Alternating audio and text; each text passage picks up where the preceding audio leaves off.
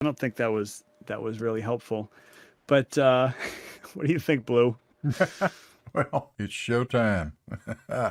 And one thing, what has to be emphasized, of course, is that a water level is not a tool for establishing a horizontal. It is a tool for measuring 2 points being level. And I think Blue's also been good on this. I thought that was a good if you want to idea. use it to establish a horizontal, but it's not going to be a horizontal at either of the 2 pot ends, it's going to be in the middle, you then have to use another tool to manufacture a line, to manufacture the horizontal. You have to use through a camera or some other device to generate the horizontal, because the level doesn't. It just gives you 2 points that are at the same elevation, and that's it.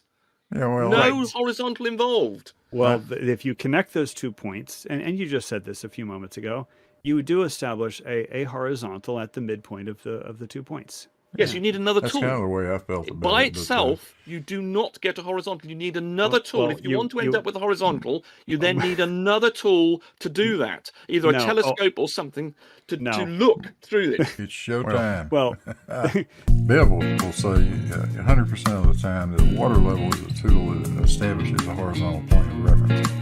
I say, now wait a minute, there is another definition of a water level. It is a device that establishes 2 points of equal elevation. That's what a water level is. so Well, yeah, but you're getting a lot wrong, I'm afraid, Charles. That's kind of the way I felt. then about don't it. ask questions if you're not going to listen to the answer. 'cause, Okay, well, go ahead, go on. You answer. Well, you just made a claim that just with 2 pots you can determine horizontal. Tell me how I could do that and then say, right, the horizontal is here in the middle I say, now wait a minute. between those 2 pots. How I'd do that then? Go ahead. I thought that was a good idea. So what are we doing today? What are we doing today, Charles? proving that Bev is not a flat earther. And I don't think he understands. Right, exactly. And I don't think he understands Bev is not a flat earther. Right, exactly. And I don't think he understands. So today we got the flat earth man, Charles. You could not generate a horizontal feature or anything Why? just with a water level. You need another tool to use to do that. Wow. So by itself, it cannot generate a horizontal plane. Right, but then I need a straight thing, don't I? Okay, I chose to put. Okay, I chose a. I let you get out of it by having a straight. Okay, let's not say a shelf. Let's suppose I wanted to put a football. I'll slow down. Wait a minute. That was midpoint and horizontal between the 2 things. You couldn't do it. I chose a shelf, which of course is a horizontal, is a straight line thing. So if I pick a non-straight line thing, you can't do it. You know, using water to make a horizontal plane. Right, that's So- not possible. Right. Because Bev is not a flat earther. Right, exactly. I want to put a shelf that's horizontal to those 2 things. How would I do that with just those 2 pots? You can't do it. They constantly force themselves into denying the idea that you can have an angle between a curve and a straight line, or between 2 curves. Of course you Right. can. That's fundamental in mathematics. There's no fundamental error. We're just simply avoiding being a pedantic prick. That's all. Oh my goodness. Yeah, sure. Over distance, you see some really strange things. You end up looking down to see something that is at an elevation higher than you are. Yes, that's exactly what happened in California. Right, sure, exactly. Lining the tops of the water up in 2 vessels that are 60 feet apart gives you a line which we know is technically horizontal at its that line of sight is technically horizontal. It's showtime.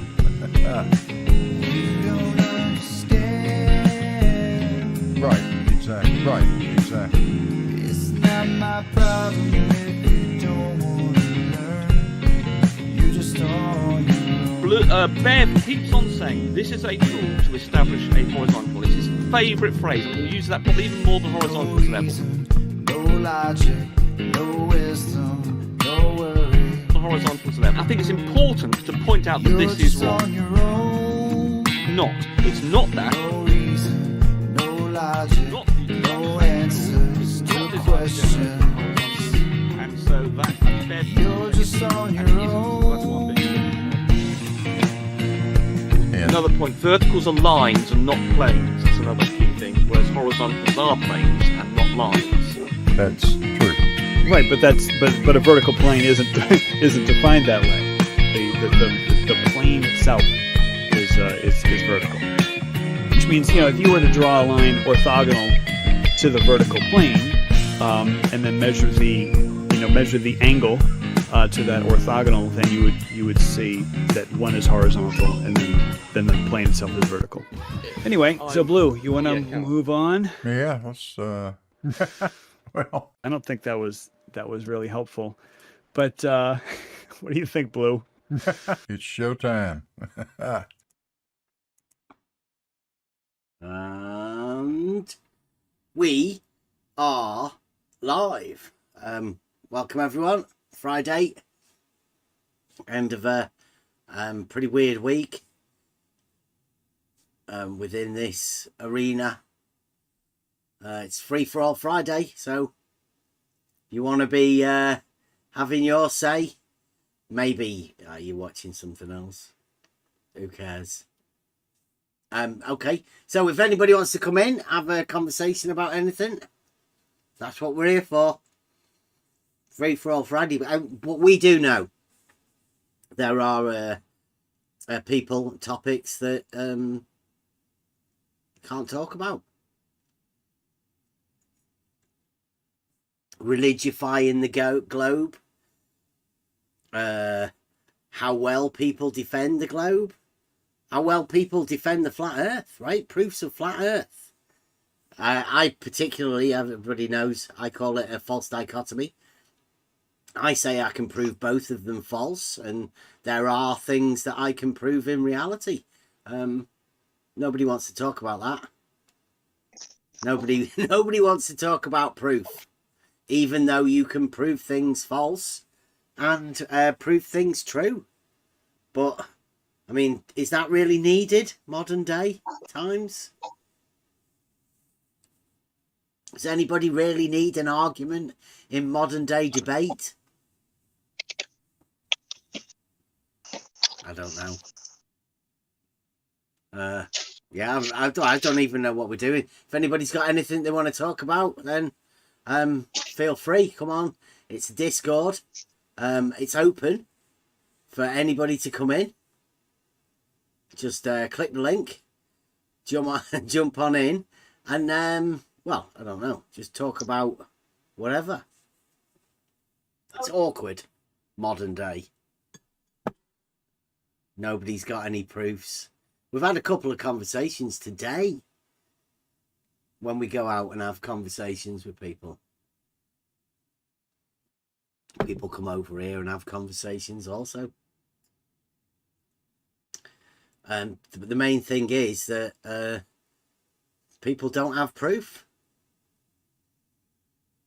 I mean, it's okay when they're gurus, they're you know, the big people, the peers, the high priests, tell them that they haven't got any proof, but they don't like admitting it. They don't even like trying to define what proof is, because they just don't have any.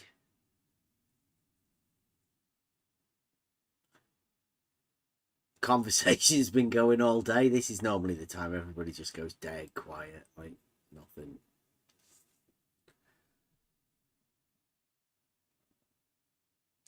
What about yesterday? What about the religion?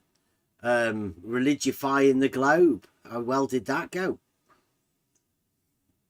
How did people like that? How well did the pastors do? Defending the globe. Well, I thought it was a usual sort of thing. There was nothing new.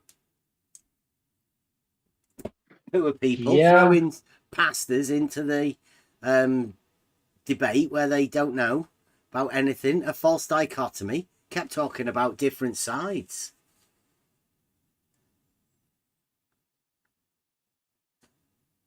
It's hard to talk about nonsense, isn't it?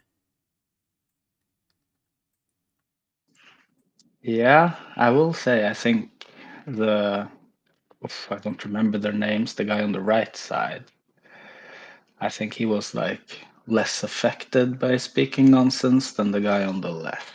He seemed like he lost it a little bit. It's hard to tell, right? Because the pastor on the Globe side, right, could get offended at the nonsense of the flat earth because it just doesn't compute. And so that's definitely not in the Bible. That's nonsense, right? Yeah. Doesn't make sense. Why would Bible doesn't nonsense be in the actually say Bible? anything about flat earth at all, does it? Unless it's been taken out or added in, or like he said, there was some Bibles that do say it, but he's not counting that. So if it doesn't actually say it and you're not going to acknowledge that it does say it, then are you going to imply that it does say it? And is that implying that it does say it a lie? Is it being deceitful? You have to work something into a Bible that it doesn't actually say. And is that enough to get a man of God sort of angry? Because he did get angry. Was it justified?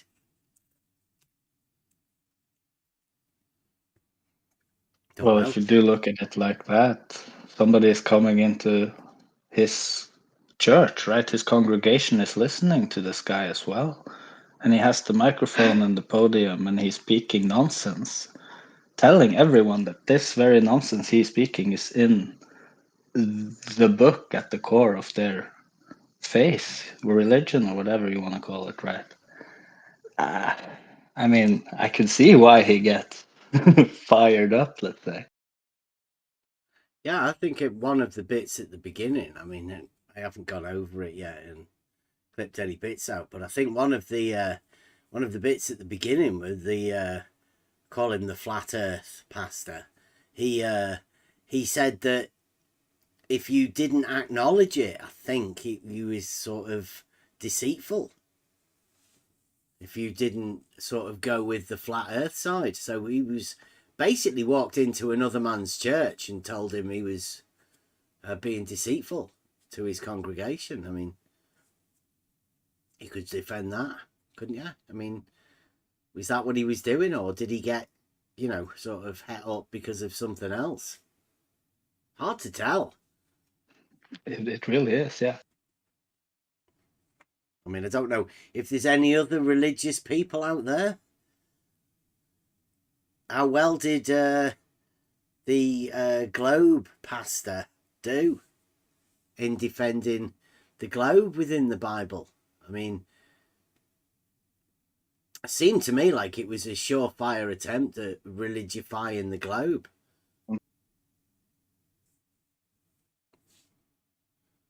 Did he succeed? I don't know.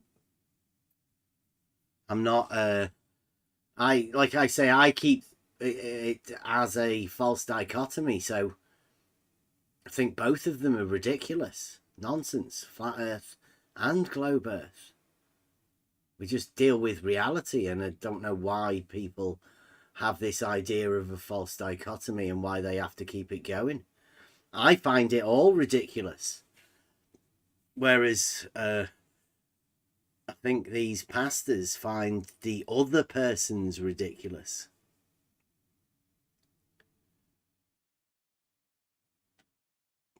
They do have the similar sort of religion. Do we have anybody else that's sort of globe religious or, flat earth religious? I mean, it just seems ridiculous for me for them to bring it both in, right? I think there's a lot of them. It just depends on what you mean by religious. Well, that's what I mean. These two are pastors. So, I mean, how high up in the chain would you go with this idea of religion and globe and model religion? Call it model religion, right? They were arguing, sort of debating, bickering over the religion within their model, or the model within the religion. Hard to tell, wasn't it? Which came first, the model or the religion?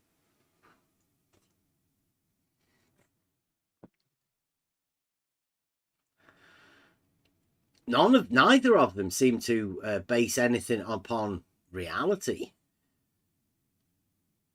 But it was a biblical debate. Seemed to center about deceit and being deceitful and interpretations of certain things.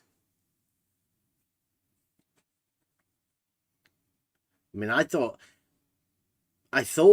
that that's all you could really do is read the Bible as a well, you read those sort of things to get what you get out of it. Certain things have to be taken in a certain way, and I don't think that was explored at all, like the meaning or whatever behind the words of the book, because it's a holy book to them, I think.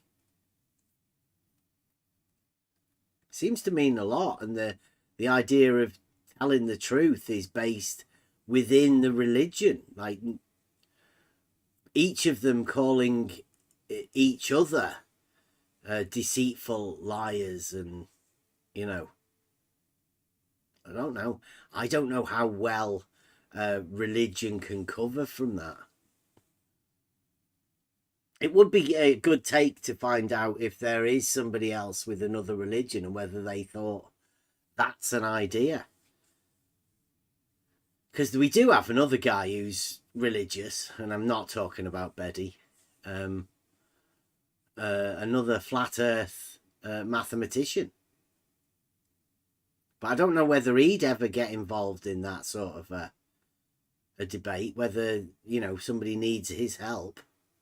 Whether he'd go in there and do that, because it's a different religion, and then it may start becoming a religion versus religion. The idea of this debate that we went over is that they were the same religion, were they?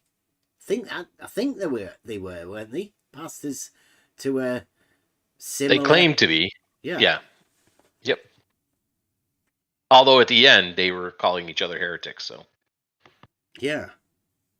Essentially.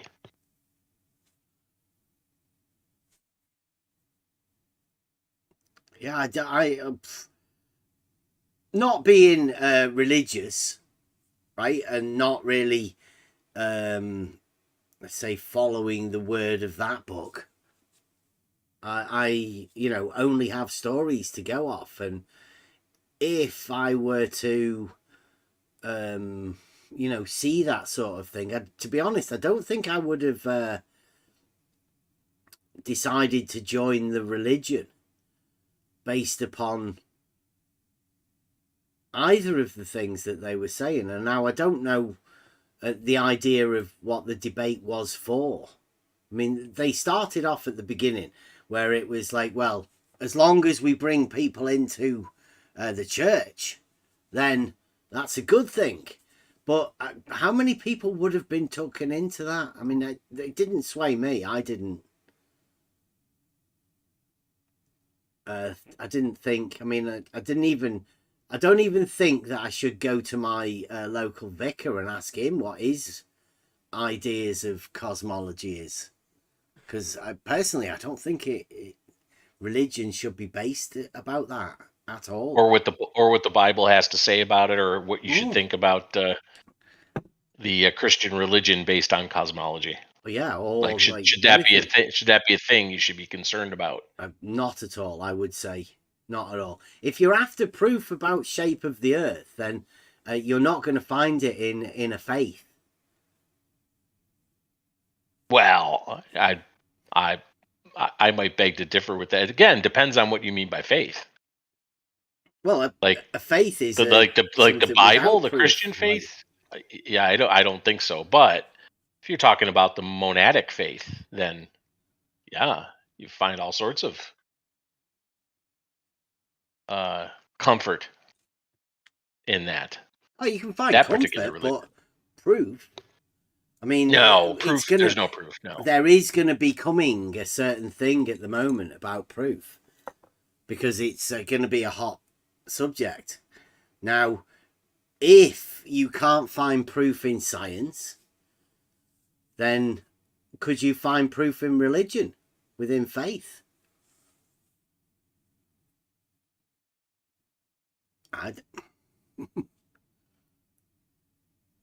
Perhaps some people could. Perhaps if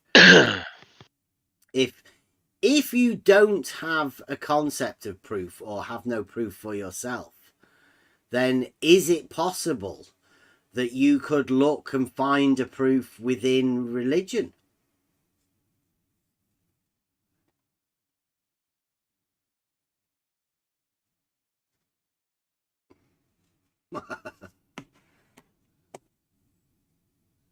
Is Rob muted again?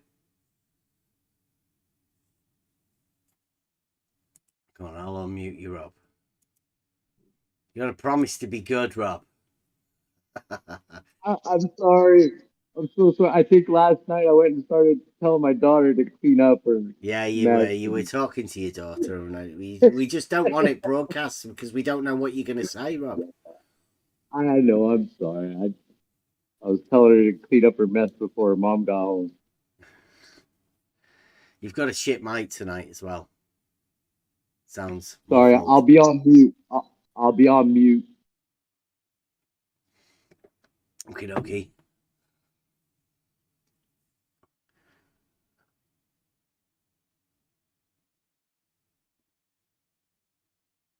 There is a new you could say Jamie Sea Level video out about Arwen. Probably one of the most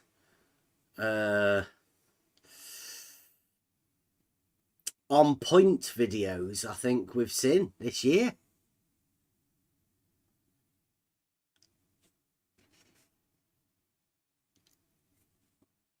So I'd advise people to go and watch that, because if you want to see what happens within this arena, if you've been in it for too long and allowed people to just sort of blow smoke up your arse, if you will, and develop a persona that is well, I don't know, modern day YouTube character, and you'll see what happens to those individuals. And saying it's not just one, it's not just Arwen or whatever, there's a lot of people.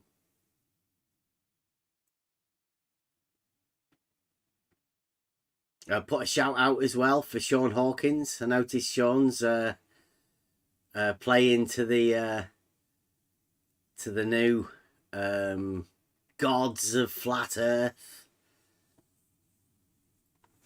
B movie stars. I think that's what it is. The new Flat Earthers are putting on conferences and big debates.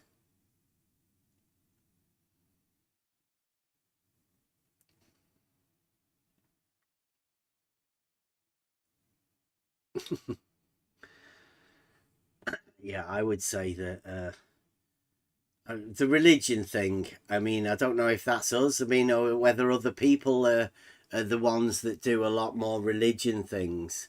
And I don't know whether they're going to want to talk about it because it's awkward. It's awkward for everyone concerned, I would say.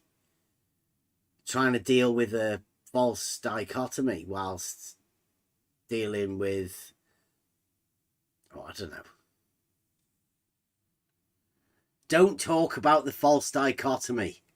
That's the rule at the minute.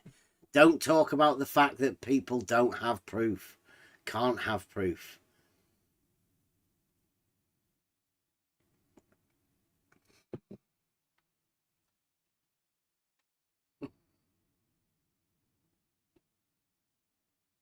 Does anybody have anything to say? What? Talk about? Well, we could go into more details about those conversations we had earlier this morning about proof and how can you derive a proof? What does it mean to hold a proof? what happens if you have a system of, axioms leading you to the conception that you cannot have proof at all? Like those kinds of things earlier today, that was interesting. On the side of logic, deductive argumentation and Euclidean geometry, I think the case is pretty clear that you can have proofs. But this one guy in particular insisted that if he just utilizes the principle of explosion, aka insert a contradiction into Euclidean geometry, then poof, you can assert things with no basis and have no proof and deny everybody else's proof and hide behind that contradiction you placed in there just fine without realizing. It was very interesting. Yeah, two interesting conversations this morning. Were they with... Wasn't the same guy that followed us over, was it? It was the initial conversation. No, it was a different guy. Yeah, you and Erdber, was it? That was sort of discussing geometric proofs? Or... I can't remember. I was listening to it. I was fascinated by the way the conversation was going and how they literally have to deny the words that you're using.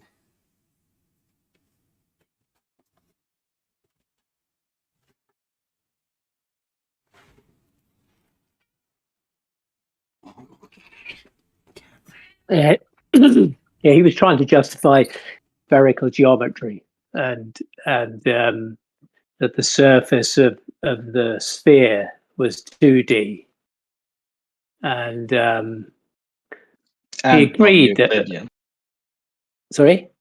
And non-Euclidean, the surface. And non-Euclidean, yes. Yeah, I mean, he agreed that a straight line from A to B was the shortest distance. He agreed to that, and then he talked about. He kept trying to get us to imagine that if he drew a triangle on a sphere, and then he cut that out of the sphere and laid it down, that the sides would be curved, and that was a triangle. And that the line that he drew on the sphere was curved.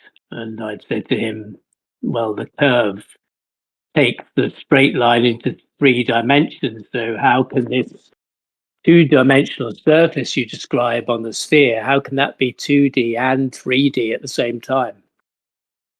And he first denied he'd even said it. He did say it 2 or 3 times. And they got really angry and swearing because he couldn't explain it. It was quite mad, really. Yeah.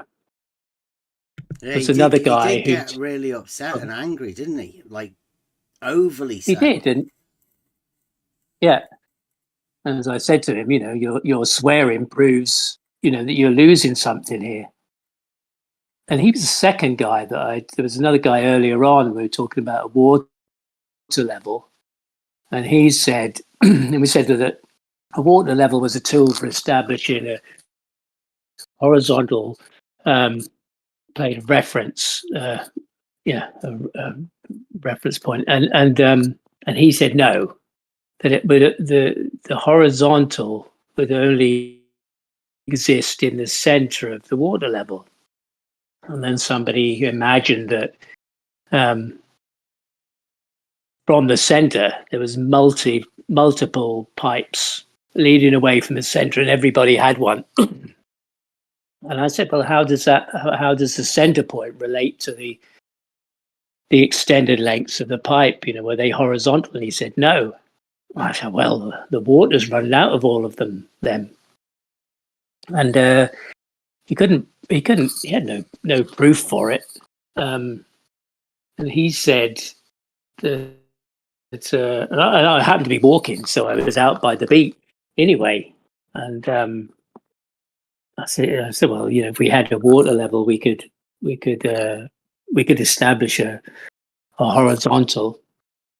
And he said, well, how are you going to do that? I said, well, I'm standing here, and I've got a friend who's 4 or 5 miles up the road. He's a fisherman, and I can send him out with the other end of the pipe out across as far as he can go out towards the horizon, and we could set up a water level. I mean, given he'd be bobbing up and down the boat, it was probably not practical. But and I said, and so he said that the midpoint between me and my friend, the fisherman, was higher, at a higher point. He also said if we had 3 ends to a water level, that the one in the middle would be at a higher elevation. And I said, well, that sounds a bit crazy. How can I establish that then? How can I? Have I got to put somebody in between us, between me and the fisherman? And he said, well, it's up to you to find that out. I said, well, I just, you said you've done it. I just hoped that you might, give me a pointer in the right direction. And he said he hadn't done it. I said, well, how can you talk about it then? That you're here offering a certain model, and I'm here looking at it, trying to work out who's speaking the truth. And if you speak a bit more truth than somebody else I hear, it may change my whole journey. And it was quite important. But he got upset. He ran off because he didn't have an answer. So it seems to be the end, the outcome of those arguments is people either running off or getting very, very angry. And I can see that, for people who, not to say that, I can withstand it either, really, but for those who don't have enough firm ground to stand on, they could easily get washed away or, swamped with this, aggressive language. Yeah, proof is in short supply, and if you offer proof, they want to deny it and find all sorts of obfuscation to deny that your proof has any validity at all. And there are some who can talk about it much more clearly than I do. I think what I got from this morning is that it's hard to tell people if they say, give me proof, but they don't know what proof is. So would they know what it was were you to give it to them? And how could you possibly hand somebody a proof when they have no concept of what proof is? It's a tough job for anybody to be able to do, because if you have to start off by trying to communicate what a proof is through the, starting off with the law of identity and the law of non-contradiction, excluded middle, and they don't even understand that. So, how do you attempt to give somebody something when they have no comprehension of what it is to start off with? Yeah, and I mean, they're pretty sophisticated in their obfuscation of it or their denial of your proof. So you have to be fairly sophisticated in the understanding of your own argument, which I'm not 100%. I hear other people who do it a lot better, and I'm just an apprentice in a sense. I just felt like one of those Mormon missionaries out this morning, just knocking on a few doors and getting some slammed in my face, and others that I could put my foot in the door and they couldn't close it. But others are much more skilled than I am. But those people are really skilled in confusion and sophistry. Creating a sophisticated sound and intelligent argument, that yeah, they certainly know how to do that. They don't come with any proof, and they deny your proof. But they're very sophisticated in the way that they put you down or attempt to. Yeah, I was watching them and you know, sort of listening to it, and I saw how frustrating it gets, because the person that's sort of asking you for proof can't comprehend anything that you're saying. So how do you, it just becomes more and more frustrating, you know, to be able to have that conversation. If somebody's just going to keep say, it's hard to say denying, because they just don't comprehend what you're talking about, say that they don't understand even though it's being clarified, I'd say pretty well. But you know, I sort of understand the points that you guys were making, and he just has to deny them, really. Yeah, they seem to be quite wrapped up and contained within their own narrative, and they want to get that out at any cost.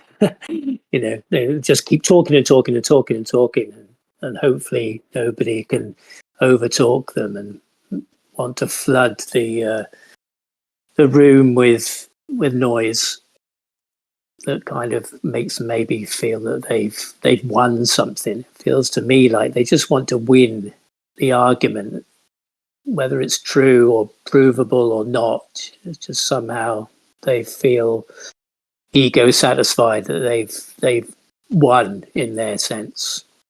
I mean, we're well aware they were just trolls and sophists. You know, it wasn't like we were kind of taken in by their argument, but trying to, you know, counter that is difficult. Even if you know you have got the language, you have got the skills and the logic tied down, and your information all in line, it can be quite difficult and frustrating, of course. Yeah, and then you sort of, you're left wondering what it was all for. Because, you know, the moment you walk away, the sophists are just going to pick away at everything that you just attempted to try and clarify while you're not there. Yeah. Yeah, and it has been seen that they are, you know, they have a little battle, they work out where they didn't quite succeed, they seem to go off, lick their wounds, get their heads together and come back with you know, having analysed it a bit more, and seem to think, well, let's try this angle this time, or deny that, or argue that point.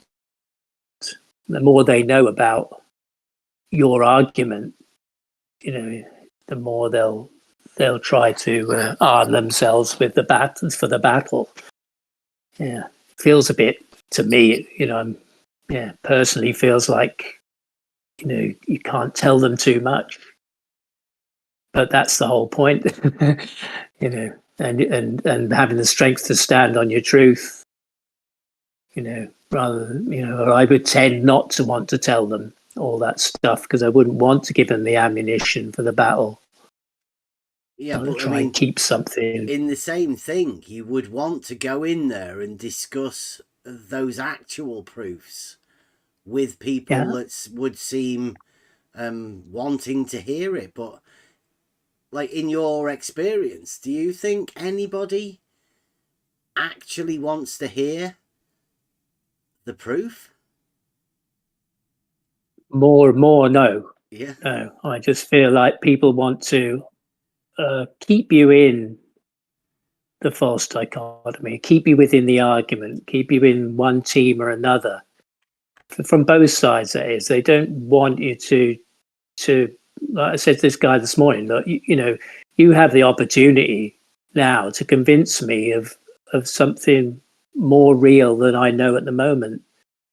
And I'll go, wow, I know a bit more. I can, you know, I feel a bit freer. I can, you know, be clear of some or misplaced understanding. Maybe, you know, you have an opportunity to do that. but that's not what you're here for. You're here to confuse me. You're not here to have an adult conversation really and discuss thoughts. And there to lay some trap or to add confusion to the journey. So that's how I see it more and more, that the people are trying to hold most people who go to these arenas and these rooms within the argument. They've either beaten you and you come back for some more, but they're certainly not there to enlighten you. And when you're there or Saragaki's there, and I hear the clarity of the argument, they don't want to hear that. They'll hear it to a point.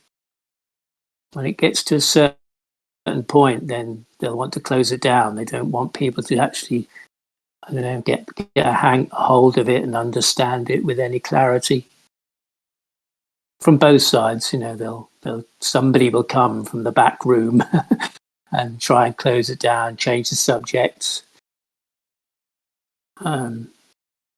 Yeah, it's not easy.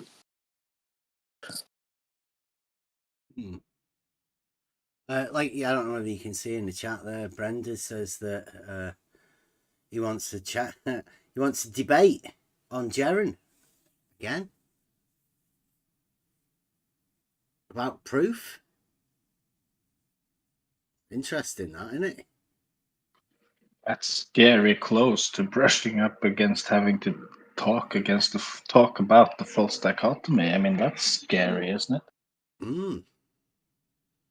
Yeah, talking about proof. He's definitely talking about the false dichotomy, isn't it? Because what would happen if people were to have proof? Mm-hmm. I mean, implications are real, It'd be brilliant if it happens, and if it can happen fairly, it'll be one of the most exciting things I can think of at the moment. Yeah. I mean, the other guy who came over this afternoon, he was again trying to say proof doesn't exist. It's not possible to have proof, and if you don't have a logical mind to be able to do those kind of battles, then I can see people can easily be confused into believing those things. There's no proof, and if you only vaguely understand or half understand something somebody's saying, it's very easy to just get lost and just think, oh yeah, that sounds good. I'll just carry on with that idea. And he himself said, he was talking about Euclid and just got a copy of Euclid, and you think, oh, he's now going to find some little thing there or to understand the argument in order to come back with another empty argument to try and prove you wrong or disprove your proof. Well, see, and I thought people, go on. An argument, a shit argument will get you nothing, right? It's a fallacy, or it's just poorly formed. It's not like a nonsense. You don't gain anything from that. But a good argument, you gain a truth from, a proof about something written within the statement of the argument. That's the whole point of an argument. But I mean, if you can't have a proof, then could you possibly have an argument? Or do you just have to have a really poorly formed argument in order to be considered part of one of these frantic bunny debates? Leaves you in a funny situation. There is, because somewhere in the argument, somebody wants to be a winner. I mean, not necessarily you, but these sophists, they want to be the winner, and winning without any proof, is sophistry. There's no glory out of that, is there? With only rhetoric. And that's frustrating if you can't. Yes, with only rhetoric. And I see a lot of those guys that they take on or focus on the person that they deem to be less skillful rhetoric or logic, and they tend to, aim at those people to feel like, it's another little notch on the bedpost that they won some argument. And some, are consciously doing that. They're consciously just having arguments to waste people's time and to just for fun, and get some of that stuff for fun, having a bit of a laugh. But some of this is quite serious. The places they can leave people. It was. I tell you what, it was strange, right? Because once you've been in this and you hear people say things, and game whatever, the guy today attempted to come with a I don't know, a proof, was it, that 1 + 1 = 2? Yeah. And that's exactly the same as what Nathan Oakley said. Yeah. And I know for a fact that Nathan Oakley and this guy that we talked to today, they don't have the same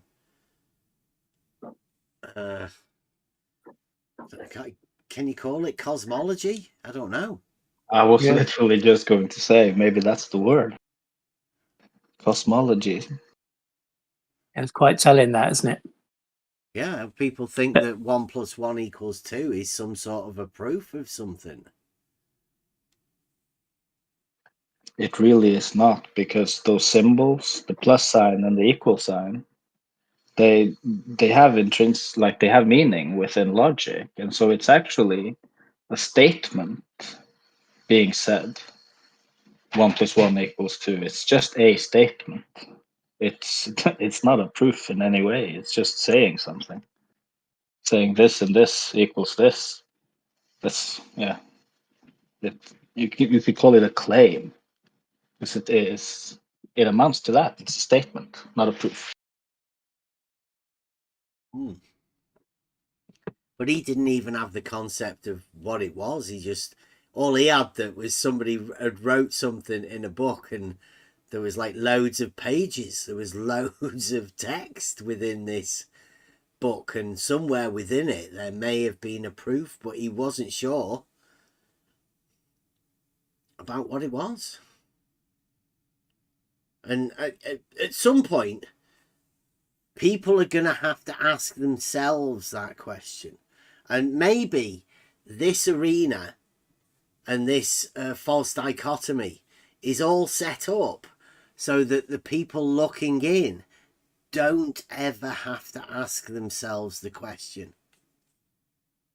Just keep it out of their minds. Keep them distracted with these other things. Then they won't ever bother looking for proofs themselves. They can just imagine that these other people are debating these things, and it's tricky to be able to find a proof because they've been going backwards and forwards for years, and you're not the sort of person that can go and do what these people do, so you'll leave it up to them, and they go backwards and forwards.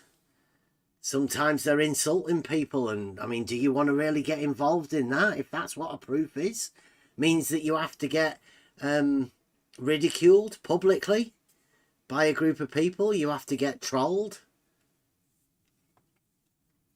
Is that how you gain a proof?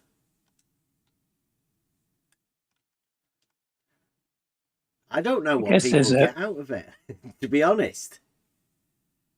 No, I think there's a generation of young guys who've grown up in this medium, the internet, the forums, the rooms, the debates, and they practice these things. This is like entertainment in a sense.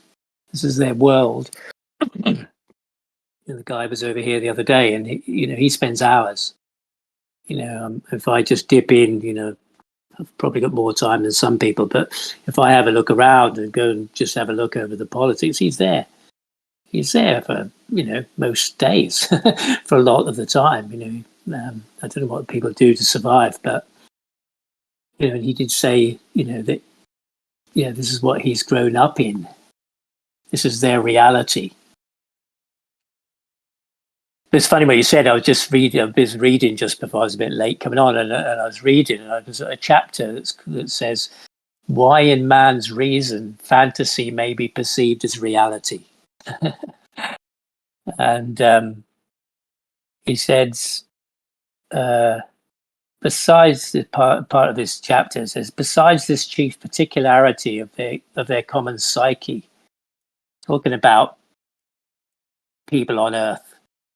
It's a bit of an odd story, but besides this chief particularity of their common psyche, they are completely crystallized in them, and they are unfailingly become a part of their common presences, regardless of where they may arise and exist, functions which exist under the names egoism, self-love, vanity, pride, self-conceit, credulity, suggestibility, and many other properties quite abnormal and quite unbecoming to the essence of any three-brained being whatsoever.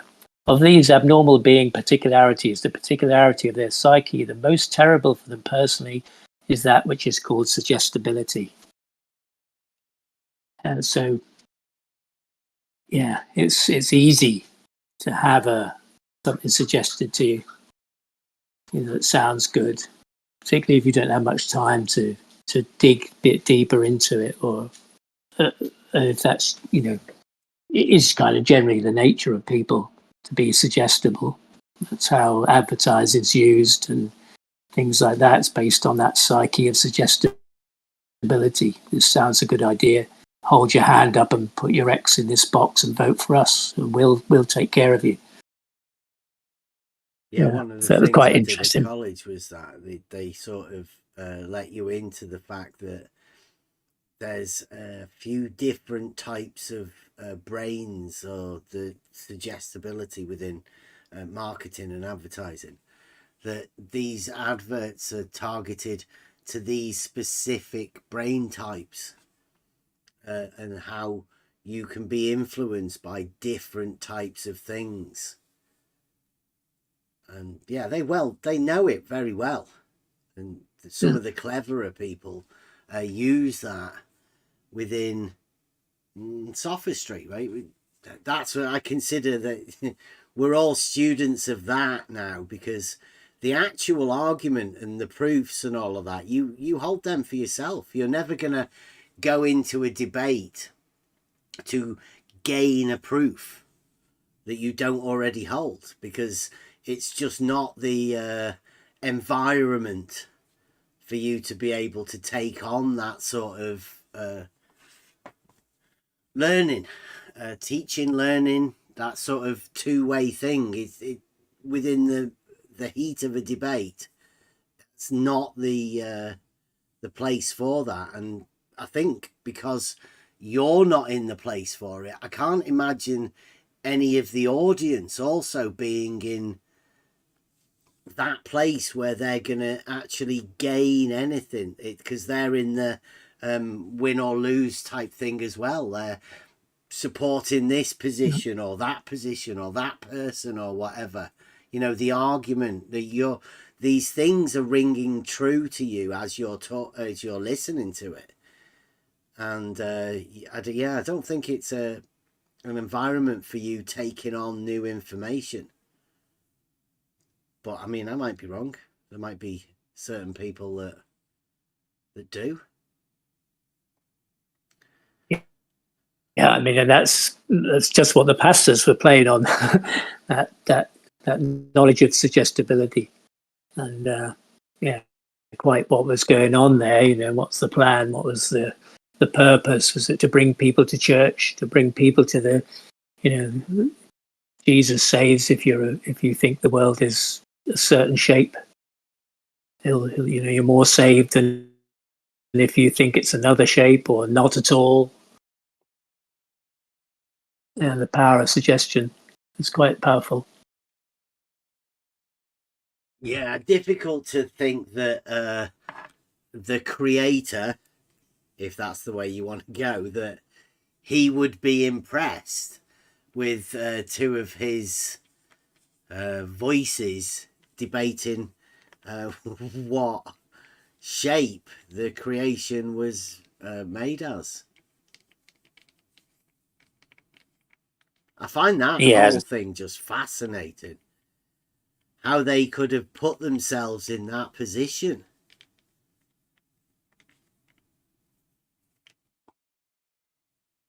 But I can't imagine personally being in that position as being called, if you like. There's something out there in the universe, made itself known to me and called me to something. I can't imagine acting that way if that was the case, like those guys do. I just couldn't see that would be the way that I could do that or would do that. Yeah, I could, if it was be a Jesus. Yeah, if it was a way of you bringing people into the fold and you were working together to bring people in, then I can see it. But I don't think that's what that debate was. That was just so divisive. No. The last thing it would have done.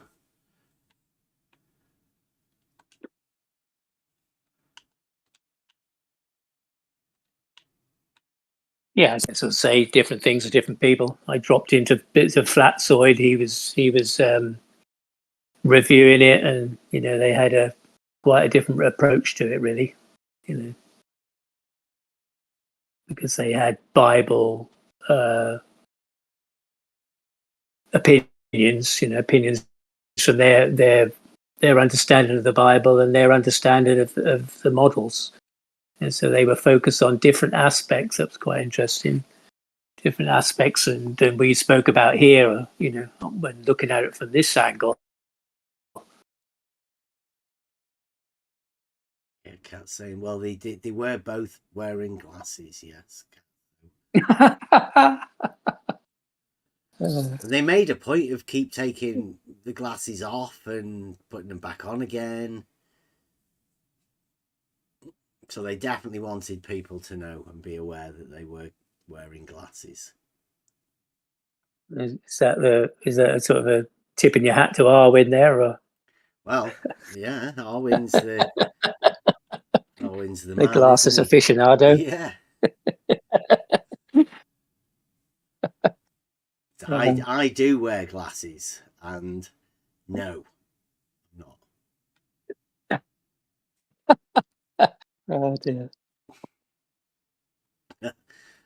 Yeah, so if anybody does want to come in, we are interested in some new opinions, and I know it may be, not the place to break your thing, but if anybody does want to come into Discord, if anybody wants to come and play Ark Ascended, because now we're getting it on the PlayStation 5 and Xbox.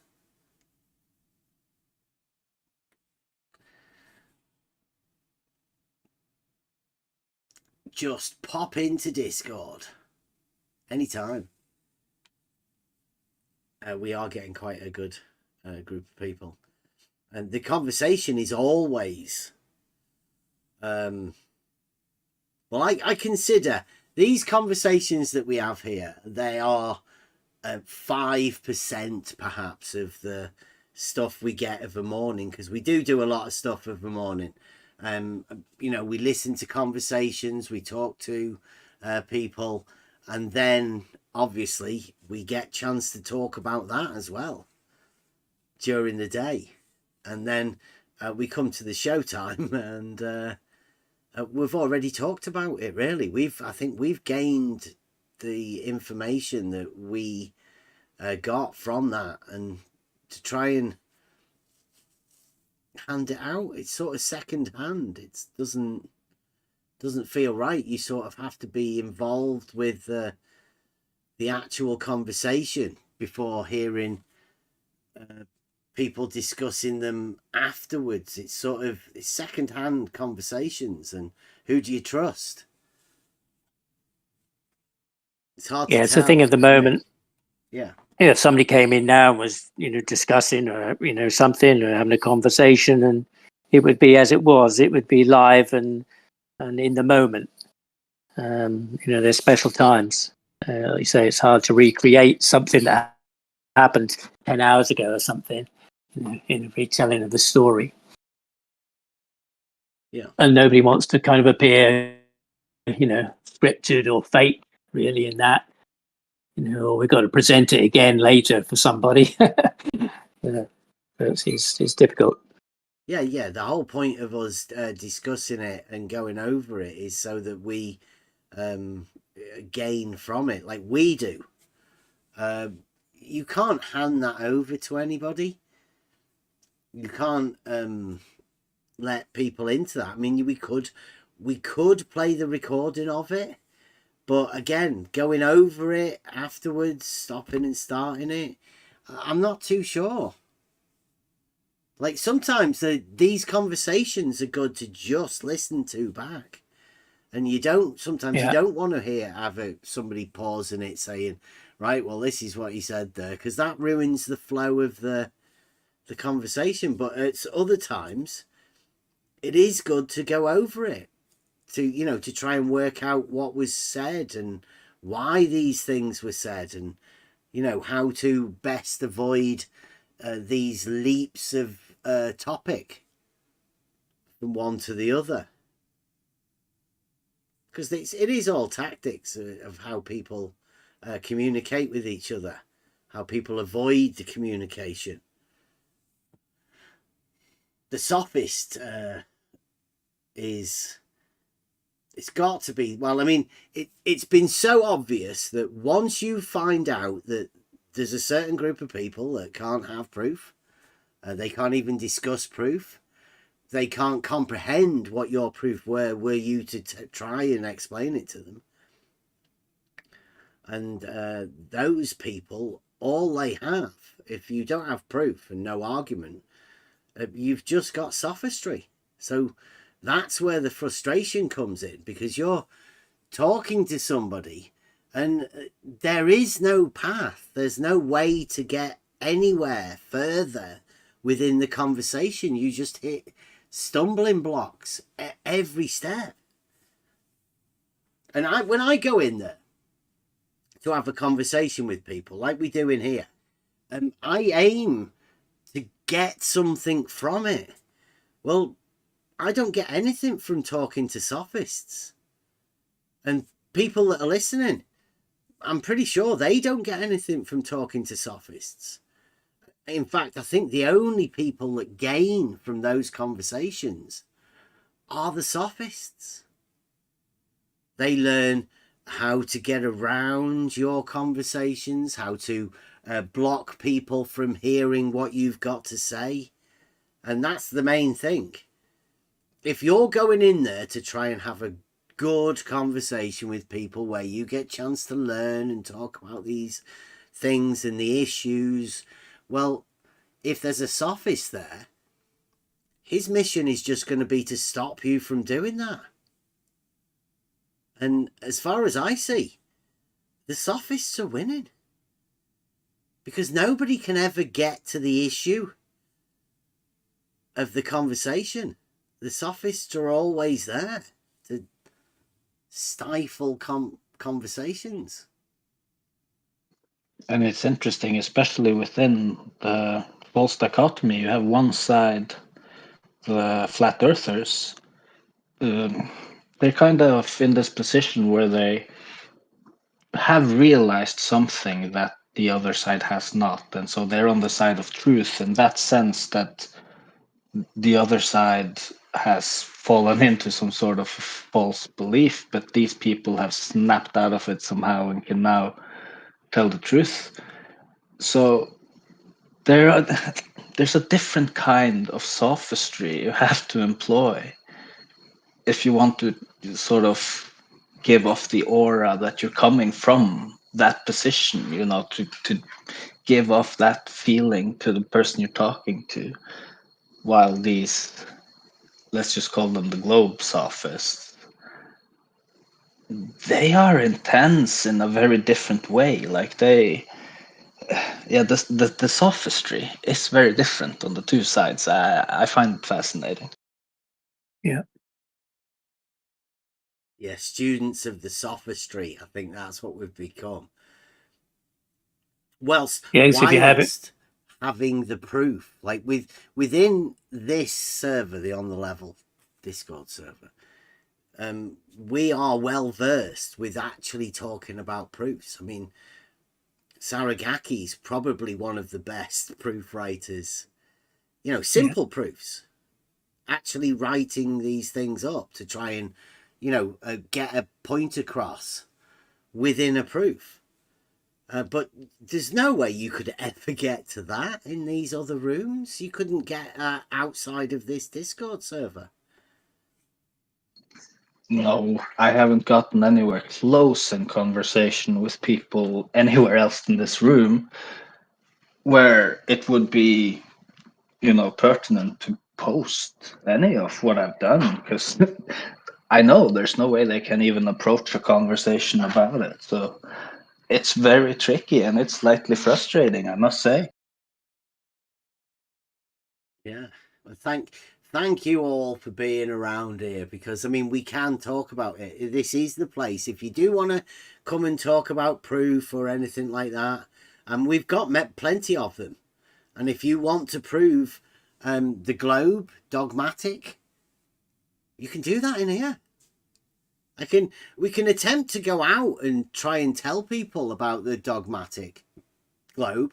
Attempt to tell people how we end up proving the globe dogmatic. We've done it many times, but the actual understanding behind the proof and how you get there, you couldn't do that out there outside of this room. I don't think so. They're the most interesting conversations that we have. But I don't know how many people are wanting that. Within this arena, there seems to be a lot of people watching a lot of debates and stuff, but very little understanding of arguments or proofs to be able to place forward arguments within a debate. It should be interesting, especially if Jaren is willing to have us over there. I would obviously be taking the false dichotomy position. You can't take this either or if the position you take is a false dichotomy. But I don't know whether Jaren's going to allow that, because I don't think it's what's needed within these realms. Like, they need to be able to keep the false dichotomy alive, and that involves people not pointing out that it is a false dichotomy.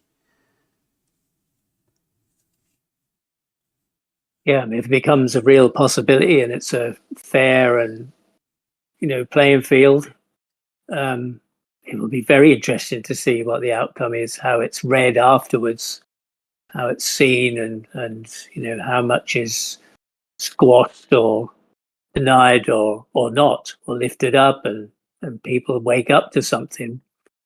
It will be interesting. It's just a whole different approach.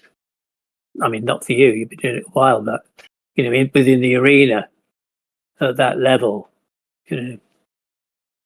well, it'll be interesting.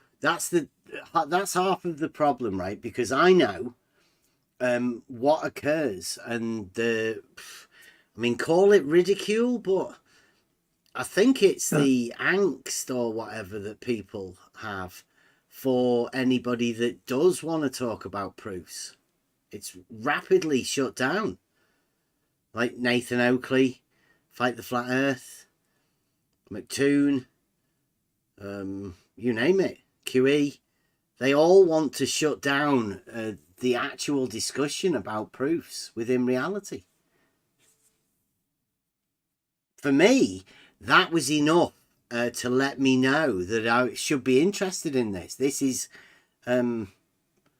something that has a meat on it, right? There's something worth going after and looking into. with the fact that people have to dismiss something that should be pertinent within both of them, because there are proofs in reality. People talking about shape of reality and the shape of the creation of reality, but not being able to talk about proofs that can derive that. It's fantastic.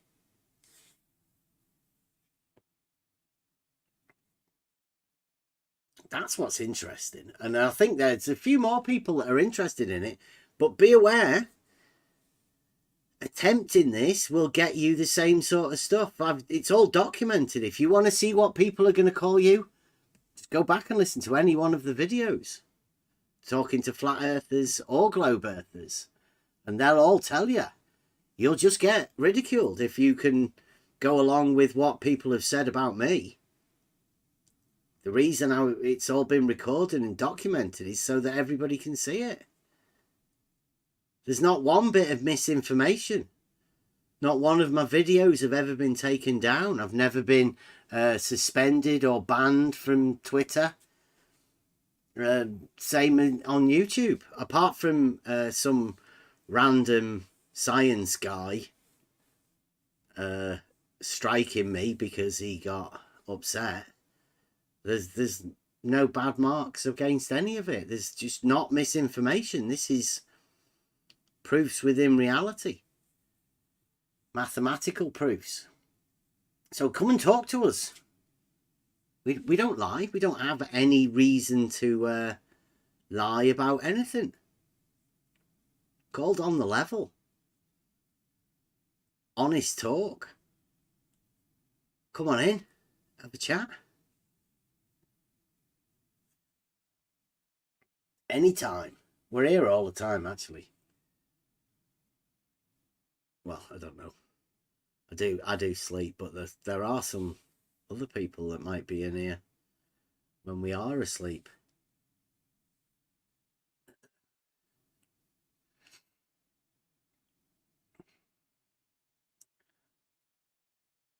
I'm more interested at the minute, right? Because I mean, obviously, we going out and people getting into these conversations, that's been ongoing for ever. I always think that these Discord channels where people can go and talk, that's set up for the sophistry, for people being ushered in and out, and a quick change of arguments to help people out one way or another. They rely on people coming in to have these conversations and debates. But this one over the weekend, this religious biblical thing, to me, that's fascinating. I can't imagine why they did that.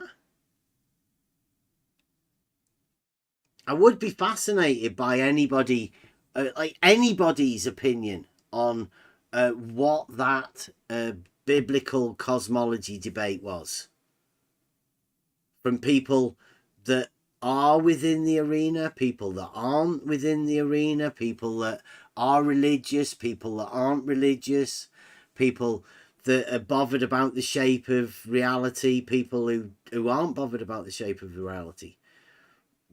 What's your opinions on two pastors from a similar denomination? I can't be sure that it's exactly the same, but they were both professing to be saved by Jesus.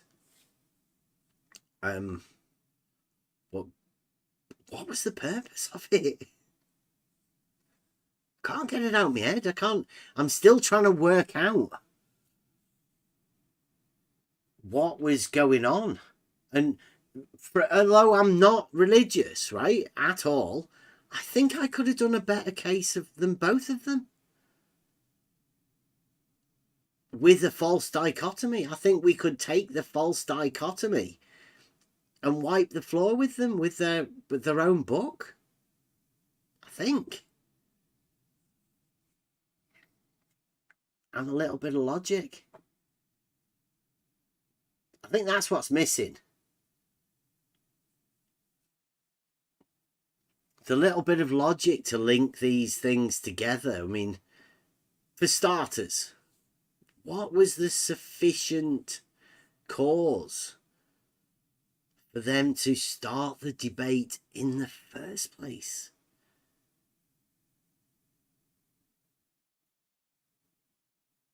Maybe it was that they just met at a bar or something, and you know, I say it's flat. Well, no, I say it's a globe.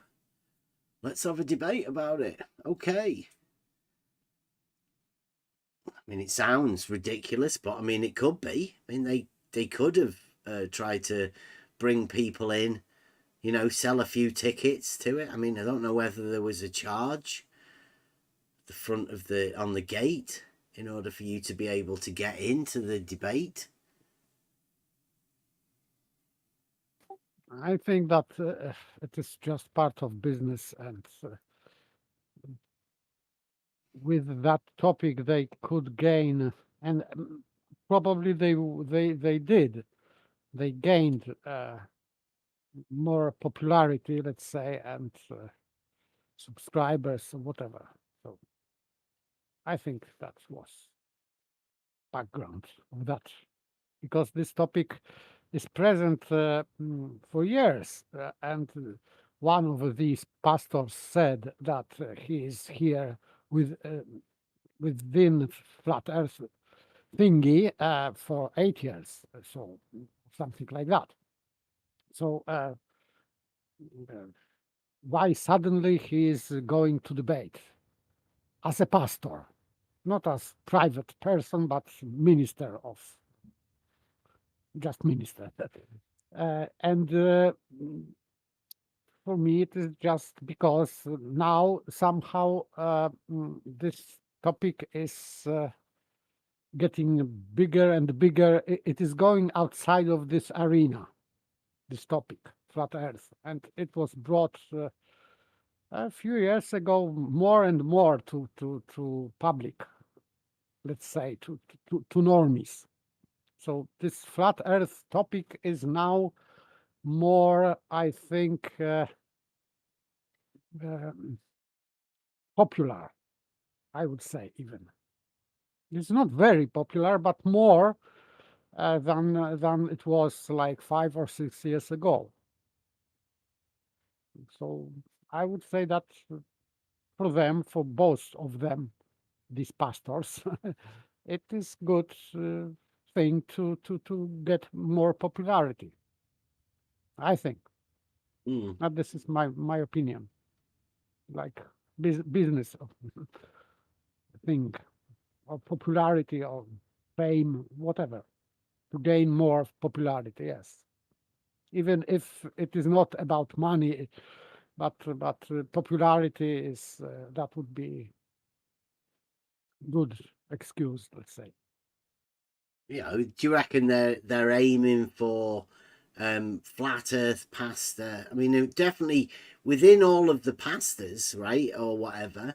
These two guys, I think one of them's now globe Earth pasta, and the other one's flat Earth pasta. So they've definitely put a highlight upon themselves to individualize themselves within the realm of pastas, I would have thought.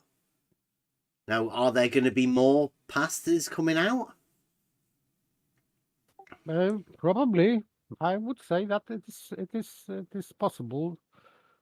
But talking about these particular pastors, I would say that the guy, this let's say flat earther pastor, he was, as he said, and his opponent admitted that this pastor was much better prepared, because in fact his presentation, very let's say abundant presentation, was well prepared, and yes, he provided citations from Bible, so he supported his claims, let's say, somehow. Yeah, he definitely had a better prepared presentation for his position. I mean, the other guy could have debated some of those positions, but I don't think we ever got to the rebuttals. It sort of ended before they had chance for the rebuttals. But I mean, I think that was because they didn't really know what. There only seemed to be one side, really, that was putting across any sort of a case. Yes, probably. I must admit that this globe side, let's say Pastor Glober, he had one good rebuttal to argument, particular thing. It is about this plateau or plateaus in Greek, this plane or flat surface. And he had good point that it was just about certain area. So it was not referring to whole world. And this is one point that he got it good. But wasn't that the point that he had to deny at the end? It was the bit that he got upset because wasn't that where he changed the word? I have objection against him because it is very strange that he supposedly should be very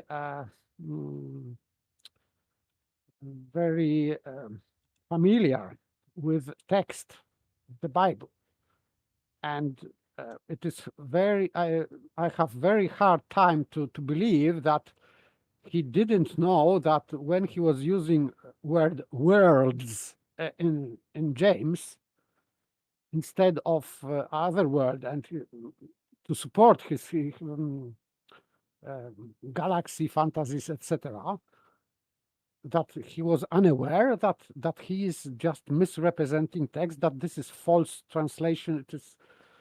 I don't understand that. This is a thing that I have objection against strongly against him as a pastor. Yeah, wasn't that what got him, riled up at the end? Because he did get called out on that by the other guy, and he sort of said, like, he's a man in his own church, and he was being deceptive by the use of changing words in order to make an argument. Yeah, that was bad for me, because pastor, he should be more careful. If he is a shepherd of some, let's say, flock, it is not good, because his Lord Jesus Christ would never lie, would never misrepresent anything. So he's not good. For me, I would say that if I would be atheist, willing, for example, and curious about Christianity, after this citation or from Bible, I would say that no. So Jesus Christ has not very good representatives here on earth, because just perverting text of the Bible. It's not good. Not good. I am disappointed. I was tired, so I didn't see your reaction to when he kicked him off stage. I mean, to me, it didn't seem it was likely the first time he'd become, "You Bible denier, get out of my church." I think he'd probably done that before. To me, it didn't seem, it just suddenly was an abrupt thing, suddenly chuck him off. To me, it just didn't feel a genuine thing, it's kind of, so I don't know how you felt about that, it's just quite an abrupt thing just to suddenly chuck him out. As I said, I watched the I watched the Odal bit of the Odal stream to see, particularly the end, to see what happened. What was said after the debate. Because you kind of maybe get a bit of a different view of it. And the debate ended, and it was Whitsitt was there.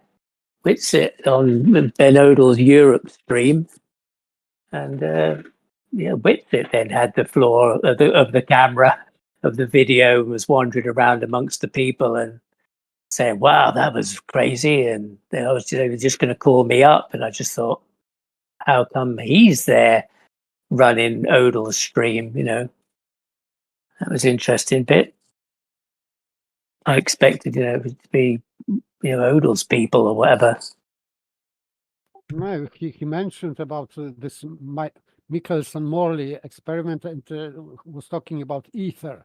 So Whitsitt was interested. I would say that I'm not surprised. No, he did. I forget what he said he was going to get up and talk about. He was excited that he was going to get up there, and it didn't happen. Of course, the aspect of that for me was that I haven't had time to look round at the argument around the Michelson Morley. Dewey and Nathan Oakley both say it's like a parlor trick, and they denounced Whitsitt and anybody who uses Michelson Morley as any kind of argument. So for those who are reviewing that the biblical debate, when it came to that part, I was interested in what their stance was at that point, whether they carried on with that or whether they had some different support because it was a biblical thing being spoken about, or suited their argument, in the debate. And I haven't been able to catch up with that to try and see what was going on. But for me, the whole thing, it did feel quite set up, the whole thing, really. And I looked, Odal's been talking about, the flat earth for quite a few years. He has, yeah. I hadn't understood that. So certainly, looking at his past sermons, the last 4 or 5 years, he's had a few sermons that are around that. So he wasn't unaware of those things. It wasn't like he was fed everything, but just the way he presented it to me was just like a Dave Weiss stream. To me, it felt like that. So I was kind of a bit suspicious and dubious about it anyway. Whether it's justified or not, I don't know. That's how it felt. So when he kicked him off stage, that also felt a bit abrupt and unusual, given that he spent 2 hours being a Bible denier in some places. Mike's put in the chat. He's put, in my eyes, this can only cause division amongst the church, and probably designed to do so. I'd like to see flat globe and Christianity/salvation debates kept separate, but I'm afraid more to come. Yeah. I don't think there will be more to come. I think anybody looking in at that, they will see the division that this is causing. And unless they're after a WWFE/religion type thing, I don't think anybody else would ever do it. I even think, to be honest, the flat earth guy, I don't think he'd want to put anybody else through that again either. Because that can't have been a good experience for the church. Because he's not flat earth, right? It's not flat versus globe. That was pastor versus pastor.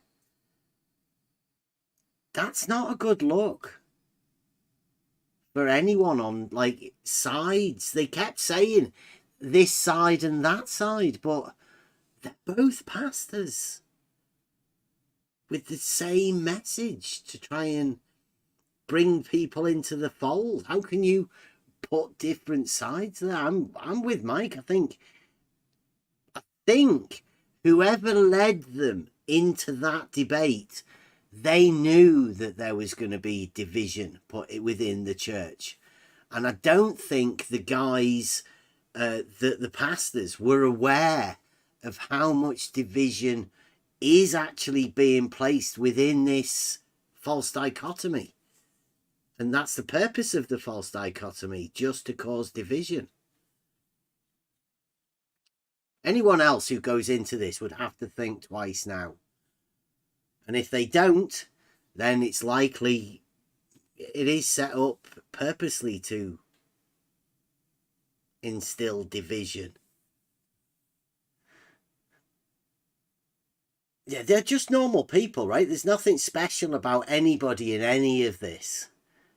Call it your PhDs or your mathematicians, your pastors, or just people that have been in the debate for a long time.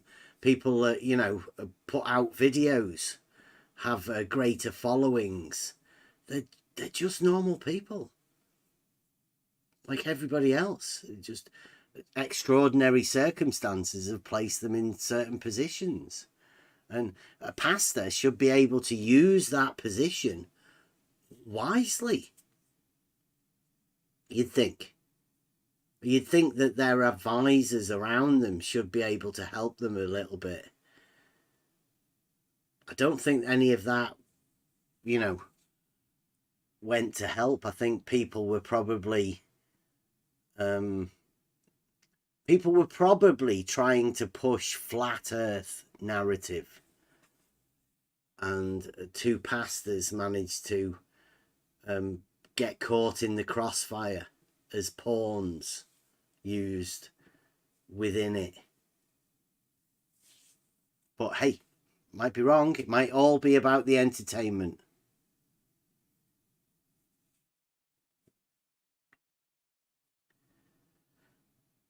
Not wanting to give a sermon or anything, but I think you do have to be wise within this arena.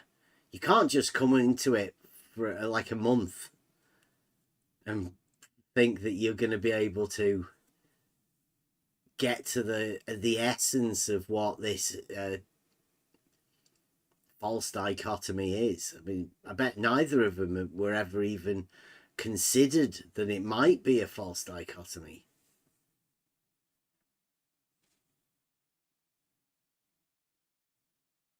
Depends who you have influencing you in your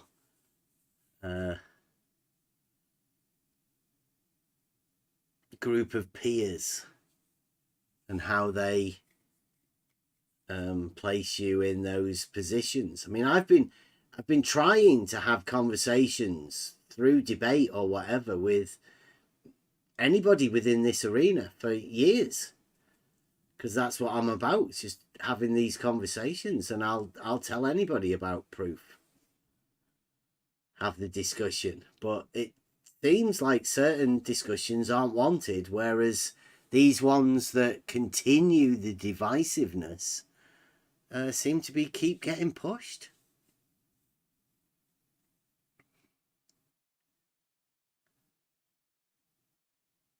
Debates used to be a big thing within university settings and, you know, on stage. It has sort of curtailed off with this. I call it the flat earth debate, frantic bunny ears, the changing, the redefining of debate into shouting matches where nobody really has any arguments to present or any positions to take. I don't like debates aren't pointless. There is something to be gained from structuring arguments and rebuttals to arguments. Even if you just learn how to be able to construct arguments in rebuttal to arguments.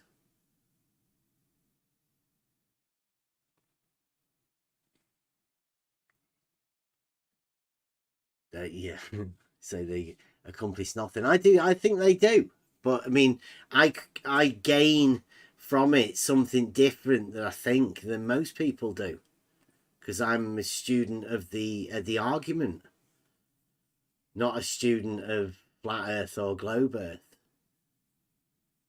I don't think that will ever win. You'll never win either side of that. But the argument, that can win every time.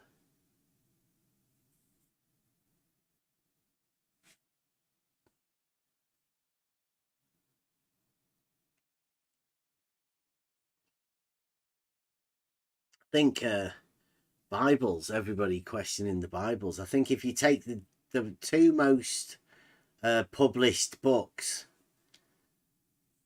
there's got to be a reason that those books have been published that many times in that many translations and that many ideas around it. I mean, but what's a book nowadays? I think we were having a chat with some people earlier and we got ridiculed for using a book.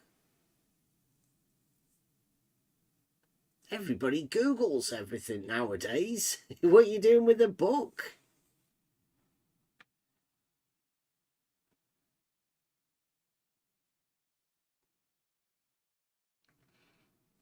No time's wasted.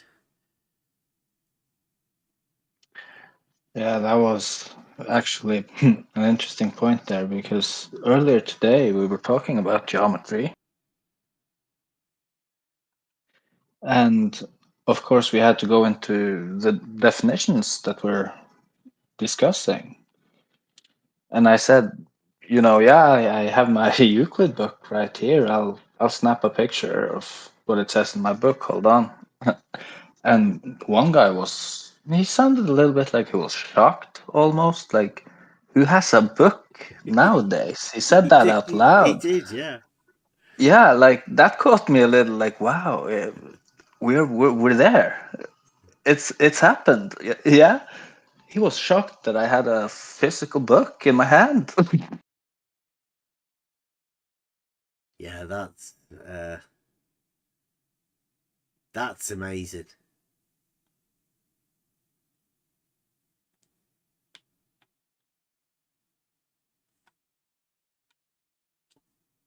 And I will. I'll be able to put those recordings out for anybody that wants to hear them or whatever. I don't know.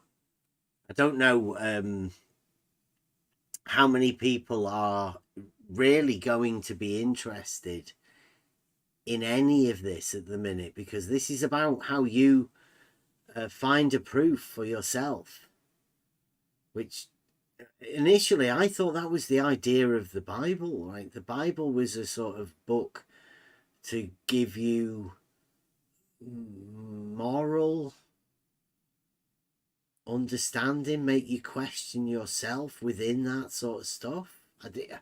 It's definitely nothing to do with the shape, right? It's not a geometry textbook, whereas that's where we go to the other book that's most popular, the one that is a book about shape. You can combine those two books together to build a pretty strong foundation of your understanding.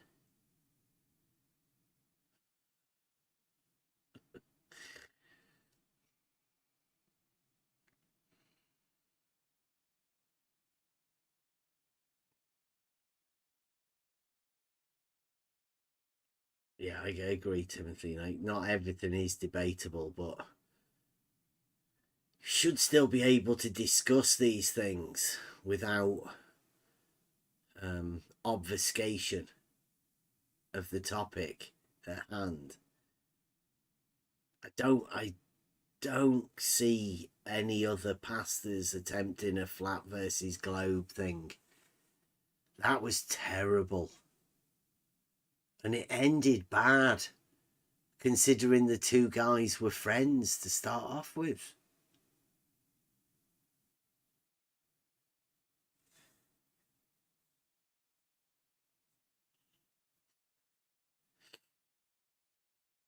Timothy says the globe topic was done a long, long ago. People are still discussing it. You've got sophists that hang around in what they call flat earth rooms that keep the globe topic going. Anywhere you see a flat earther, you can guarantee there will be the globe model being kept alive. It does that. The flat earth brings out the globe. No question. Nobody talks about flat earth. Nobody will mention the globe. Mention flat earth, and there's the globe to counter it. False dichotomy.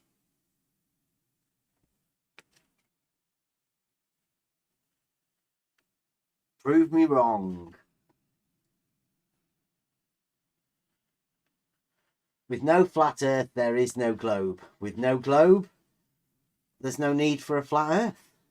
We've just got reality. Take both of them out of the way, we can all discuss reality. No problem.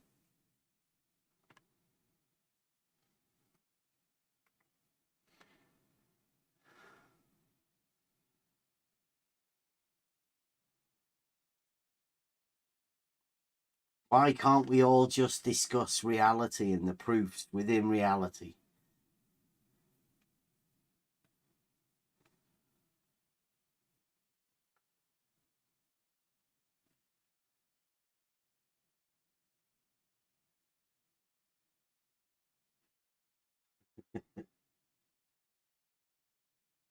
But I thought you said debate was necessary. And that debate wasn't necessary at all. There's a channel called Flat Earth Debate that hasn't had a debate ever. So what is debate? If you can have a channel called Flat Earth Debate that's in its 2,000 shows that's never had a debate. Are they lying about debate, or are they trying to pretend that shouting at people is debate? Calling people names. Is that the new debate, or is it just the Flat Earth Debate that's the one that's changing? Is there a real debate? Has anybody recently seen a debate that they consider a true debate? Was that one that we watched with the pastors? Was that a debate?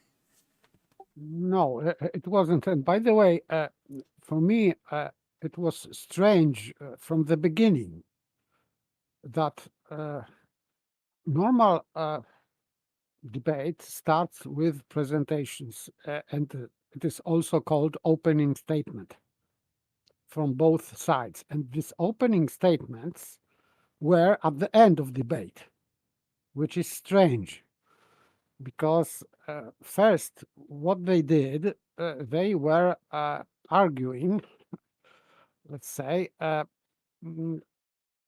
very vividly,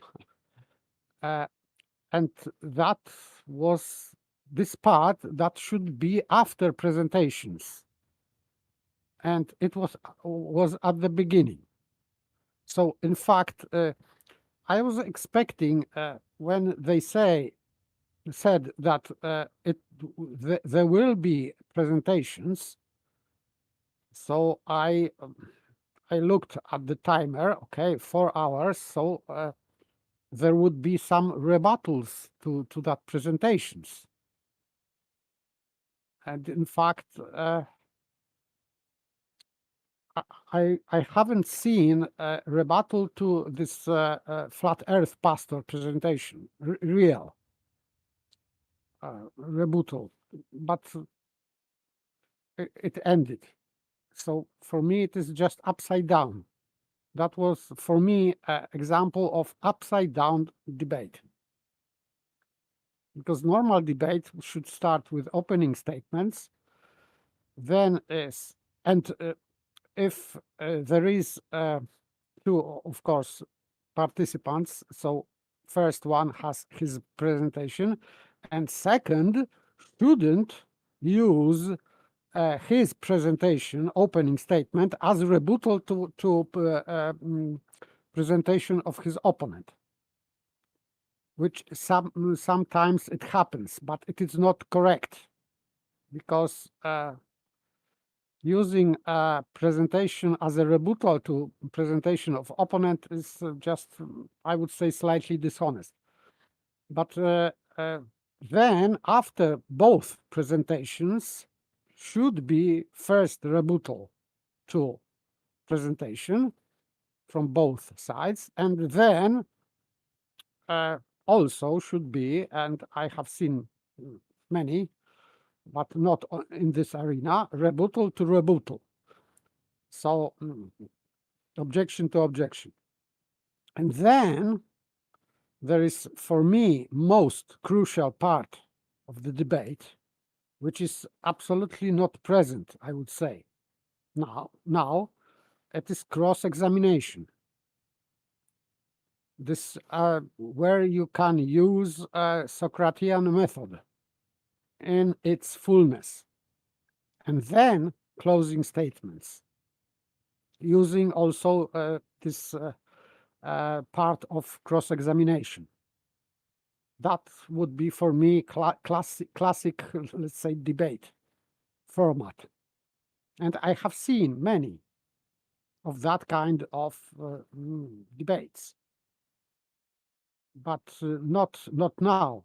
It was like from 90s or something like that, or maybe 2000 early, but not now. I haven't. I have seen one from 2023 or two, I think, but of course not on this arena. It was a religious arena, let's say, but it is very rare now to see debate in its classical form, and I like this classical form because as me as a listener, I can have a picture of arguments, of rebuttals, so I can think it over, and I can make my own opinions on that. Something I can think it over, whatever. But with these two pastors, it is just, what can I say about debate itself? Nothing, really nothing. I gained nothing from that, other than knowing that these persons are not able to have normal debate. And for me, this is just sad.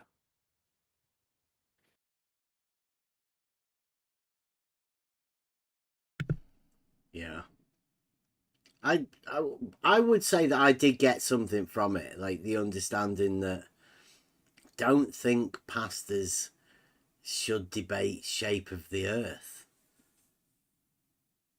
I mean, I don't ever think anybody should ever debate shape of the earth.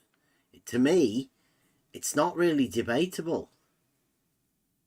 It's already known how to measure the earth, the land. Within the structure of it, there's a thing called geometry, and that geo stands as earth. So the earth measurement is geometry. Okay, yes, you are right, but if they were debating about cosmology, I would say that it is not bad topic for debate. But it was really poor, because it wasn't not a debate even about cosmology, I would say. And it wasn't a debate about beside this presentation, because it was about supposedly cosmology from the Bible, so based on Bible. So this one guy provided citations from the Bible, and that's why I would say that his presentation would be good start from debate, but this debate didn't happen at that time, and that's why I am disappointed.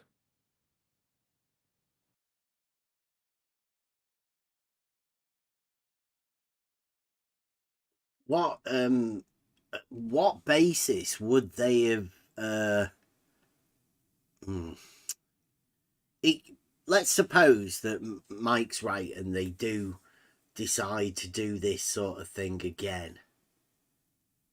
How do you think they could improve this concept of biblical cosmology? I would say from this this guy is called Odell, I think. So he made a good presentation. So as an opening statement, that would be, I would say that maybe he should add something. I don't know.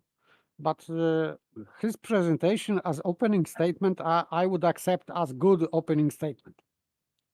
But from I haven't heard anything like opening statement from this Glober pastor.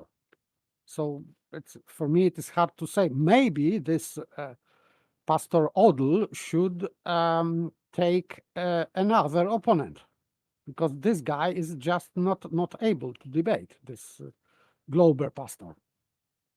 Yeah. Do you reckon there's somebody else who might be able to take it on? Do you reckon? I don't know. And by the way, it shouldn't necessarily be a pastor, because I don't. It could be anyone. So really, I don't know why it has to be pastors. I don't understand that. Just normal person who knows the topic, for example. I was just scanning through the the post-debate video of Odell on his YouTube, and because he, after the debate, they all met outside, and he said he was going to stay at a hotel nearby, and he was going to have a meeting at 11 o'clock in the morning, prayer meeting, and this post-debate video is obviously that. And all the great and the good of Flat Earth are there, giving testimony up on stage with him. Appears to be another guy, another pastor called Tim somebody, who set it all up. And, both of these guys are involved in some deep exorcism stuff, having cast the demons out of some quite prominent witches, whoever they might be. And they kind of deal in a lot of that kind of dark stuff.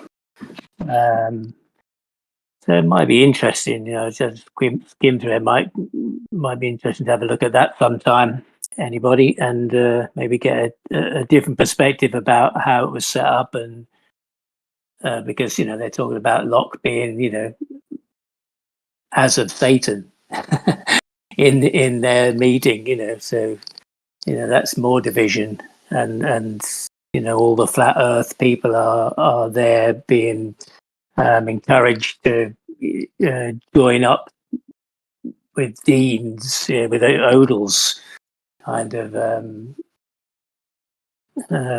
religion, or his church-based thing.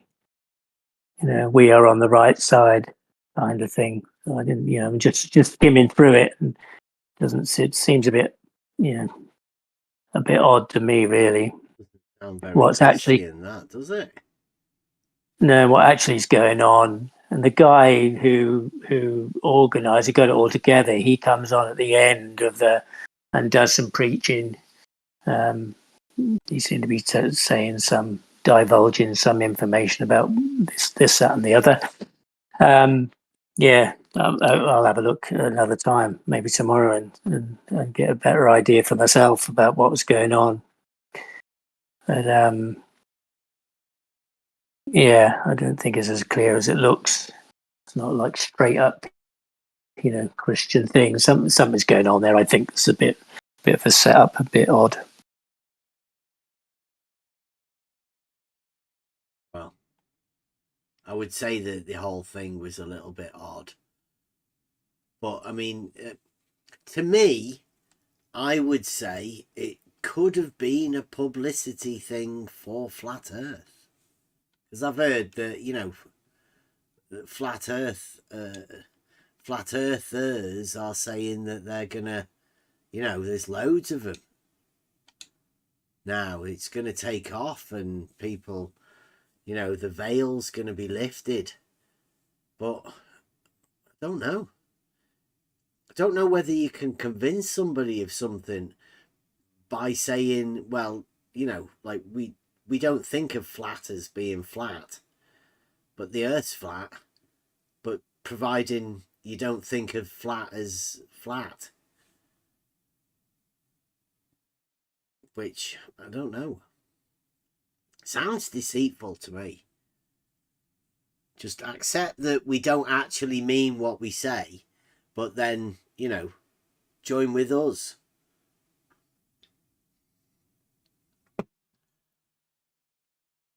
Because beforehand, right, it's been in an arena where people admit that they lie.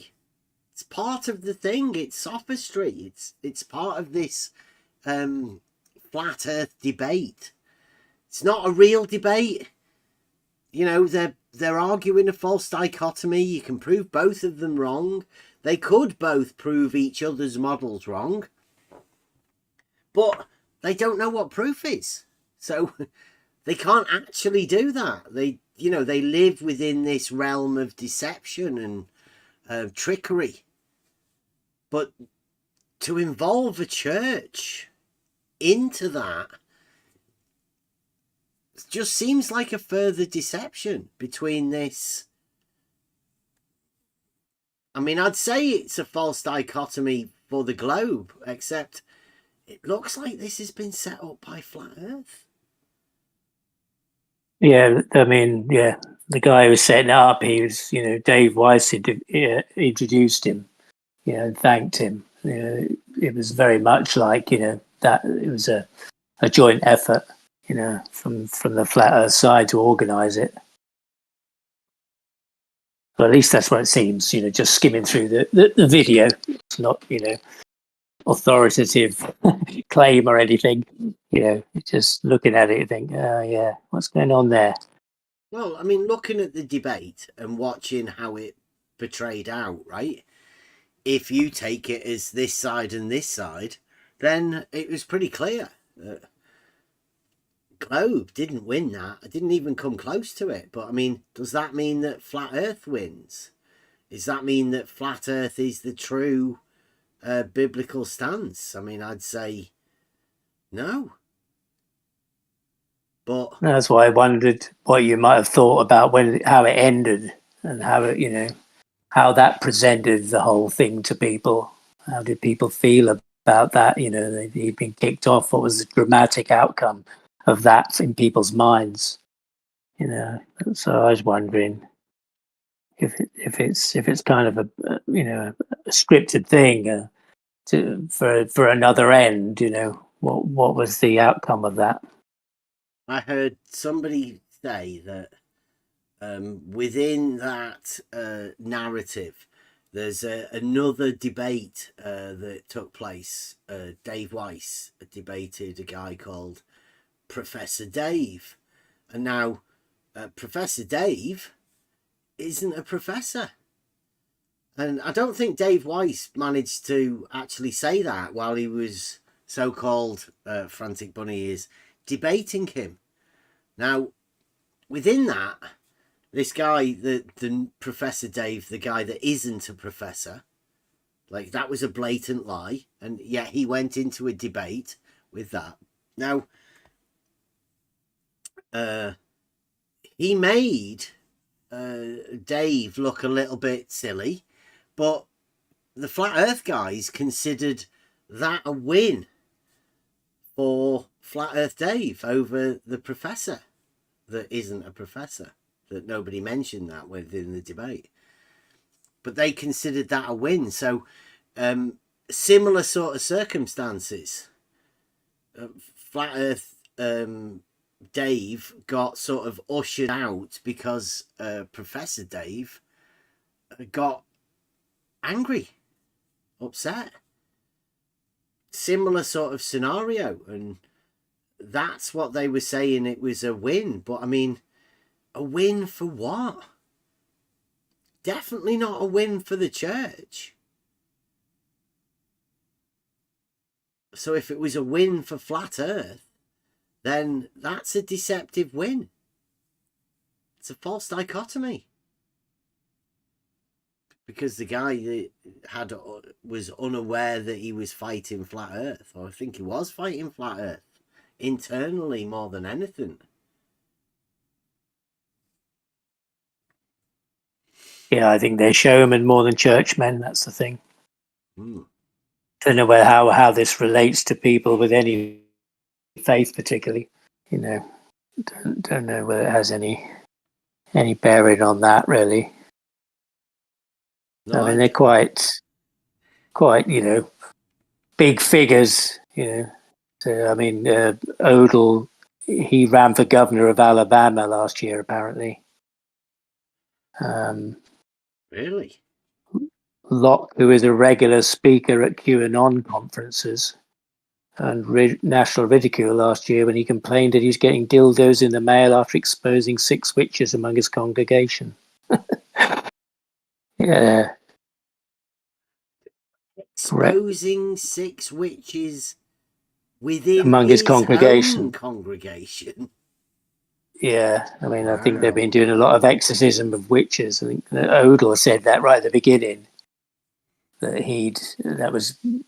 think he said he started preaching, he was 19, after he'd turned a witch away from Satan, a famous witch. So, that was an early start in exorcism.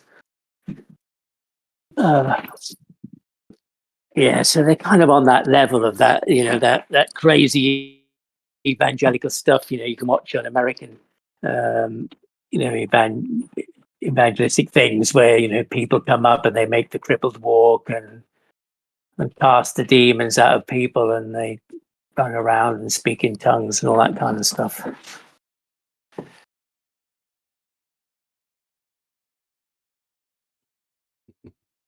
Greg Locke last appeared here when he declared that people in wheelchairs lack faith in God. Sounds like a Christian man. Really?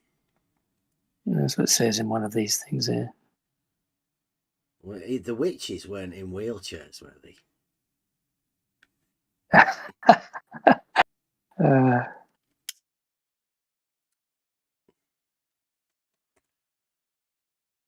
Well, I guess he'd know more about that sort of stuff. He's got more experience than anybody else, right? I mean, you probably wouldn't have any experience with witches, but it appears that he has. So you could walk into there and, I might be able to expose you as a witch. Yeah, I don't know why all these crazies seem to gather in America, really. We don't really get many stories of that here, do we? Witches and that's what weird sounds stuff. Amazing to me, right? Because I know that this idea of this sort of debate is just, I don't know, it's so foreign. At no point could I ever imagine the vicar from my town or whatever having a debate with another vicar. Maybe a Methodist vicar or something, just from down the street in another church about cosmology. It just doesn't seem like a thing that would ever happen. But I mean, I don't know. I might be living in a different time. Maybe I'm only used to what I know about, and it just sounds so foreign because it's nothing that I've ever experienced. You know, pastors, vicars, debating publicly, wearing fancy shirts. They always get dressed up round here, don't they, in their dog collar and stuff. I don't think they get up to some of the stuff I'm reading here about this guy. It's on this joeymygod.com. And Locke, of course, is most infamous for claiming there's no such thing as COVID and that the vaccine, it's all alleged, of course, must say it's alleged, that the vaccine is a satanic Nazi plot by the deep state to take away Bibles and guns. He first appeared on JMG in 2020 when he threatened to kick in the teeth of a teenage Dunkin' Donuts employee for asking him to wear a mask in the store. Shortly afterwards, Christian sites alleged Locke had been cheating on his wife with a much younger church secretary. He and his wife then divorced, and he married his alleged mistress. Locke was banned by Twitter in November 2021, where his account was restored after Musk took over. Oh, dear. Oh. Praise the Lord. Hallelujah. And that was the that was the globe man. The globe. That was the globe man. Wow. Yeah, I think. So he's a bit of a rebel. He cuts it like against the grain. I don't know. How would that go with the globe massive, the globe faithful? Some of that stuff would be a bit risque, wouldn't it? You'd have a little competition with Caleb. Yeah. That's amazing. Yeah, it's funny how, you know, the religion and that aspect has been pushed forward. You know, it's quite there in, you know, in FE debates and in, you know, things that are going on. Dave Weiss, you know, saying he's come to the creator. Whitsit's quite big on it. And yeah, it's growing quite a lot, coming to the forefront of in the arena. That's what I've noticed.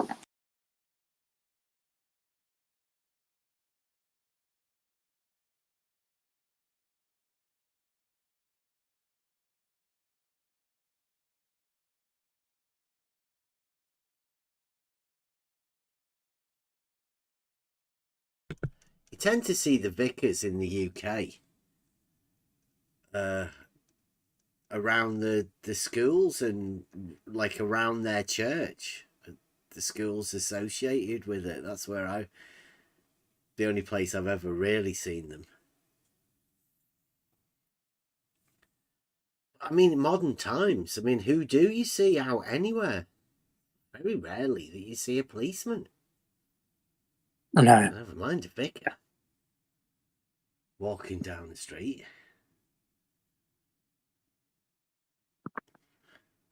But it does seem like is it like a cult of personality? This clicks and likes. I don't go in those circles, but it's not something that a vicar would be to do, is it? Maybe it is modern day. Never looked.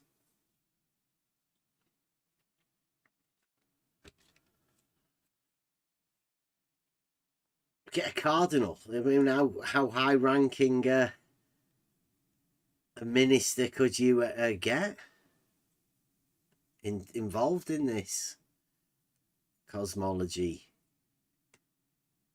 debate? You'd have to sort out a debate standard first, wouldn't you?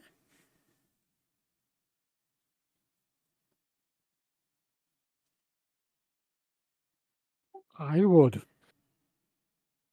Because, like, you're right about that. The form of that debate at the beginning, where they sort of sat down and I would say bickered at the beginning. That wasn't a stable start to anything, really. just strange. Yeah, I mean, it's certainly, been presented to me in the way that I've, listened to things and seen things that, the the flat Earth is being hidden to hide the Creator. That's kind of often said, and this argument between creation and evolution. Largely the scientists and the physicists are into evolution and the Big Bang, and to deny a creator, and however you may see that. And that's that thing about evolution, or the argument. Yeah, but I mean, evolution is taught in schools largely. It's not creation. They don't have. I know my daughter when it was the first school the vicar used to go and visit, but I don't see anybody of the vicar or anybody going into the school where she is now.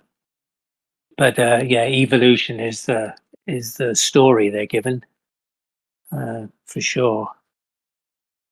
Well, what do you Yeah, reckon even to the that Pope. meme? See that meme? That's the first time I've ever seen that. I'd say, as far as a meme goes, that's pretty good. The message, I don't know. Looks like a fella's signed it, so it's obviously.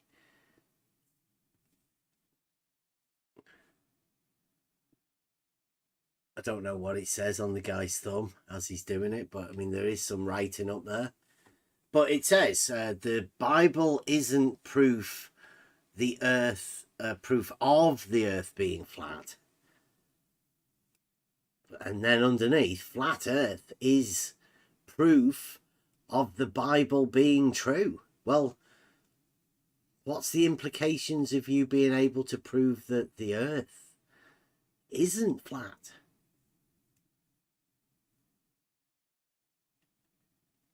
Within that meme.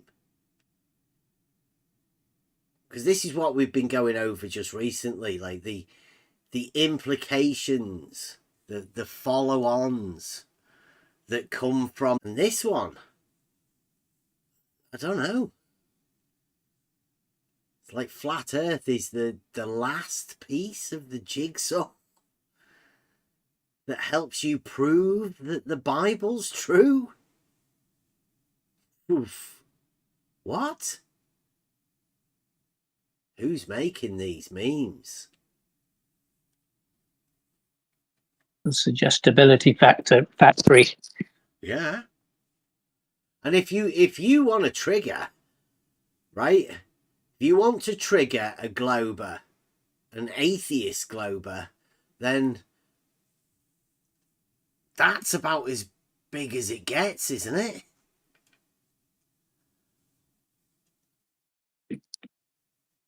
What's that going to do to the Tis Globers? The atheist Tis Globers?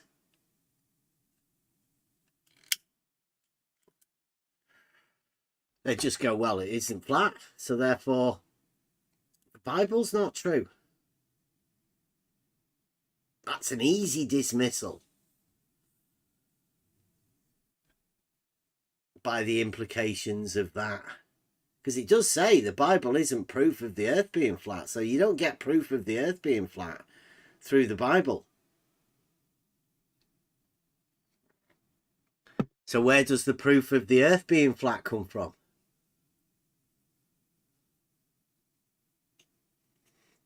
Because that proof, apparently, proves that the Bible's true. I don't know why. It sounds like a fucking non sequitur. Yes, it is non sequitur. It's a massive non sequitur, but I mean, that's not what the meme says, is it? Like, when you glance over that, if you're a flat earther and you're religious, you're going to go, oh, yeah, I quite like that. I mean, that looks good. It's a powerful meme.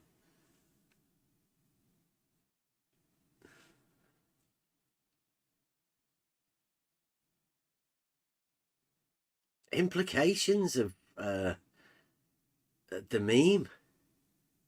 Call it an enthymeme if you want, but the enthymeme in that is, if you can prove the Earth isn't flat, then you can disprove the Bible. It means the Bible doesn't have a proof of it being true.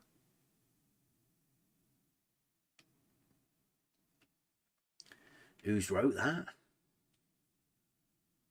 And that would be another false dichotomy. Mm-hmm. Through a non sequitur.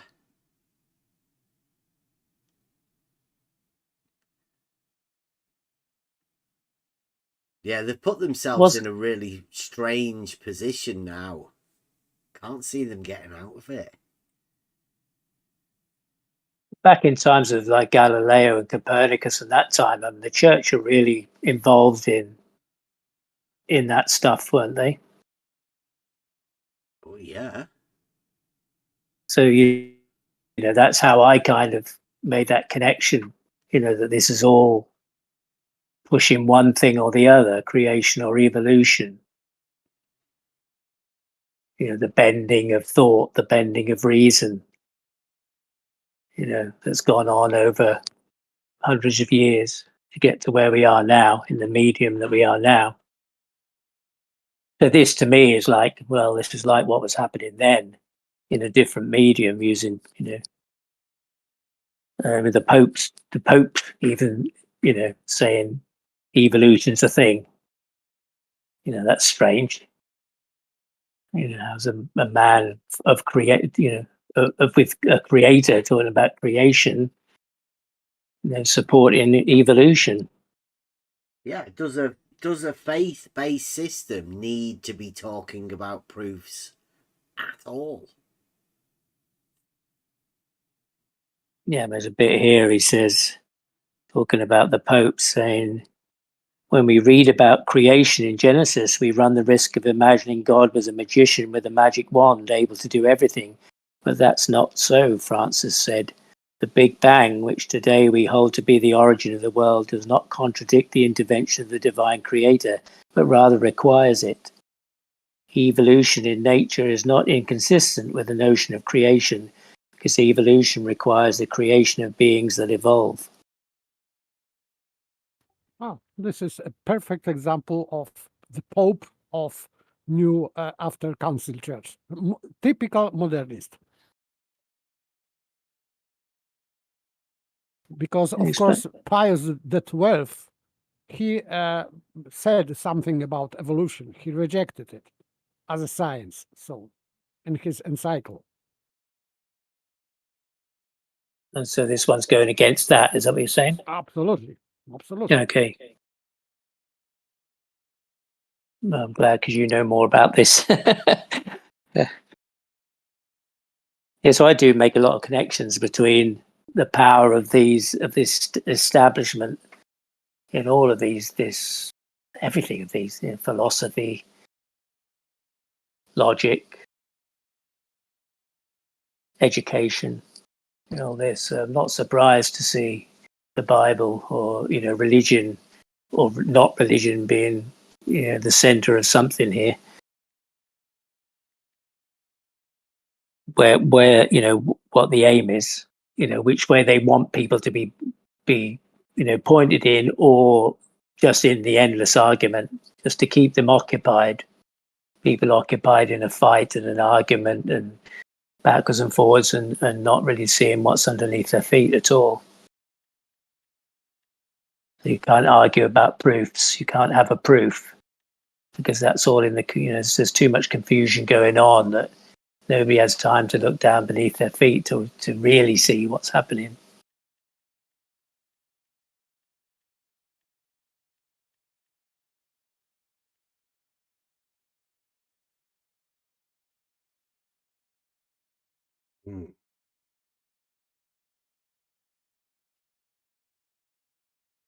Interesting that science says one week that there is no proof, and then you end up with a faith-based system talking about proof. because obviously the faith-based system isn't scientific, right? Perhaps that's where the new modern scientists find their proof, maybe within religion, since they can't get it through science now. It's been taken out of their hands. People like Sir Francis Bacon and Fight the Flat Earth just remove deductive logic from science, the proof-giving ability, just take it out. Doesn't mean that you can put that deductive logic within a faith-based system, but it depends if people have a concept of proof, if they know what a proof is, if they can express what a proof is. Perhaps some people now at modern day can find proof within religion.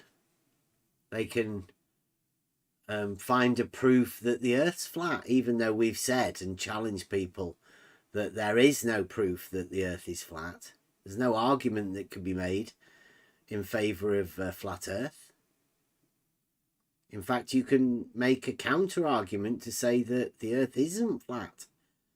That's something that we can do. We have done. So you'd have to address those arguments first before attempting to apply an argument stating that the Earth is flat. Because you can't end up with a proof that the Earth's flat if you don't have an argument in favour of a flat Earth.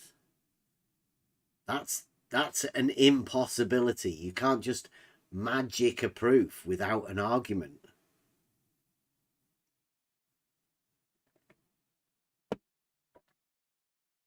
In my mind, it certainly plays into that problem, reaction, solution thing. Where the problem's created to create a reaction that they already have the solution for, that they offer as the thing to save people from the problem that they created in the first place. And people go, oh, yeah, oh, that sounds great, thank you. But that the solution was what they wanted in the, all the time. So I look at this and wonder, what's the solution that that is the aim? Well, I don't like David Icke, but this is what he said, and that's true. This is normal thing. Problem, reaction, solution. So they create problem. For example, government. Then government provides reaction by means of false opposition, and then solution. Yeah, normal thing. Yeah, I mean, it is you're right. It is a David Ickeism, if you like, but it is, as you say, you see it happening. It's not just within his mind or within some conspiracy theory. It does work. It does happen. So, yeah. So that's how I kind of look at things. Not because David Icke said so. It's just another aspect of viewing things and questioning what's going on. I mean, how do you get to walk through the valley of death? Come out the other side in whatever form it is you're meant to be. In the best way possible. You've got to look at things and observe what's going on and try and discern the truth amongst all this bullshit that's going on. It's hard. It's hard if you spend a lot of time doing it. For the people who haven't got time, who are, working and keeping life together, who don't have time to look away from the TV or whatever gives them respite from daily hassles. That's where it's aimed. That's where it's aimed at generally, isn't it? A mass of people who they can get to raise their hand in the air to say, yes, you're the one we want. And they convince them all the way, do this, and we are the ones you want. convince them to vote for somebody so that they think it was their idea in the first place, and then do what they want, and then say, "Oh, we have the mandate of the people. Of course we do. The people asked us to do this." And they used the media and whatever to convince the people that's what they wanted.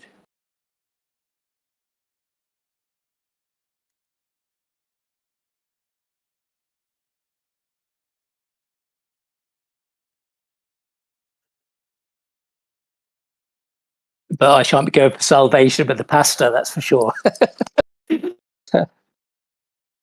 Well, maybe sad to say, but I think I might be more tempted to go to those sort of things than I would be to go to the church. The local church doesn't seem to be doing those sort of events. Were there to be debates there? Don't know. Might have. Yeah, For that purpose, none of that's for he me. might have ended up getting more people into his church, right? I mean, it did seem to fill it up. It was lively.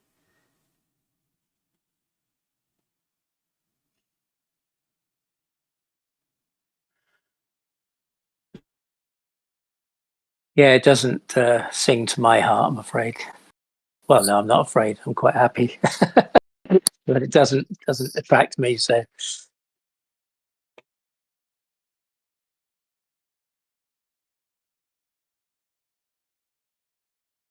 And I'm not without spirituality. It's not like that. There are other things that call me, speak to me.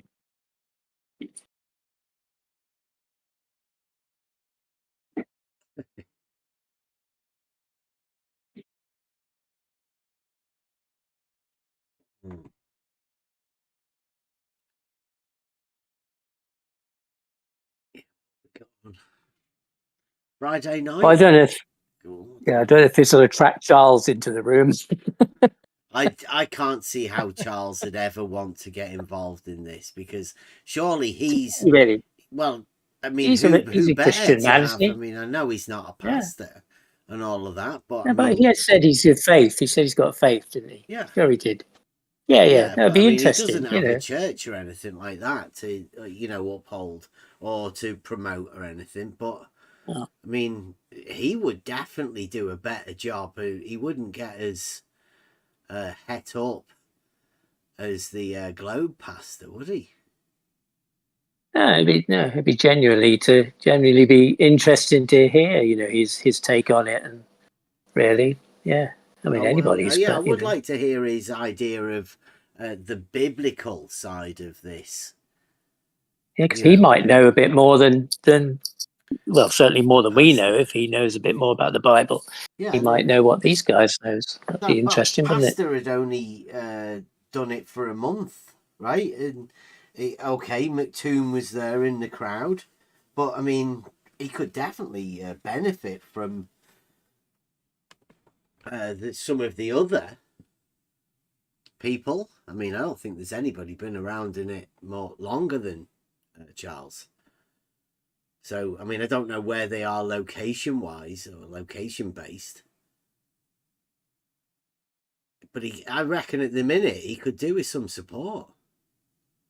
I don't know whether a guy that holds contradictions would be the best person to do it, but I mean, tis Globe. I mean, he's got experiments and stuff, so he could definitely instill the Globe back into the pastor if he's quavering, or if he's on shaky ground.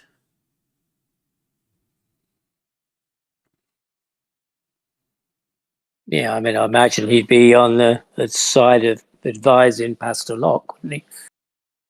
Mm-hmm. I imagine. With Globe. Yeah, no, it would certainly be nice to hear somebody who's got, with faith, who has a different aspect to bring to for people to understand. That would be great. Yeah, and I don't know much about the thing, but I think again the Jesus would be a common sort of thing. Maybe read from a different book, but I think there are common grounds, because I think if you were going to go forward with a debate, me personally, I'd have to try and establish common ground first with the person that I was debating with, or at least with the audience, to show that you are willing to find a common ground that you could then build upon. And they did have that, you know, like at the beginning within it. And like we've established, you can always establish that the horizon is horizontal.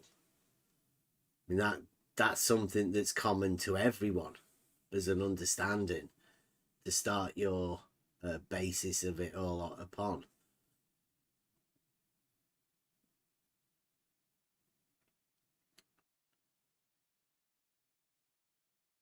Jesus, horizon being horizontal. I mean, if it's common ground, it's common ground. Maybe pi. Maybe you could all go along with that. But I mean, again, maybe somebody doesn't understand, you know, how pi's derived. Then you might have to go over that. But so you're looking for something that you can have commonality with your opponent, or, you know, the audience.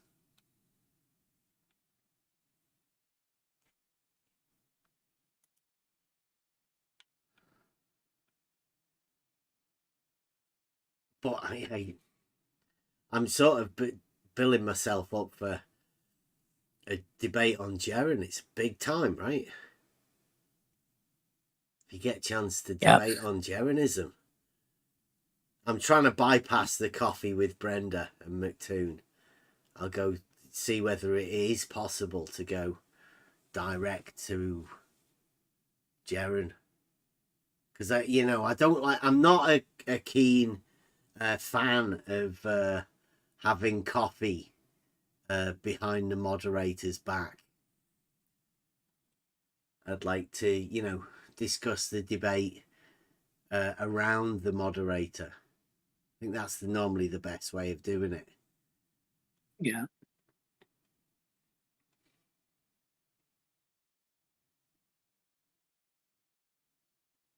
So do you think it looks possible?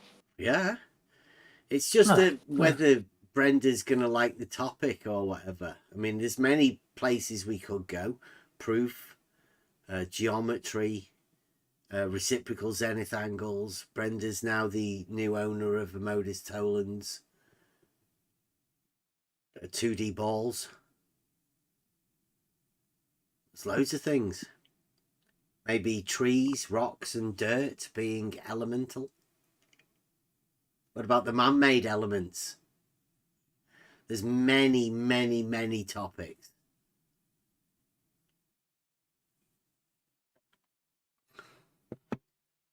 But I think at the minute, proof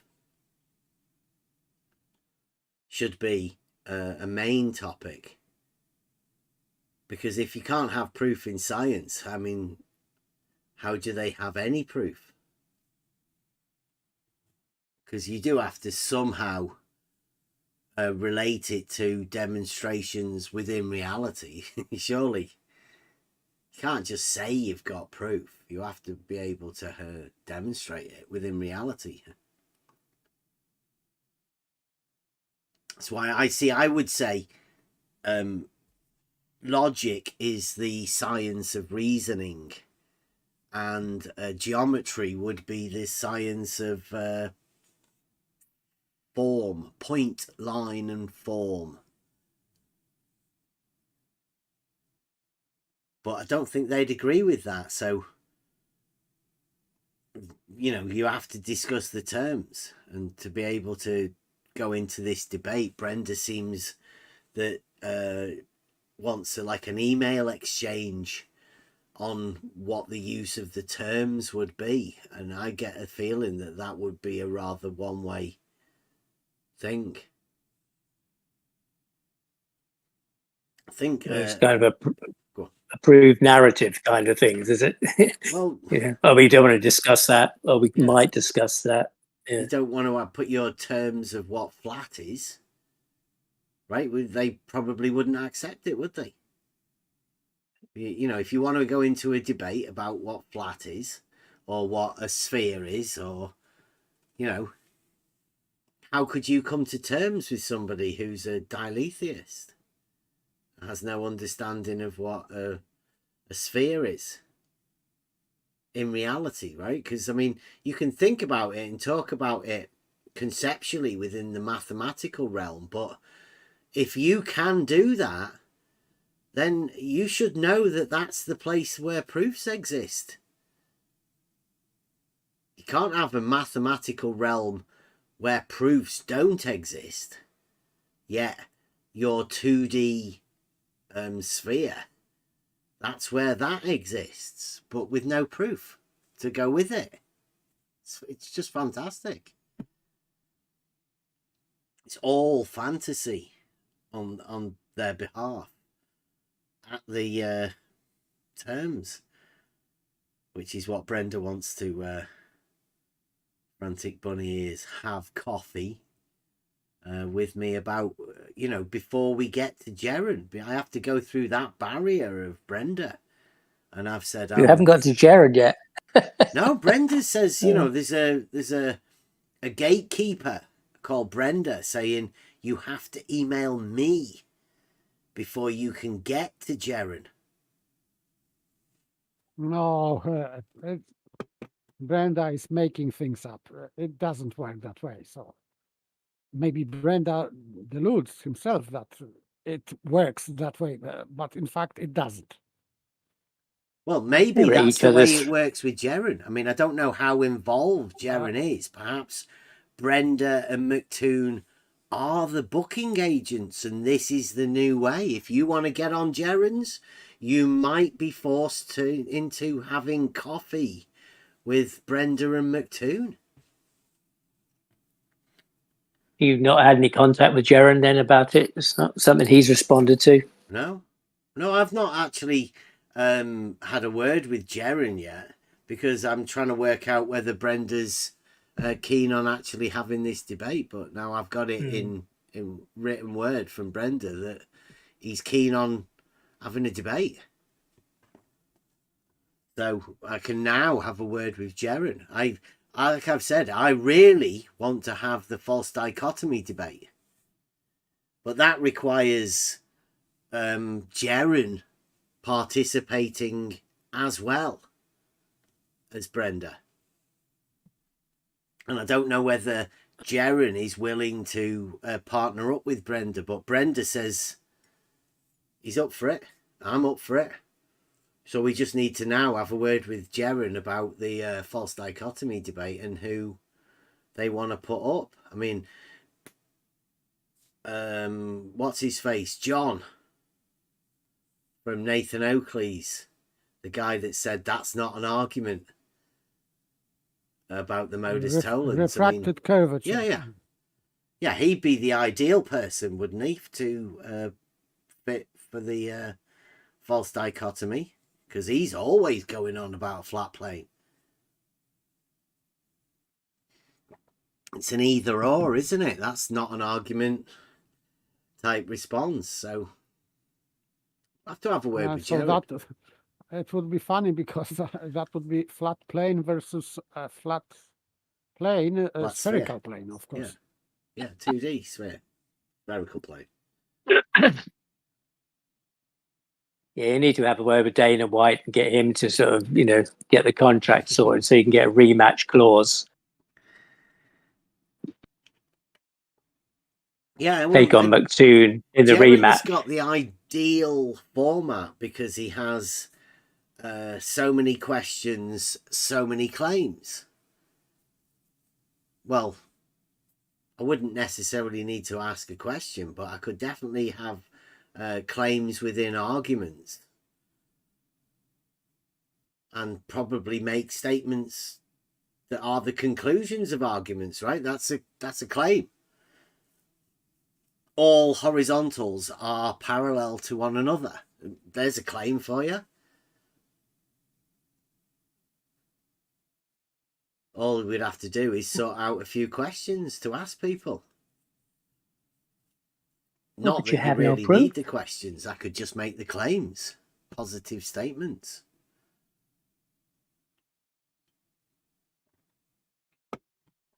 You could probably do an entire debate just speaking through argumentation, logical statements.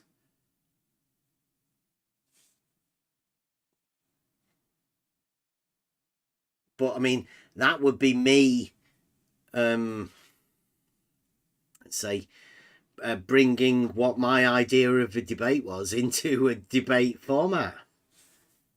And every time I've ever done that before, people just say I'm trolling.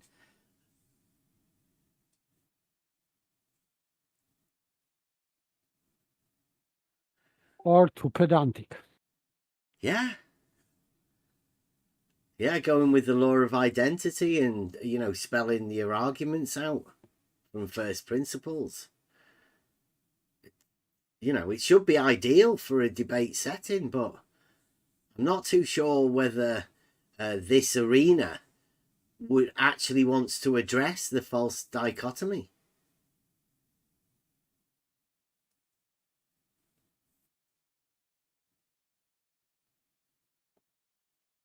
I'm guessing they don't, seeing as every time they've joined forces together. In fact, every time you ever put them in this state of aporia, they always defend the opposing model. So they sort of do play into this dichotomy. If it's not flat, then it's globe, and if it's not globe, then it's flat. Well, both of them, what if both of them are false? Can't even contemplate that, can they? I mean, that's the idea of the false dichotomy debate. What if they're both false? Which would make them both right as well, right? It would bring out Brenda's diletheism. Yeah.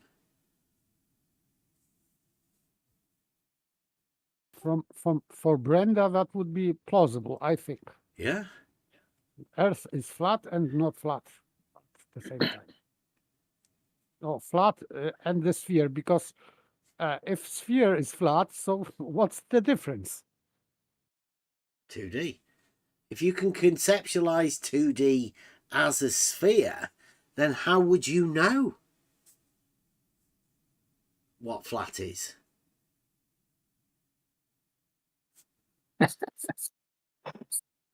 If flat isn't 2D and the sphere is 2D, then is flat 3D? Maybe. Yeah. I don't know. Why not? Broken minds.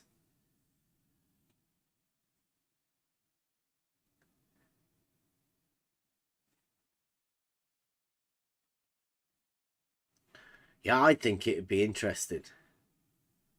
I think it'd be interesting for me anyway to be able to prepare for a debate that I haven't even really well, there's finalized. There's modern day debate as well, isn't there? That's the other platform. I think Jeranism was set up to kind of trump, if you like. Not so many people are going over there now. Well, they don't want, maybe they never wanted me. I have actually been in talks with them. No? No, they always wanted to place me in a partnership with Flat Earth Aussie Jesus. And I'm like, no, I'm not a flat earther. Well, won't you partner him? It's like, why would I want to partner a flat earther, crazy flat earther, in a debate where I'm saying it's not flat? Seems ridiculous. Yeah. But like always, they've been trying to label me with this flat earth thing. And I must hold the record of stating I'm not a flat earther publicly. I don't think anybody's ever said that more than I have. yet I still get labelled with it, which just goes to show you this false dichotomy. Just because you can prove it's not a globe doesn't mean you're a flat earther.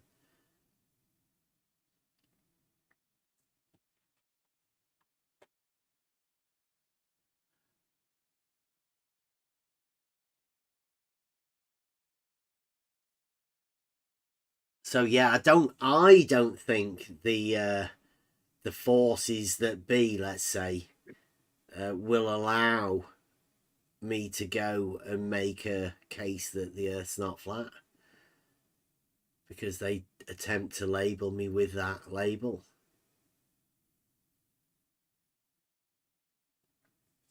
I'm not saying that Jaron's not in on it, or he isn't on it. I've not got a clue, but it would get shown, right, as to who would be in the debate and whether the debate will be allowed.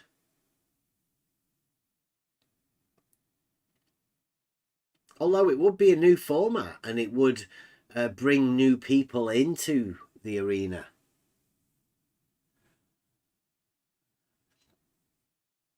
Yeah, might be able to save a few more souls. Yeah. Yeah, I wonder if finding out about a false dichotomy could bring people into an understanding of reality.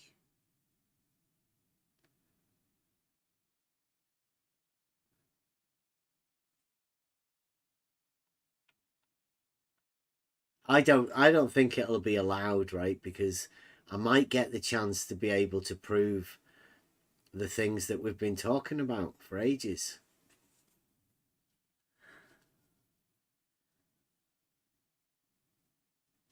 And I think this is one of the things that shall not be talked about. There are many, but this one, the idea of people having proof within reality, is a concept that's foreign to modern day science and education.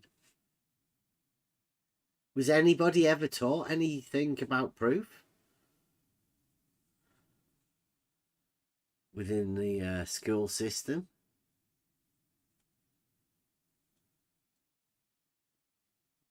Hi, Bev. My sound coming through all right? Ah, yeah. Yeah, it's Ali. Yeah. Yeah. How you doing? Yeah, just listening, and I don't get a chance to watch the live stuff a lot, Bev, but sort of follow it up on YouTube as I'm working on that. But yeah, I'm pretty sure that you won't get a chance with Jern because you're going to put the sort of knife through both the models, aren't you? So there's no money to be made in that. Yeah. From either side. It is an interesting concept that you've got. I don't know if it's a concept, but it's an interesting take on it, and there is people that would be interested in it, but the sort of masses are more interested in one model or the other model. Yeah, false dichotomy. Yeah. Did you watch the biblical debate? I watched some of it. It was a bit too much to watch. Are you, are you slightly religious? I would say no. No. And Oh. is that why it was a bit too much for you to watch? No, it was just it was a bit cheesy and nauseating, really. Yeah, because you come from the heart of, like I'd say, the true discussion and I'd say like it's far from debate, right? But that fella got a bit heated. You've obviously been in rooms where it's been far more heated than that for years. It's never changed. So is it Yeah. because they were a bit too green, right? And you're seeing There was a bit of that. The guy, I don't know what one was what, but the guy I seen talking a lot with the kind of baldy head, he seemed to be quite well versed on, quite a bit subject, but it seemed a little scripted. I don't know if it was, or the bits that I watched seemed a bit kind of scripted. But it's not something that I would have sort of said, "Oh, I'm going to watch that." I mean, you're either sort of full in with everything that's going on and the religious side of things, or you're not. would you And I was, advise them to enter into this arena? I think they're already in it, Bev. To be honest with you, I mean, for what I could glean with the guy, was it Odell? I don't know if it's Odell. It's got the sort of baldy head. Flat Earth pastor. Right. So he was talking about books, and was it ever? I can't, don't quote me, but did you not say was it Antarctic or something like that, or along the lines that he's done some studies on this, that, and the next thing. Oh, I think he's probably well into the arena. The other guy, possibly. I didn't watch it enough, Bev, to sort of get a complete. Because it seemed to be one guy talking all the time. I know you've got a part two. Is it the other guy that's talking more than the? But it's not something. If I seen it, like, no, it doesn't interest me. The sort of. I mean, I know that a lot of the. I mean, you could probably say, there's a lot of globe and flat earthers interested in religion. Not something that I'm really, I suppose if I went to church every week and all the rest of it, might be more interested, but it was nothing that I didn't really fit. I know you guys watch it for the action and the philosophy side of things, but it's not something that I would. How long was it? I mean, did I hear the guys talking about 11 hours or something like that? Yeah, it was 4 hours recorded, but I don't know how long it went on beforehand. I know Jaren did a stream that was like 9 hours. Wow. That's a lot. It's like a full day, isn't it? Like the whole thing. But I mean, it does get into that, doesn't it? Like when you enter these rooms, sometimes you can be there all day, engaged. Yeah, easy. All day. Easy. You'd be there 24/7. Yeah. Well, there are people that are there. Like one guy, one pastor said he'd been in it for a month. Right, so that's how green he is to this whole thing. But in that 1 month, he's ended up being in a debate that's publicised. Yeah, there's a lot of people ended up watching that, like a lot. Maybe, I mean, sometimes you watch it to see the sort of difference between someone that's kind of fresh into it, Bev, as opposed to someone that's hardened, but, be quite, I don't know, it doesn't have enough ammo to, deal with the hardened sort of questions if you've only really been in it a month. No, well, I mean, let's say the video that we watched had 20,000 views, and that wasn't Whitsitt's, it wasn't Jaren's, and it wasn't this other pastor's. So there's 3 other videos that have this on, and there's 20,000 people watched it in this one that we watched. So let's say 100,000 people got to watch that debate. Now, how many people are there within this arena? You've seen it. There's 20, 30 people max, isn't there? Yeah. Regularly. Yeah. So there's all of those other people that aren't aware of this particular arena. They're skirting around it. And that may be some people's first introduction to it through religion. Yeah, I'm pretty sure it is. There's 95% of the population couldn't give a monkey's whether it was, if you asked them, what the shape of the earth is, obviously the normie question is, they all go to the globe model, but if you hadn't asked them, they wouldn't have bothered, they would have just go on about their day, not caring what shape it is or anything like that. I mean, I don't know enough about the religious stuff to say what the Bible says. But what you do know about religion is they hold truth very dear. Oh, yeah, definitely. Now, does this arena hold truth at all? Or is it all based upon sophistry and deceit? Yeah, well, I mean, it's I would say it's like truths that they hold up with sophistry and all the rest of it, historical thousands of years stuff and all this,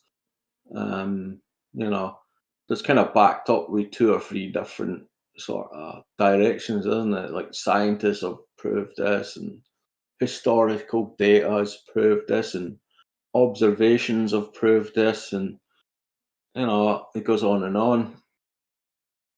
Whether there is actually any real proof in there is another debate, isn't it? But I was listening to I can't mind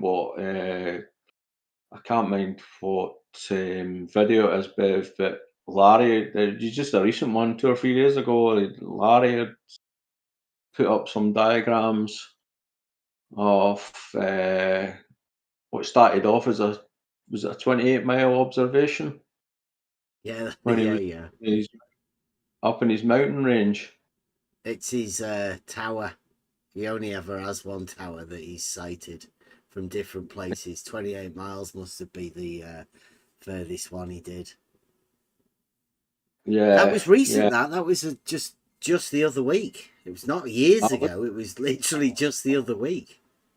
What he done that just the other week, or the video just went up? No, I recorded that video when he did that and the 28-mile thing. That was recorded just the other week. Larry Scott is still hanging around in these servers around here. He's the last globe surveyor. All of the others have fallen. There's just him left. Seems any around, Bev, isn't it? What I found interesting with that conversation, or the whole sort of conversation, the guys, I mean, it would seem to be you against the Globe guys. I don't what server was that in? It's the MMM server, Medicinal Mass Media. All right. That Demon Stride. You might have seen him over at Geo's for a bit, but I mean, I've not been at Geo's. I don't go to any Discord servers, Bev. That's what I was asking. No clue about the rest of them. But they all, it just seemed, I don't know if there's a name for it, Bev, but every time there was a question asked, the answer included globe, sphere, round, curvature. It was like have you ever asked them if they could sort of just not go to the sort of mainstream globe, sphere, mathematics or anything like that? Because it just seemed that, I mean, obviously if it's very hard for them to think otherwise, but there doesn't seem to be anybody to sort of take a back seat and go, well, why are we always going to curvature maths? geoids, you know, everything that is involved in bringing in curve into any sort of question or measurement. It's just, obviously it's their norm, but it just, when I was listening to it, I was like, my God, is there anybody sort of ever thought it they could be wrong? Well, we weird. were talking to them this morning, and one of them let it slip. They've axiomated no parallel lines. And the only way you can do that is having no straight lines. So that's why they always go to the sphere, because that's their starting base. You can't have parallel lines or horizontal, yeah, on the surface of a sphere. What did Larry call it? Is it constant elevation? Yeah. He sort of drew in a water level for you, but on the constant elevation line. Changed elevation, or what you would consider a change in elevation, but he doesn't. He's axiomated an impossibility. Yeah, I mean that was only what 9 kilometers, Beth. On his drawing, yeah, there was 9. Yeah, what was it? 28 miles. His total observation, yeah, 28 miles. He said. So if he was to build a canal from his tower to the other one, I don't know what kind of drop would be in that, but I wouldn't employ him as a canal builder. Well, he doesn't understand what elevation change, or his understanding of elevation change isn't the same as your understanding of elevation change. No, and I've seen it with Charles, the very same. They reckon they can get this drop without having any, for argument's sake, if it was a canal, they would have this drop which has no lock gates or anything like that. So it's like, no, just drops. Yeah, just drops. Don't know what it is over, what is it, 28 miles? Yeah, you don't need a lock gate. Just go a little bit further. Yeah. And you can, you'll make it. Stay on the top of the ball. Yeah. Just stay on top of it. Yeah, it seemed like it would probably be a refreshing breath of fresh air if, one of these guys could sort of say, well, wait a minute here, we're always going to the, the curve maths or the geoids or anything like that. Is there, is there another way? Does any of them ever think they could be wrong? I mean, I guess they can't afford to be wrong. Well, in that. They have this brilliant defense that John said, when presented with the modus tollens that says the earth isn't flat, not flat, their counter to that is to say that's not an argument. They can just dismiss the whole thing then. I remember him saying that. You're talking about refractive curvature. Yeah, it's just not an argument. Nathan Oakley says, there you go. That's all we needed to hear. Thank you, John. You've summed that up very well. And they said also that it is a straw man. Yeah. You can actually see Nathan kind of, I don't know, like I've never followed him for ages now, Bev, but it was probably more listening to your kind of show on it, but whether Nathan was distracted with his computer, and I don't know, has he got it working again, or is it? Yeah, I think so. He's back live again, doing well. Oh, doing well. Oh God. I mean, I stopped listening to him a long time. I don't get me wrong, I used to listen to him a lot, but when he started doing these reviews, I was like, no, I don't. You're kind of scraping around the bottom of the pool now for content. But I can specifically mind or listen to it. He wanted to get other people like John into the argument rather than speaking, talking about it himself. I don't know whether John's just came up with something spur of the moment, or I mean, he's a clever guy with the sounds of it, but whether it was just to defend Nathan, obviously. Well, again, it's much the same as you say that, wonder whether these guys are willing to question themselves. Maybe. Well, no, obviously, because they can't even address an argument.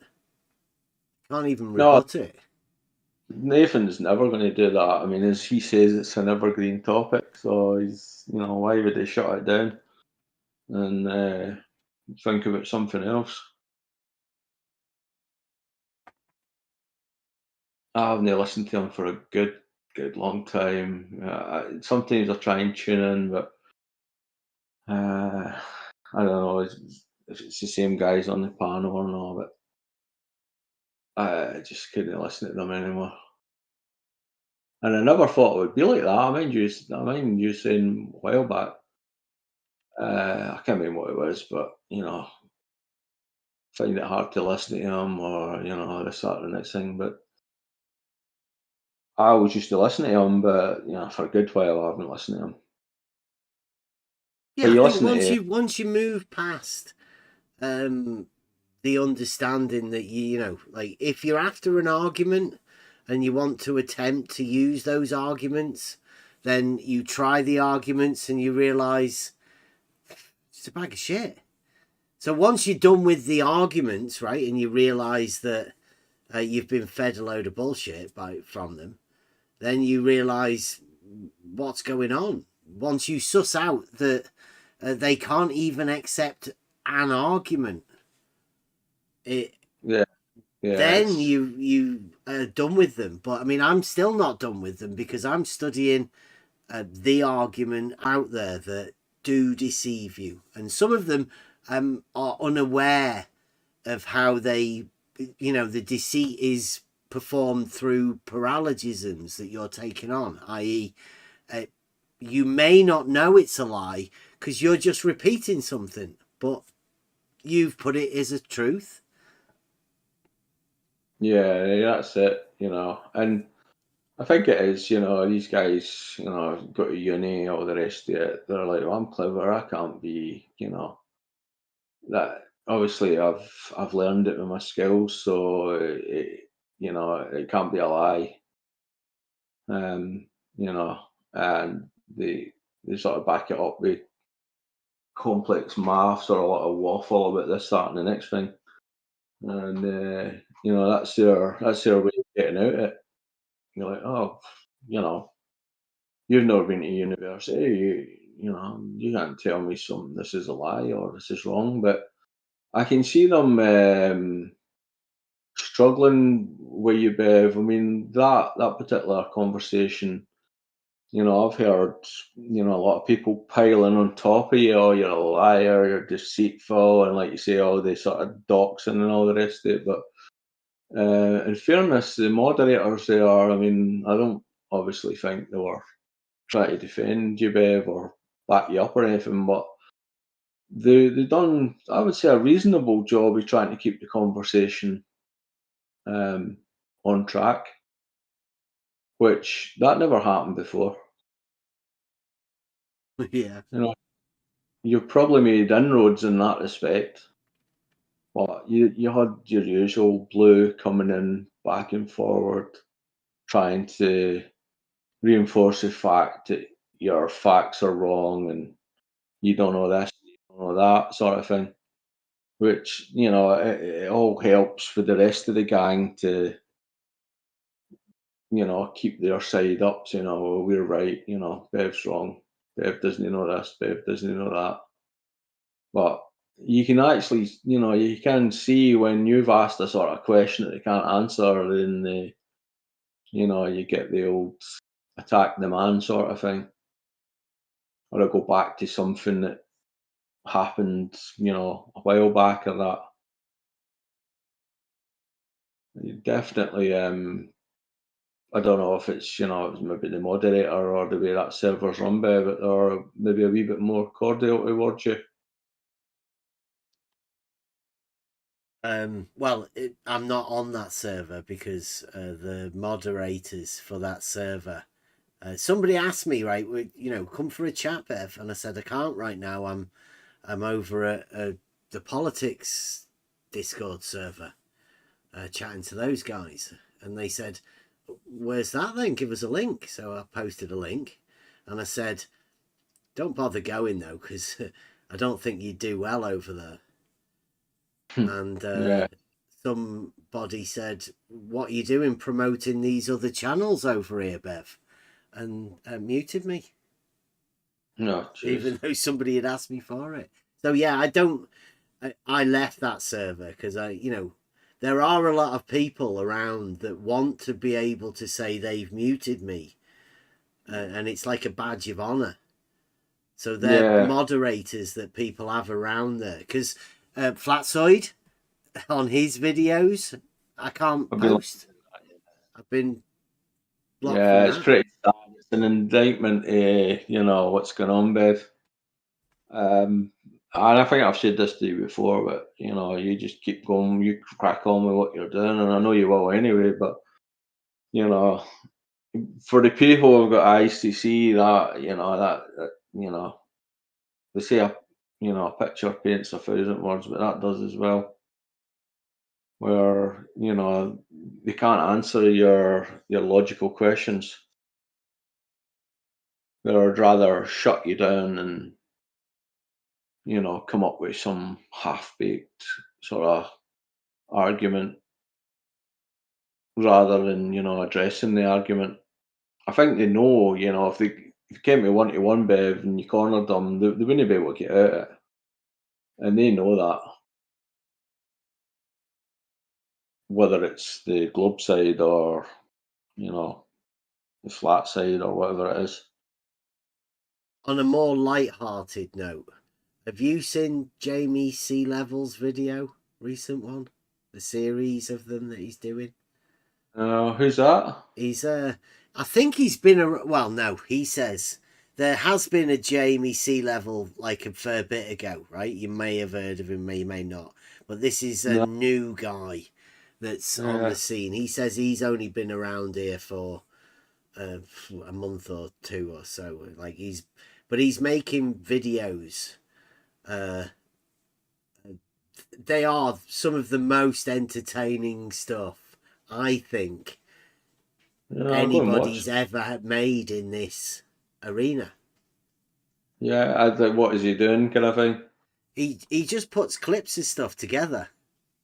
Right. And he's well, he started off pointing out a few things about Arwin just to, make some stuff together. But then Arwin's sort of had a go at him, and now he's focused upon Arwin. But I mean, it's more of an expose on this entire arena and how the people within it interact with each other. Who was it? Mr. Cheswick kind of done stuff like that, didn't he? Or I don't know if it's the same kind of theme or not. Yeah, but this guy's far better editing skills and like the way he places it together. It's fresh. It's new. Yeah.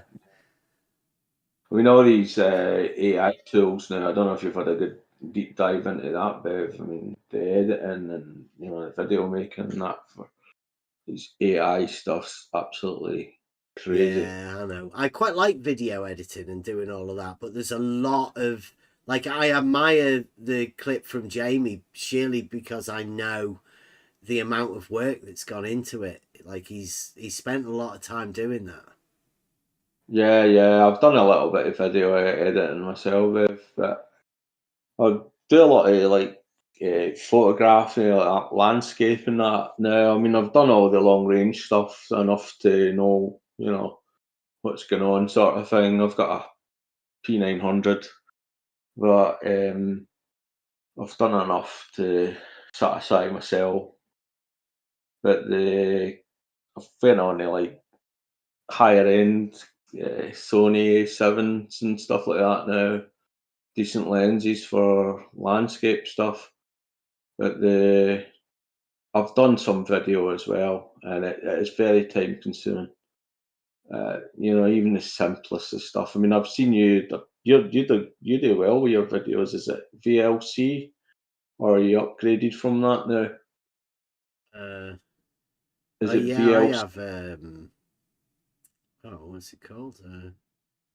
You used to use VLC because you've done a few sort of, you were live on Discord, but you were kind of editing videos, and it looked Yeah, like I it was use Adobe Premiere Elements. yeah. Adobe's a different level. Some I of the think it's stuff a lot easier, really. This one, I mean, for the amateur, it's a little bit easier to use, but a bit harder to clip. Yeah, I've got a Lightroom. I've got quite a few Adobe. It's like when you subscribe to Adobe, you get access to various things. And I've had a wee look at some of the stuff, but my PC is kind of, I need to sort of beef it up a bit. It's just on the limits of handling the processing, with videos and stuff like that.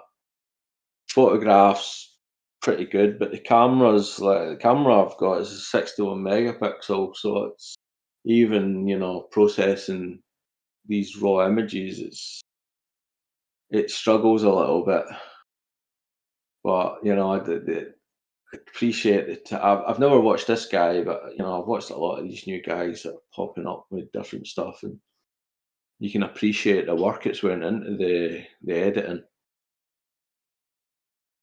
Yeah, I'm Some of gonna that's get back into it, but I feel like there's a little bit of a live where it's more concentrating on where we're going first. yeah, I know what you're saying. Yeah, I mean it's like obviously I pop in back and forward, but I do watch a lot of the videos. I don't watch every single one, but I try to. You can see the evolution of it, where you're going. You've kind of like pointed your sails in that direction, and you've kept true to it, which and you've obviously done a bit of learning and picking up the skills. The guys that are on the server, everybody's kind of putting their tuppence worth in to kind of keep the channel, going in the direction you want to. Whether other people like it or not, it's irrelevant. Yeah, the YouTube channel is really, it's just an outward. It was just a chance for me to record what we're doing. Like the new part we're going to go into now will be more centered on the stuff that we've learned, and obviously we've already done the Realising Euclid test. That's one thing that we've already done. So going forward, it's all been practiced and done.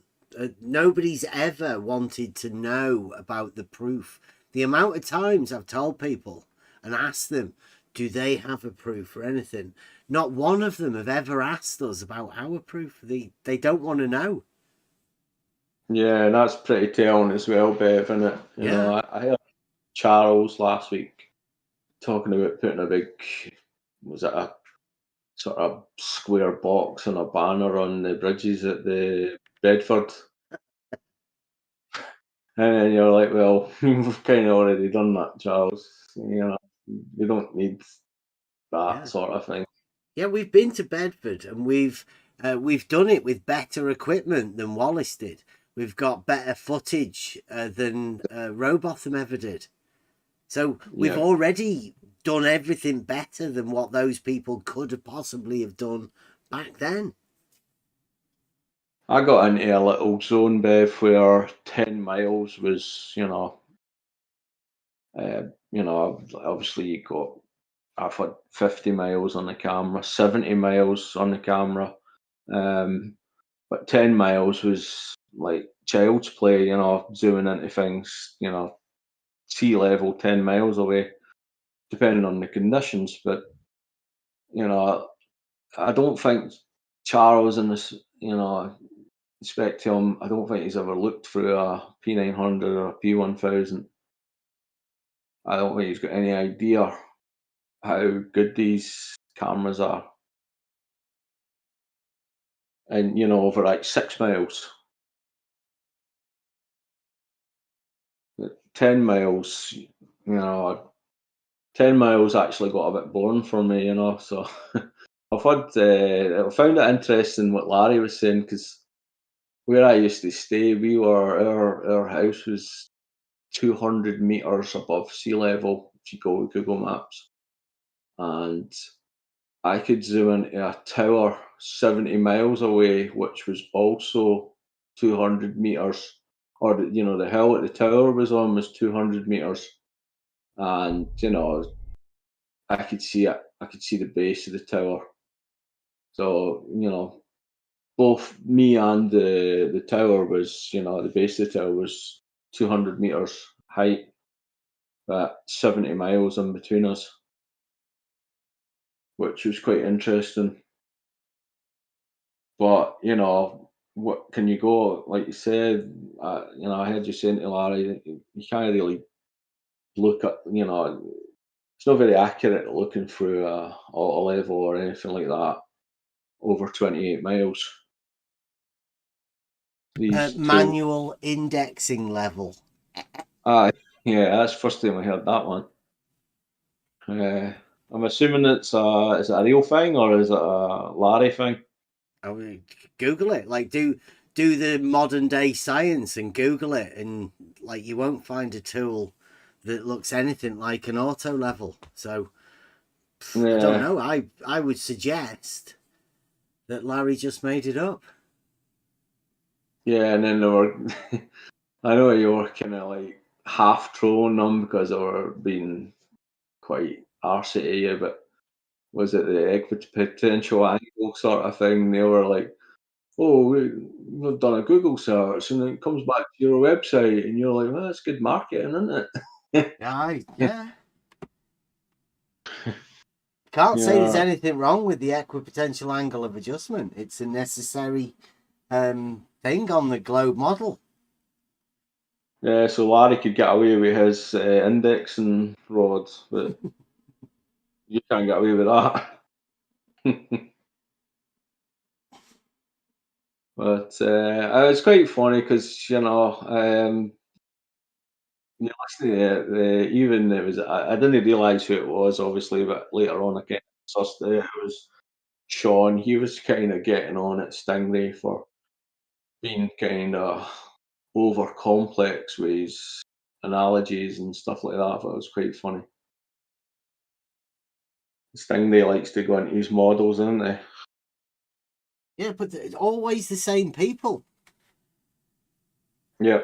No fame about anything about them. They're just model defenders, defending a false dichotomy against each other. Same people, same thing, doing it for years, going nowhere with no proof. Kind of got that feeling they were all kind of hanging about, waiting to chip in with something, like the Dean, I think it is Stingray. Sounds a clever guy, but he just seems to be locked into a model. Well, they all are, but because he's quite clever with the computer, and he seems to be another level, 10 levels deeper and locked into, probably no matter what question you asked him, it would have to be put into his model.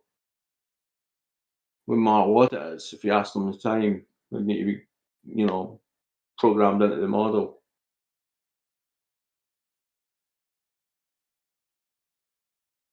It's quite interesting listening to it. But, is it, is that normal the way is that the sort of norm, Bev? That, you just got to completely assume and the globe model, and that's it. That's normal. Yeah, for any way to justify the model within this arena. And it doesn't matter which model you have. Like, people just attempt to justify it. However, like, I mean, Nathan Oakley's got a sextant and he's measuring an angle. He can justify his model through that. These guys, Stingray, saw a shadow coming from his lamppost. That justified his model. Yeah, this is what they drop in, it's like anything to back up their model, like, oh, I programmed this and it matched the globe model sort of thing, Yeah, that's the thing, Bev, and for a lot of people, they, you know, they went they went past that. I would say I mind years ago, maybe on that 3-4 years ago, um, talking to a guy and this, that, and the next thing, and I said to him, I believe it's more flat than round, sort of thing, and he's a nice guy, and he goes, yeah. I'm like way past that, it's like what's next then, what happens after that when, you can, whether you prove it to yourself or whatever, what's the next step, I mean, you can't just get locked into, believing this or, trying to die proving it sort of thing. And I found that I kind of got kind of taken aback at the time, but I always kind of sort of circled back to it, and I was like, I knew the guy was quite clever, the way I was talking to him and stuff like that. But I kind of, I didn't expect him to say that, if that makes any sense. But he'd been, long past the sort of what's next kind of thing, What else can, so what, whether it's this or whether it's that, what's next on the agenda. It's been interesting, listening to you guys, honing in the sort of arguments and, leaving guys really nowhere to go. But I think they've been learning and they've got, their sophists sort of lined up to try and counteract that, Biff. Yeah, I've been going into 24/7 on the politics server to, just sort of prepare them. Because the sophists are going to have to come with this, call it a new argument, right? This geometric, mathematical argument from reality. So the sophists are now, whereas they've been dealing with the flat versus globe, sophists can play in that area because they're both not that. But now we're bringing a reality element in. Now the sophists are having to do geometric sophistry around reality. And that's even more tricky. That's going to play with the minds of people. You thought it was bad before. Well, now you're going to go into the proper mind games. The true sophists are going to start working now. They've kept it out of it for a long time. So bringing the actual argument from reality, I don't know. Like they want us out of the arena, and personally, I think we should step out of the arena because these guys are going to go mad. They're already going mad. They've already broken their minds in order to stay within the arena. Fighting against reality is only going to make it worse. Yeah, definitely, Bev. I mean, you can see, like say they sort of gang up on you a little bit, and then somebody asks you a question, you answer it, and then they come in, ask you something that's a bit kind of middle ground, fudgy wudgy sort of thing, sophistry style, and you can see like they're kind of working out how to try and combat your logic sort of thing by bringing in something that get it doing. I think it was is it Air Bear or Airy Bear or something like that. One of the kind of newer guy on the server. He was kind of saying the same thing. It's like they're kind of when their first office can't really get the better of you. There's another guy steps in and Bev, can I ask you a question? And I'm like, Bev, can I ask you a question? So there's like 2 or 3 different kind of questions getting fired off at you to try and catch you or sort of stop the conclusion of the point in the first place. So it's quite telling sort of thing. Yeah, I mean they've been doing that for years. I think Yeah, it's becoming more obvious though, right? As you see this, as you get to sit back and watch, it is becoming more and more obvious that the sophists are at play and they just try and confuse people. yeah, yeah. I mean, that could be a good. I mean, I know you do it. Probably you do it anyway on your server, Bev. But for maybe a YouTube audience, you could go, well, this question was asked, and this is what the guy was trying to do. Something like that. Exposing the sophistry, yeah, we've been documenting it. I've been, Yeah, hoping that people would be able to see it, but it's sort of been encouraged. It's been yeah, encouraged as a way to silence a conversation. That you're not going to get around it. The conversation still has to be had. yeah. You can't run forever from these sort of conversations. It's not going to work. People, I mean, sometimes it's hard to listen to Bev, and it gets lost in the weeds deliberately with these guys. But if you could break it down and say, well, let's go over the 10 points of this conversation and break it down for the average Joe. I know you do that anyway, like you say, you talk about it on the server, or and the guys come in and talk about it, but it it's hard to explain, but for the average Joe saying, well, okay, this model's crap, that model's crap. What is it these guys are talking about? What's important? Why did they ask that question, and why was a lot of sophists piled on top of him? For the next sort of 5-10 minutes, to try and distract or grey the lines. But if you can do it, average Joe type sort of way. I don't know if that makes sense, but Yeah, well, yes, and like I don't know how to do it because I know I guess you've got to be at a certain level of understanding, to sort of be there and listen to these guys and listen to what you're saying back. And I mean, most of it is fairly, logical and simple when you break it down. But you do get lost in the weeds with these guys. I don't know. I mean, Nathan. I mean, I don't listen to Nathan anymore. But one of the things I would hat tip him for is he would sort of break it down. No, not all the time. Back in the day, maybe 2 or 3 years ago, he would like, this is what this guy came in and tried to do.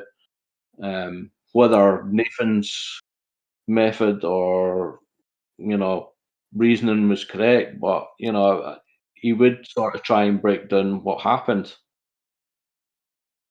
Whether that's a good way to go or no, Bev, I know it's no easy, and the like you're saying there, it's like, how do you do it? How can you explain it more? we just trust in the logos, right? We've been doing the same thing over and over for years. Yeah, and that's it. I mean, you've got to have a certain level of understanding. And, you know, nobody's going to fault you for just, you know, continuing on the same path. Mm. Did you see, I don't know if you're interested in that or not, but was it last week I put this guy's like a photographer in Blackpool. I don't know if it's the same guy that done their anti-picture or that. It might be, I don't know. But I'd watching one of his videos and he took a photograph of Blackpool for the Isle of Man. 65 miles, and you could see the tower. You could actually see, I don't know what it is. Was it the Big Dipper or one of the rides that are in Pleasure Beach? Yeah, I think it was called the Big One. Big one, yeah. You can see that, which is like half the size of the tower. But the only thing is, he doesn't really say what height he was on the Isle of Man. But it was quite interesting that you could see it. When you could see the whole of the tower and some underneath it, kind of thing, you know. You could see the same with the Big Dipper, if that's what it was, the big one or whatever they call it. Seemingly it's about 40 quid to get into the Pleasure Beach nowadays, even if you're spectating. You used to be able to just walk all the way through it. Yeah, you can't do it now. Wow. I think it's 20 quid. 20 if you're spectating, it's 20 quid. So you need to get a band for even just to be a spectator. Yeah, I wouldn't go on any of that sort of stuff again. I think that's had its time. Think so. Yeah, I must admit, I like all these, you know, that kind of stuff. And I don't like the small stuff, you know, stuff that spins you around and all the rest of it. But that kind of stuff, I liked. It must have been the Big Dipper. That was a wooden one, which quite. The Grand National they had, it was two roller coasters next to each other. Yeah, I loved that. You always got to feel on it was going to like break up and you're going to fly over the side or something like that. Because it was wooden. Yeah, that was proper old school stuff. That.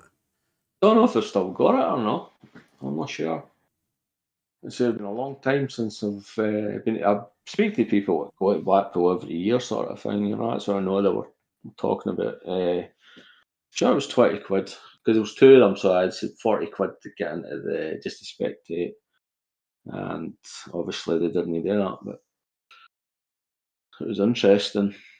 Me and my mate have been down. Do you know where the Mull of Galloway is? No.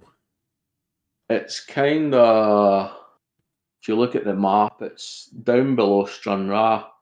It's it might be the most southernmost point in Scotland.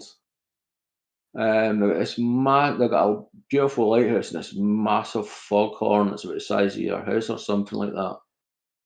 But me and my mate have had this sort of, we've been down 3 or 4 times, but the weather's not been great, just to see if we can see Blackpool Tower from there. We can see right to Barrow and Furness, and then it gets a bit hazy and whatnot. But you can see the Isle of Man and that from there. You can see Ireland and all the rest of it from that point. But just basically gone out with the camera sort of thing and something to do. But I've still got my P900, but I kind of do a lot more landscape and seascapes now with my other camera.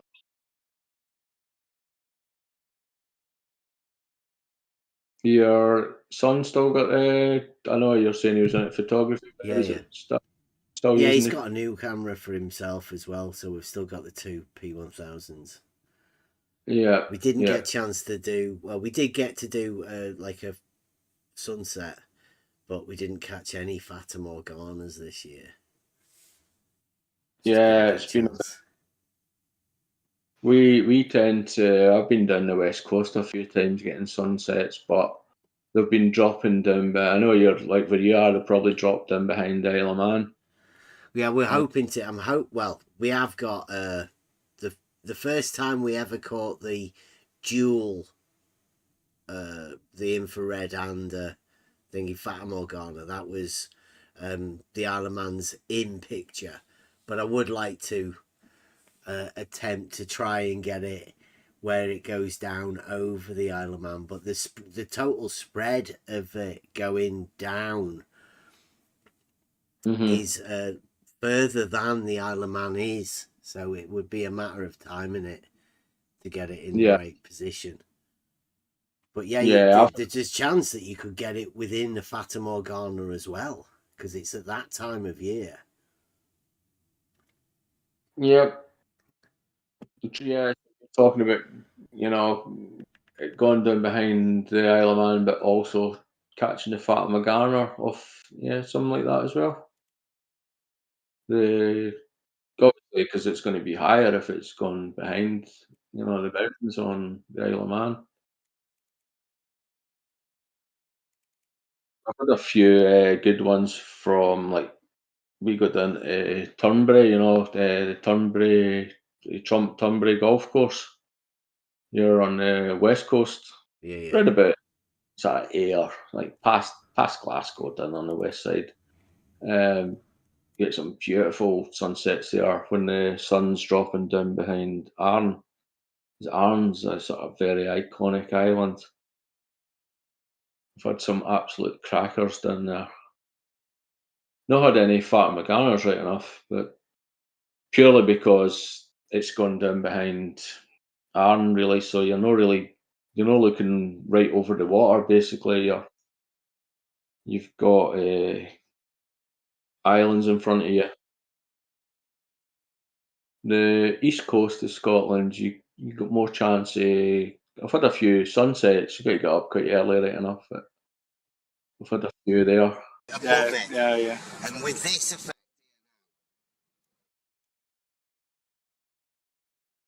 One of the sunset I caught on the east coast, I think Dell was talking about it. Funny enough, one time on one of his videos. Wasn't it the best? I actually moved to zoom bev. I had it in a really kind of half. You know what it's like trying to get it in the centre. I kind of zoomed in a little bit. I wished I had. I wished I'd just kept it at the focal length I had to start with. Is that your infrared? Yeah. Infrared on the bottom and the normal P1000 above. It's really hard with the infrared because it's sort of like you can see there, it bleeds the light. Infrared doesn't like looking at the sun or the moon. Yeah. No, I had an infrared camera, and I think I used it about 4 times, Bev, and just kind of that kind of reason. Yeah, it's got a heavy filter on it. Which, I mean, it's okay. It does work, but I mean, you can see that the direct looking at the sun does affect a lot more with the infrared. Yeah, I think what was it? I had 1,000 ND filter on mine. For the sun anyway. But it definitely gives you a different view as well, Bev. Definitely. Yeah, I mean, to us that was sort of historic, really, because the first ever Fata Morgana filmed with dual infrared and not infrared. I think that's possibly the first ever Fata Morgana filmed in infrared. Yeah, you could be right, Bev, because I never filmed one on mine. Let's say I kind of, it's like tricky, but you can dial them in. If it's like anything, Bev, you spend enough time with something. But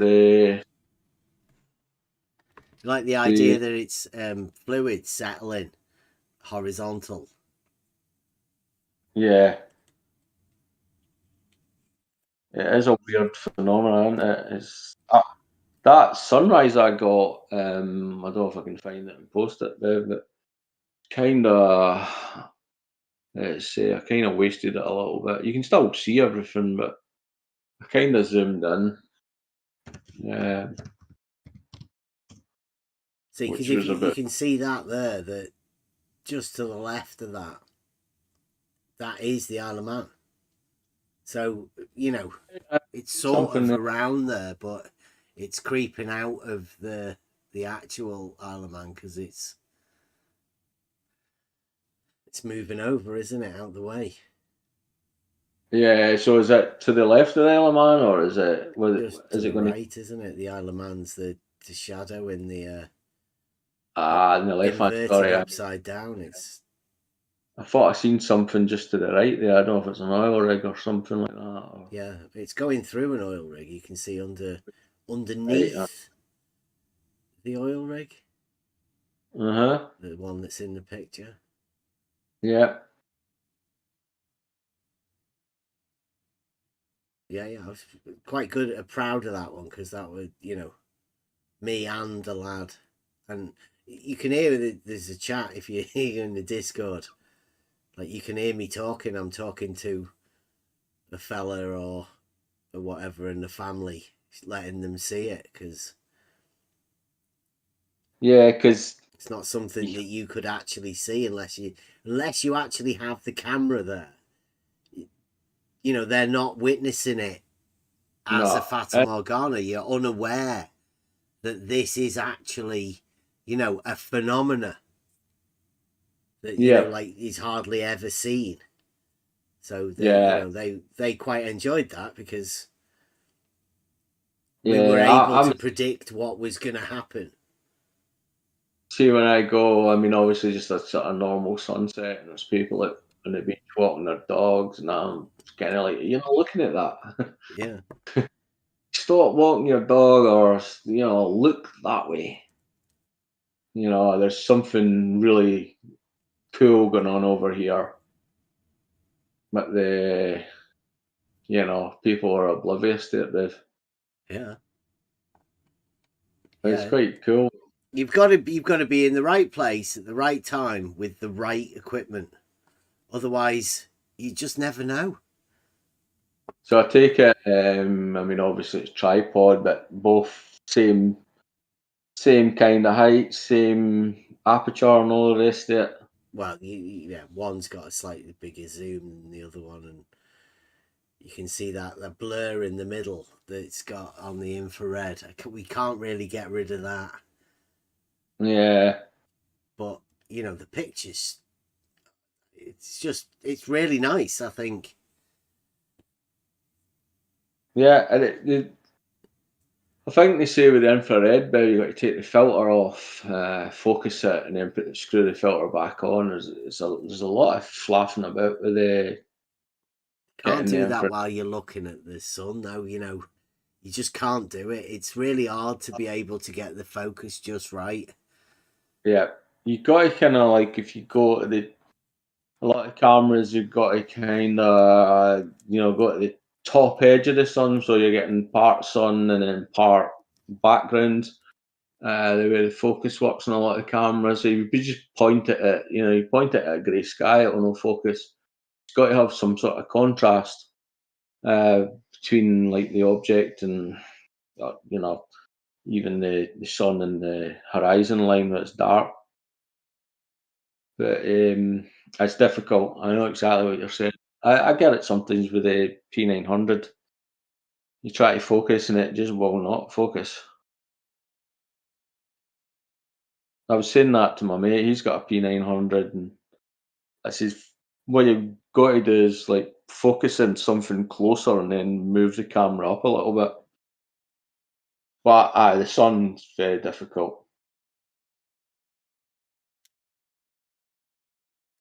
So think you could get a Fata Morgana at sunrise, Bev? I could. Well, I don't know, because you'd have to be on the other side, and like I don't know. Try and share this, and you can see what you think. It's just about the stillness of the the air.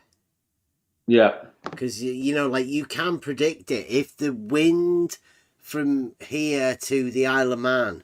So you can check the Isle of Man, and you can check the area that you're in, where you're going to go filming, and see that there has to be very little wind in between them in order for it to settle, because that's the North Sea, where there's fucking windmills and all sorts over there. So it's got to be still. One of the conditions.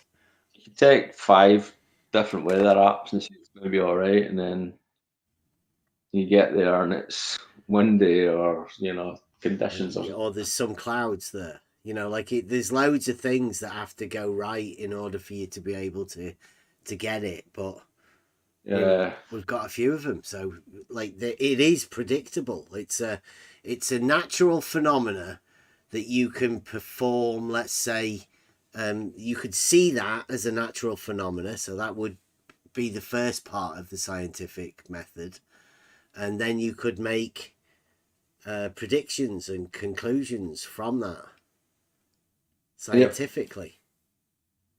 So, I mean, if there is any science, and this would be classed as a natural science, because you are dealing with nature, you're observing a natural phenomena, and then you're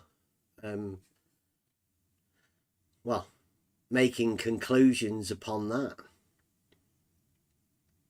A good website, Bev, I don't know if you've heard it, it's called Clear Outside. You can put the locations in, obviously, for where you're wanting to look, or and the top 3 boxes are all about cloud level. So if they're all saying 80% cloud level, then forget it, basically. Percentages in them to be really low. It's more fun just to do it, though, right? To you sat in there, you can look at your apps, and then you go, let's go out there, let's just go. But the amount of times, Bev, I've looked when I'm going to get sunset down the west coast, I've looked at the apps, and it says the weather's going to be terrible when I get there, and there's no clouds and perfect sun. Yeah, something tells you to just go. So you just do. Yeah. I mean, I can set off here and it's pissing the rain, and get where I'm going, it's sunny. So yeah,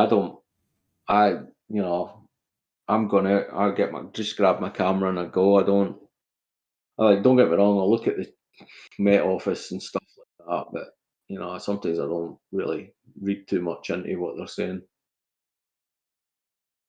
There's I don't know if you can see in the live chat there the video, sunrise. Yeah, we can play this, can't we? Turn the sound down.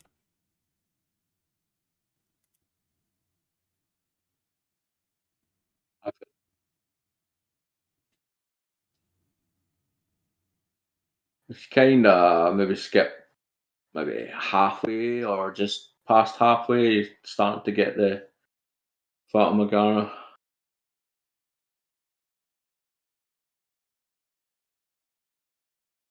And that was a day it was meant to be cloudy. I mean, you can see that there's a couple of clouds there, but I've been there before. That's an interesting little place called Dunbar on the east coast. It's about an hour and a half drive for me, but they've got, I'm sure it's Dunbar Harbour. They've got that's where they used to take the tide heights and all the rest of it. Mm-hmm. They get a 6 meter difference in that particular place. you see later on in that video, Bev, you see what I'm talking about? I kind of moved the camera a little bit. I tried to zoom in, and then I've got the kind of sun more on the bottom of the picture. Around about, like, maybe, just let have a look at it. Around about 2 minutes 24, you can start seeing some weird stuff, maybe even just before that.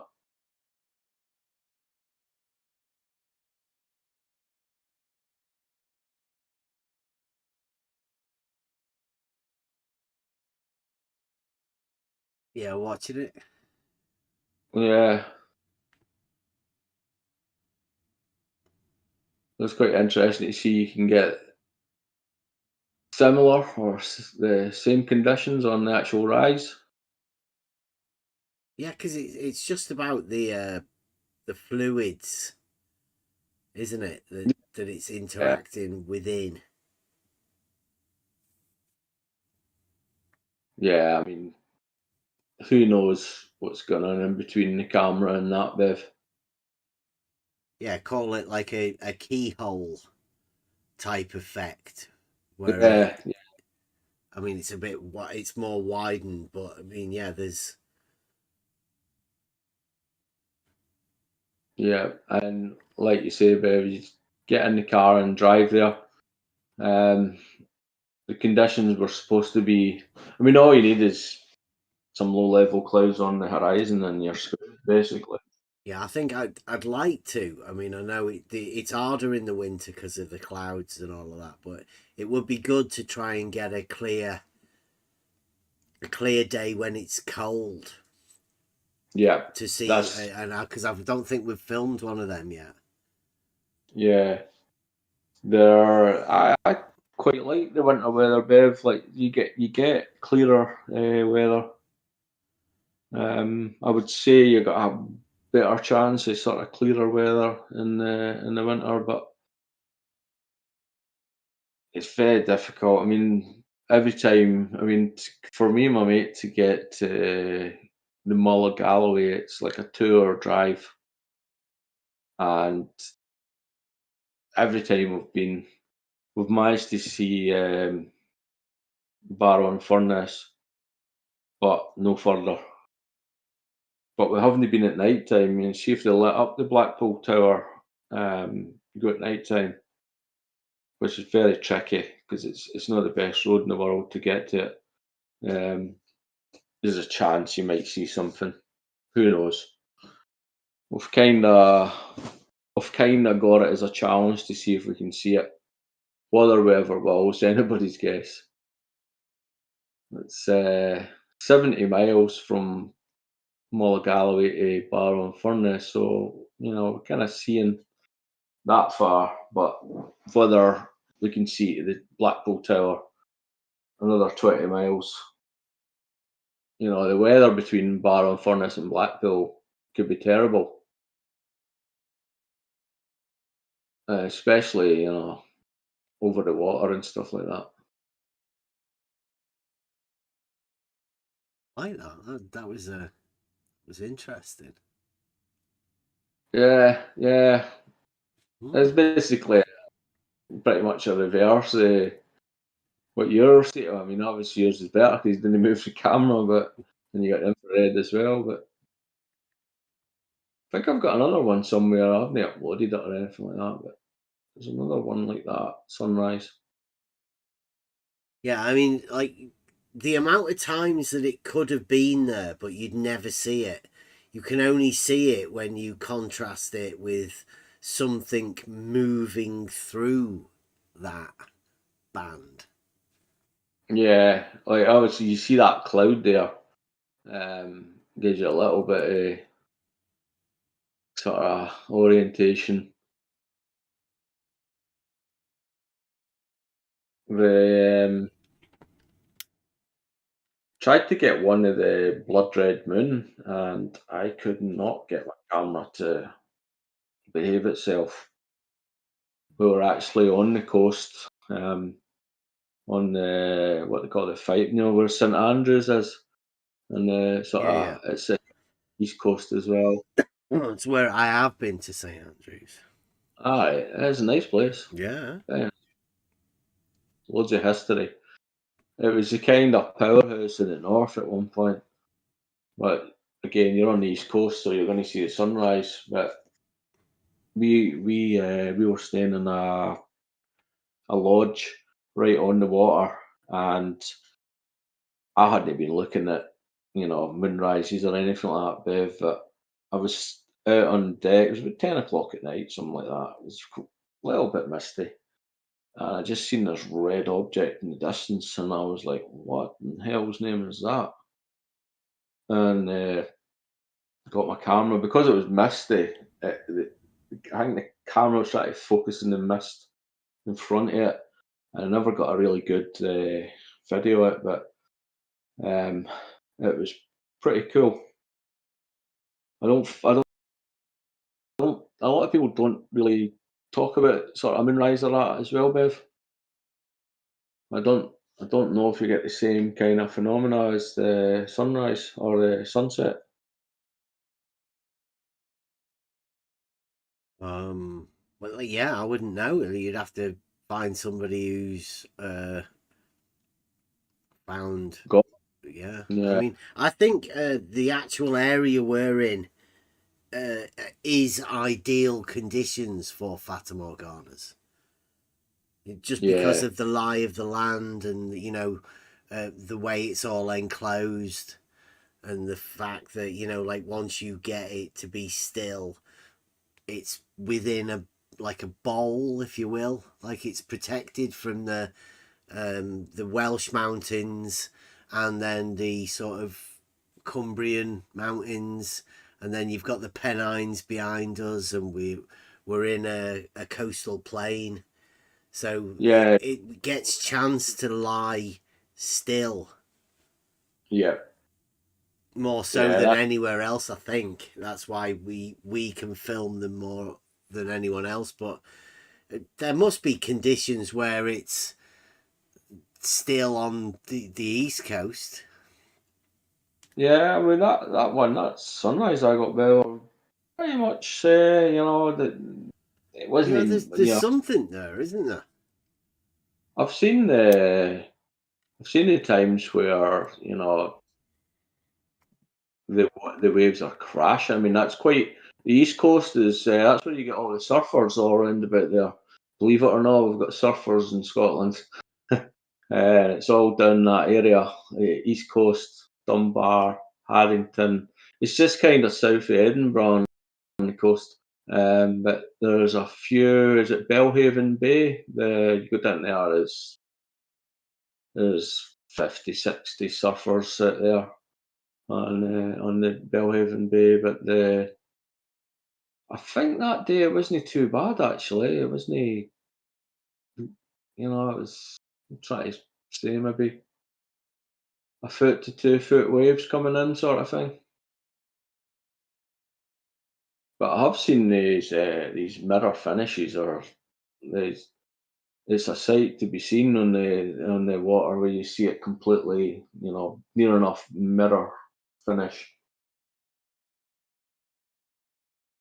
First time I seen it, it was probably during lockdown and that.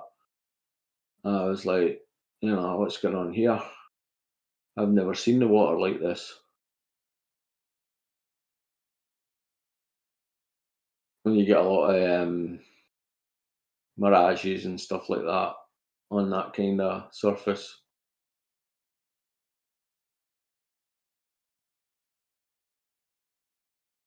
The same way, I think you were talking about can't mind where it was, maybe the past week or that, you were talking about the picture that Ranty kind of took and photoshopped and all the rest of it. The photo that my lad took that Ranty placed underneath the other. I was listening to it in the car, so I wasn't really watching the screen or anything like that, but I think I've seen it before a while back. But you see these guys getting really arsey about having to ask you about what way the sun's setting and all the rest of it. You know, they're like quizzing somebody. It's another thing that they don't want to talk about, right? Because the fact that Ranty took that picture and then we went over there to replicate it, and we did. We found out where the guy took the picture from, and we did all of that. And nobody wants to talk about that. Or nobody wants to talk about like the surveying stuff that we've done that was basically replicating a similar sort of thing. They don't want to talk about it. They'd rather quiz you about the shadows and the sun and all the rest of it, you know. Yeah. And I do think that particular picture is a composite. It's a sunset and a sunrise picture. Because he's overlaid one on top of the other for a gallery. And it does deserve to be in a gallery because you contrast the white cliffs, the white mountains with the dark Blackpool. Yeah, there's no way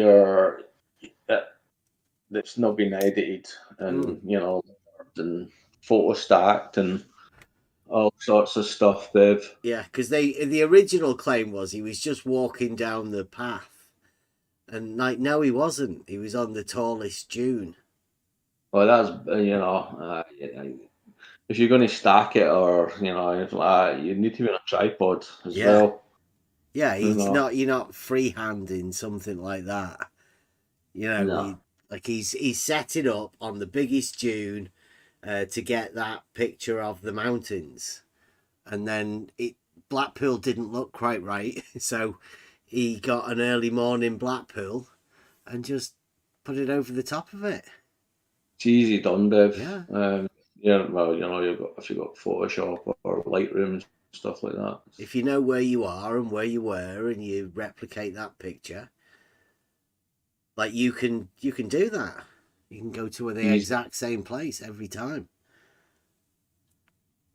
Yeah, easy done. But it probably fired off a few shots. You're not just going to take one shot when you're there, but you take half a dozen. The thing is that both Ranty and Katz went there with their P1000, P900s to replicate it, and they couldn't. They couldn't do it. So when we went down there to do it with my lad, and we did, that was all I needed for some reason. Yeah, because you've obviously put a wee bit more research into it and pretty much knew where the guy was. Where, you only need to be 2 foot one way or 2 foot the other way, and you're not going to get the same picture. Mm-hmm. There's no chance. But they're still missing the vital element, and nobody's ever talked to us about it because like we've been there and we've researched it, and the Blackpool stones are in the picture. Like is that little rocks that are on the water on the seafront, or? Yeah, they're on the seafront. Yeah, there's like a little set of stones. There's like what would you call it? Like artworks. Ah, right. So it's actually artwork. I've heard that guy I posted the picture from the Isle of Man. He's a kind of like YouTube blogger kind of thing. He does a lot of Blackpool stuff, but I'm sure I've heard him talk about the Blackpool rocks, or I don't even know. He was saying there was actually maybe something out there, Bev. Might have not been Blackpool rocks, but maybe something else. It was part of a structure. It was there a while, back in the day, sort of thing. There's a boat. There was a boat that went around aground, and that's at Southport. Maybe that. I think it got mixed up with the lights, and it was near Blackpool because they've got like a deep coast out there, but ended up in Southport on the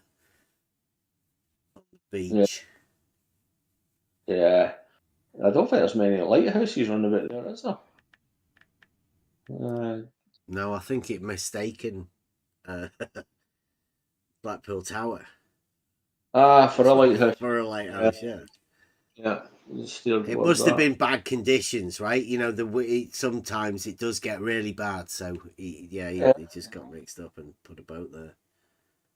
What was it, a guy? I was speaking to a guy. I just take a lot of images on the, no St Andrews, but on the Fife Coast, room by Anstruther and Trail. It's kind of like further round towards Edinburgh from St Andrews, kind of thing. And there's an old guy there. He's got a flat, and he's got a lot of sort of memorabilia in his windows of his house. It's like you can tell he's been a sailor or something like that. And there was an odd occasion he would see me with a camera, and he would come out, and I would talk away to him and get a bit of the lie of the land, and he would tell me what you could see and what you couldn't see and all the rest of it. And he used to be a pilot for the oil tankers that come in and out, because we've got Grangemouth, which is a huge gas and oil complex, and the boats have to come in from there, from the North Sea. They come in to this Firth Forth, and you would go under the Forth Road Bridge if you get the idea where that is. And he would say there'd be 6 foot swells, 6 meter swells, sorry, when they're trying to get on and off these tankers. And that particular, you've got a 6 foot tide, 6 meter tide, sorry, and a 6 meter swell, and different, the winds coming from the north or the south. It was terrible, but the conditions, it can quite quickly change out there. That Mull of Galloway, that's a kind of entrance. It's not really going in towards Blackpool. It's slightly further up there. I don't know what channel it's called, but this forecorner, I don't know if you've ever seen them. They're massive. I mean, about the size of a house, but these massive. Before they had the lights, they had these massive foghorns that they would blast for the boats. Obviously, they're kind of obsolete now with the lights and all the rest of it. But I wouldn't like to stand next to it, put it that way. You would, I don't know if it would kill you or deafen you for life.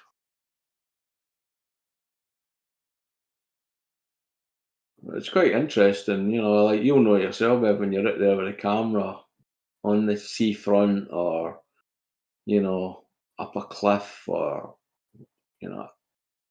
a lot of these guys who,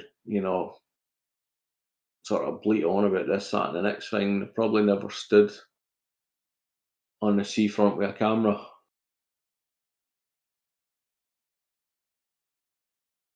Well, they'll kind of use their maths and all the rest of it to sort of have some area of authority where they've pretty much never done anything themselves.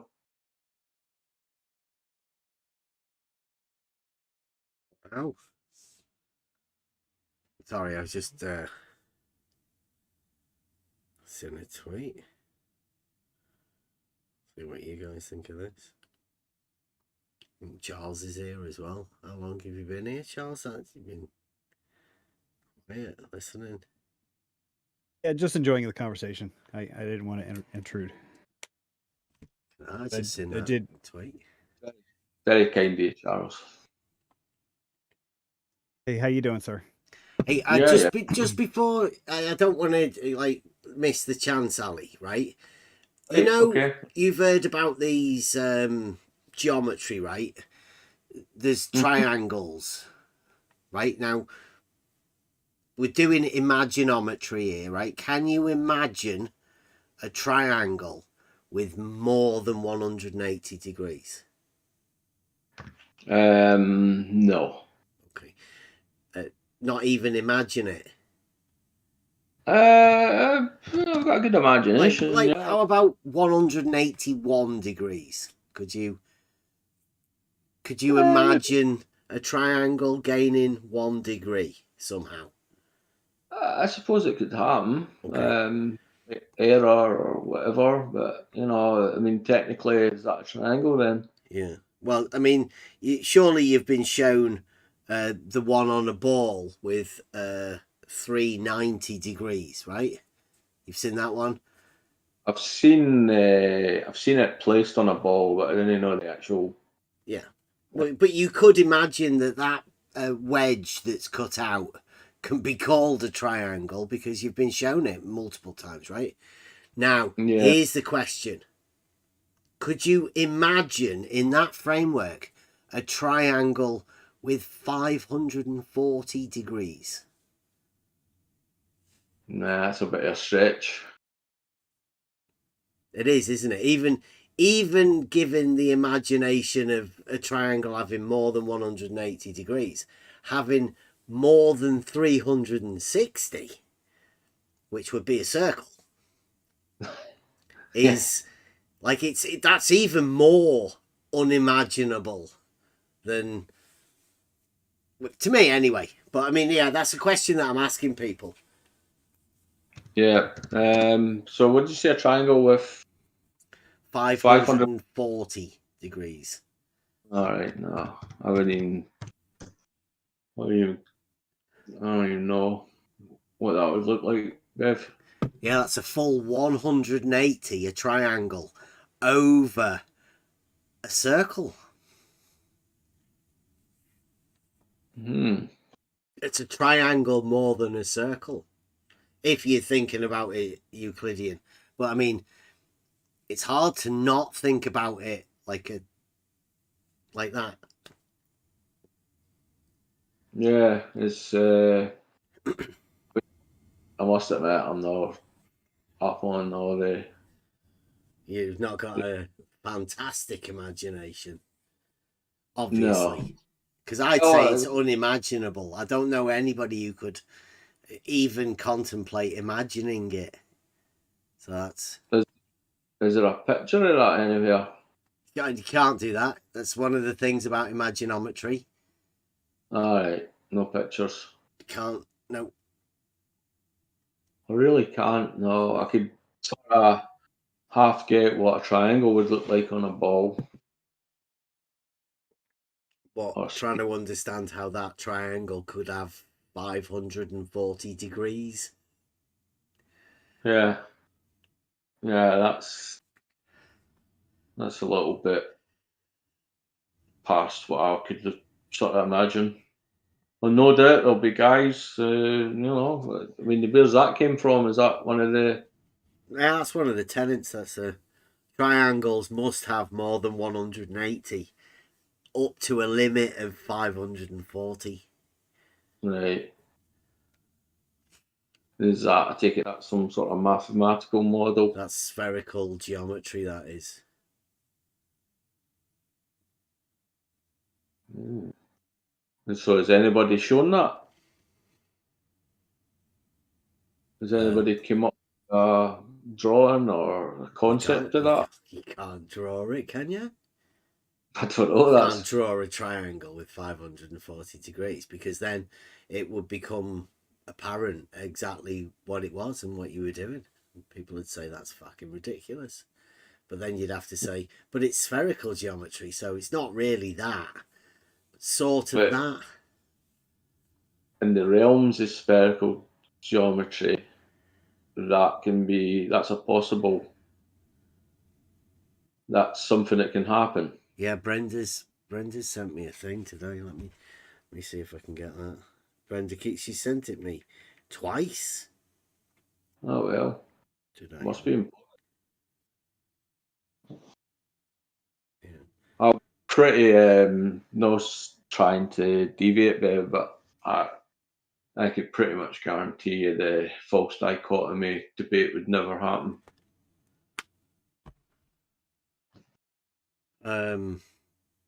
Just when you're mentioning Brenda there. Yeah, maybe not with Brenda. Maybe somebody else could, I'm pretty sure mixed feelings about Jern. I used to like him, listening to him and stuff like that, but it kind of seems as though it's more about money than anything else now. But yeah, he allows for straight lines curving. can he's a Always YouTuber. troubled mind. I mean, I don't know if he allows it just for the sake of the argument. You know, it's like, this is what these guys think. I'm just sort of, you know, putting it out there. This is what these, you know, this is what these people think. But I'm not necessarily. Does he necessarily? I mean, I think who was it? Fight the Flat Earth, and was it Caleb? Started to watch a bit of Globebusters. Was it Sunday night? I didn't watch it live. Always like the first half hour of it is all buy this ticket, buy that ticket, you know, that kind of stuff. I've never watched Globebusters at all. Well, if you do, is just skip the first half an hour. But you know, I can see where they're coming from. It's a business, but he did kind of. I think Caleb or somebody, one of his pals or something like that, had made this video about Caleb asking all these quick fire questions to Fight the Flat Earth. It was quite a good video, and Jern was kind of, I would say, he's kind of talking down a wee bit, trying, or I don't know if he was just doing it because he was on, you know, Globebusters that, but he was kind of playing down, saying he couldn't listen to the guy and this, that, and the next thing. But whether that's for sure or no about, but you know, if you're going to bring an argument, it's going to like put the kibosh in both the models, and I'm pretty sure that's not going to be allowed. Brenda wants emails with coffee. Dick Bunny is. Coffee with Brenda and McToon. And where would you go? No, that's what Brenda like. Brenda likes to go and meet people before they debate. Yeah, he wants me to send them emails and all sorts of stuff. And I don't really do emails. Anyway, that's one of the things. Yeah, I mean, I'm still behind the times with that. What's wrong with communicating on Discord? I mean, I don't know what private messages are for. Yeah, I would have thought. I think what it seems like to me is that Brenda and McToon are becoming Jaren's booking agents. Because, you know, Jaren needs a supply of Globe people to go on and do that. So McToon and Brenda are, you know, they supply that. And they got Fight the Flat Earth dropped out, and Rob Parks was in there. So, you know, that needs a Globe team of booking agents. I don't think Charles is on it. I don't think he's been invited into that thing. Probably Jern thought, well... Yeah, I think they were all working together. You know, it's all like you've seen it. Jaren and McToon and Jaren and Fight the Flat Earth. They're like happy together. But you've heard Fight the Flat Earth. He goes fucking mental. But he's all right with Jaren. They're all like best mates. I honestly don't think that kind of, I don't know whether Jern takes Globebusters a bit serious, but more serious, but I really do think it's a business for Jern. He doesn't care. It is, he does, but he makes his money from that. That is his business. Yeah, he doesn't really care. He realises, you know... He needs to be able to have the Globers, right? You've seen what happens to Nathan Oakley when you cut yourself off from them. They just, there's none appear. They don't, you know, if you're not playing the game, then they don't want to talk. And obviously, McToon and Brenda and Jaren and Caleb and Fight the Flat Earth, they're playing the game. Yeah. But it's all money for them, Bev. If nobody talks to each other, then none of them are going to produce videos. They're not going to make any money. You know,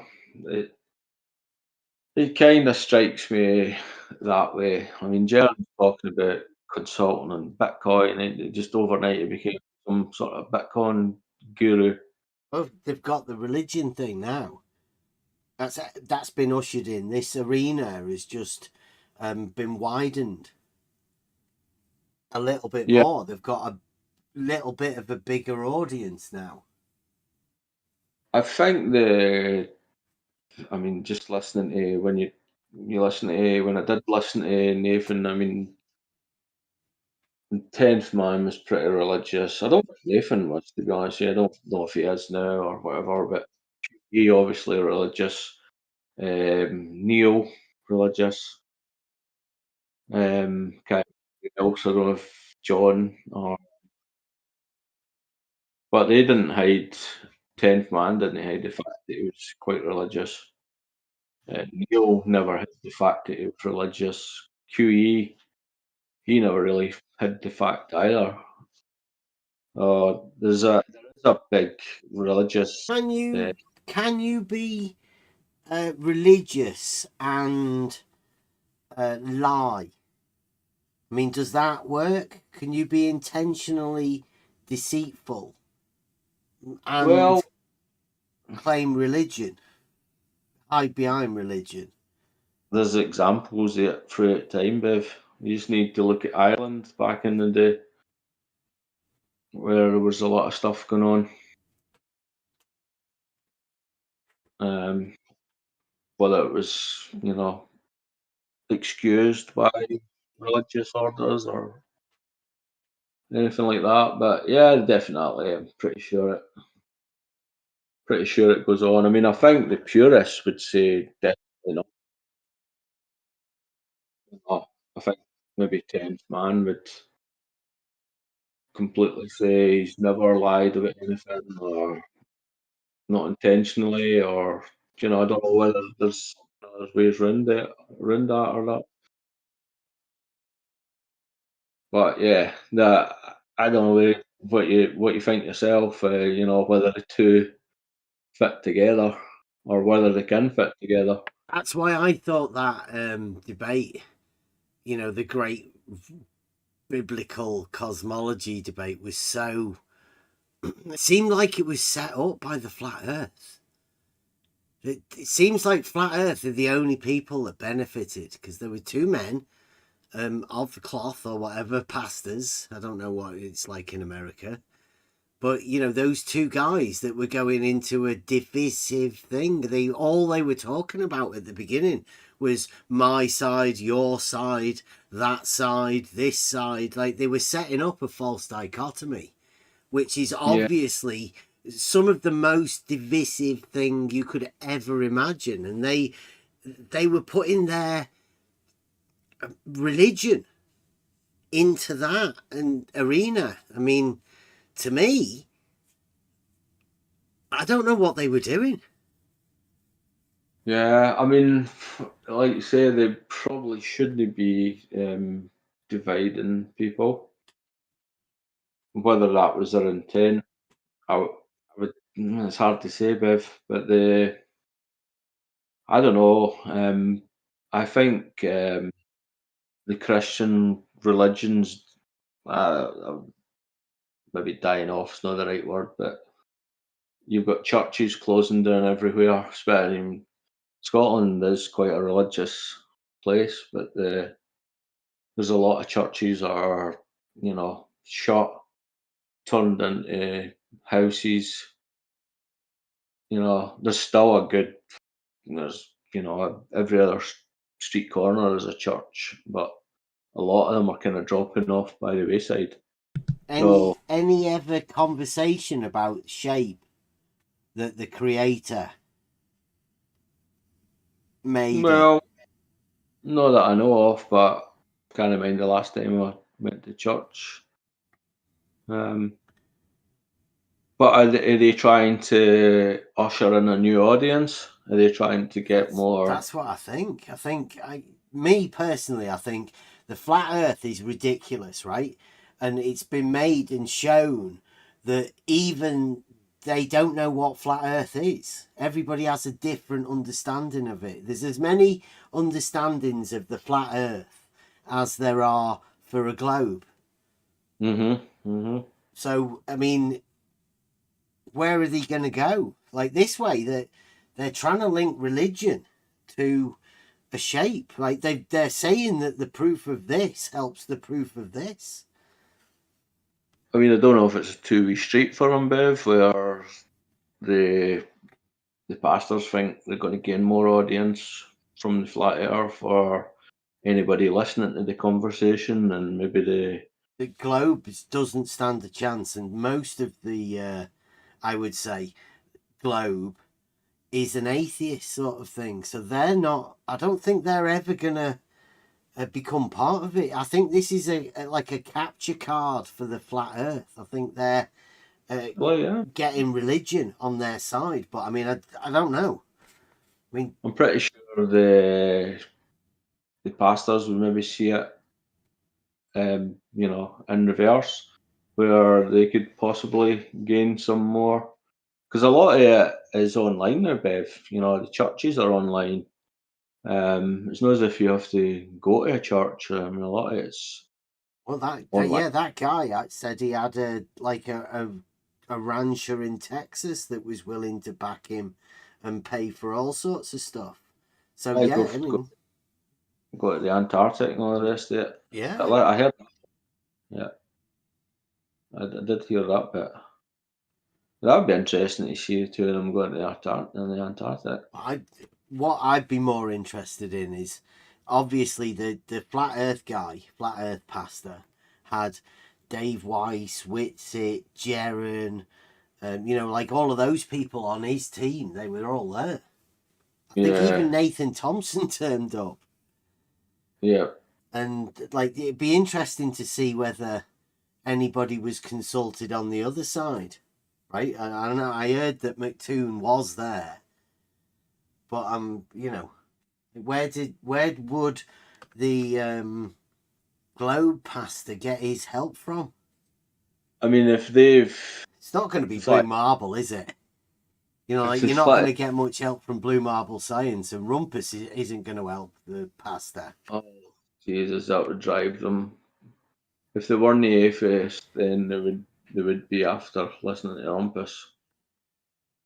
But maybe it has been set up more on the flat Earth side, Bev. Because the guy got a lot of leeway. I mean, I just seen. I don't know the guy on the left. I'm calling the guy in the flat. Take it there. Well, obviously, the flat Earther guy was the guy on the right. Just globe pastor and flat Earth pastor. He seemed to have got a lot of leeway. The guy on the right. When I was watching it, the kind of bald head guy, and he kind of just got allowed to present his thing. Yeah, that's what I mean. Yeah, another guy. It was a bit more professional, wasn't it? Oh, it's quite slick. It was better. He was better prepared. Yeah. So has the other guy been kind of set up as to speak, where he wasn't quite aware of what they were going to talk about, but very hard to say.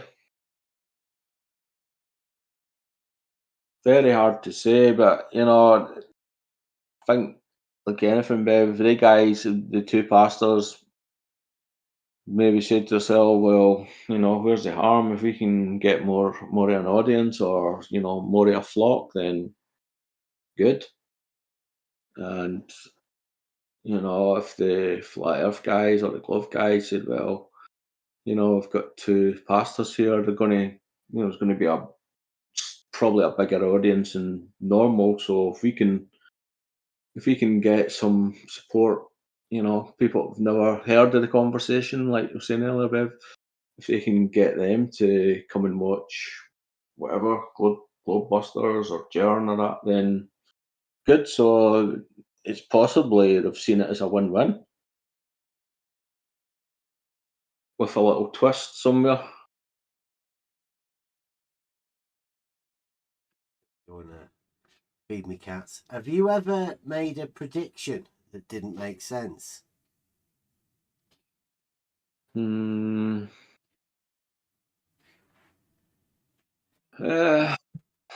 Possible, but I can't think of anything offhand. I know where you're going because I heard what you had said, or I don't know if it was Charles that was speaking about something.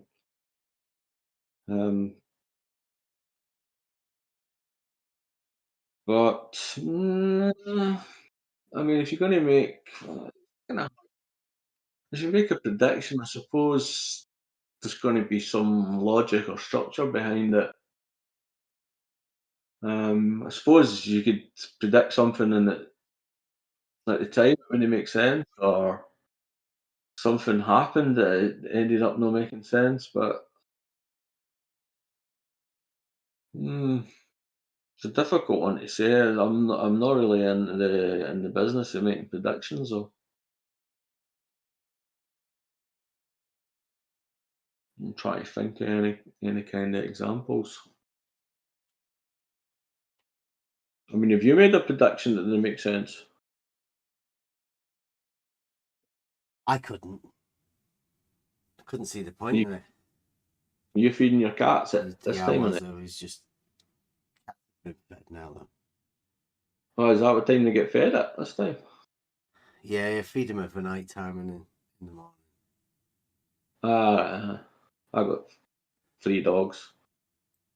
Fed at 8 o'clock in the morning and 2 o'clock in the afternoon and 6 o'clock in the afternoon at night. If they came to me this time of night wanting food, they'd get a kick in the arse.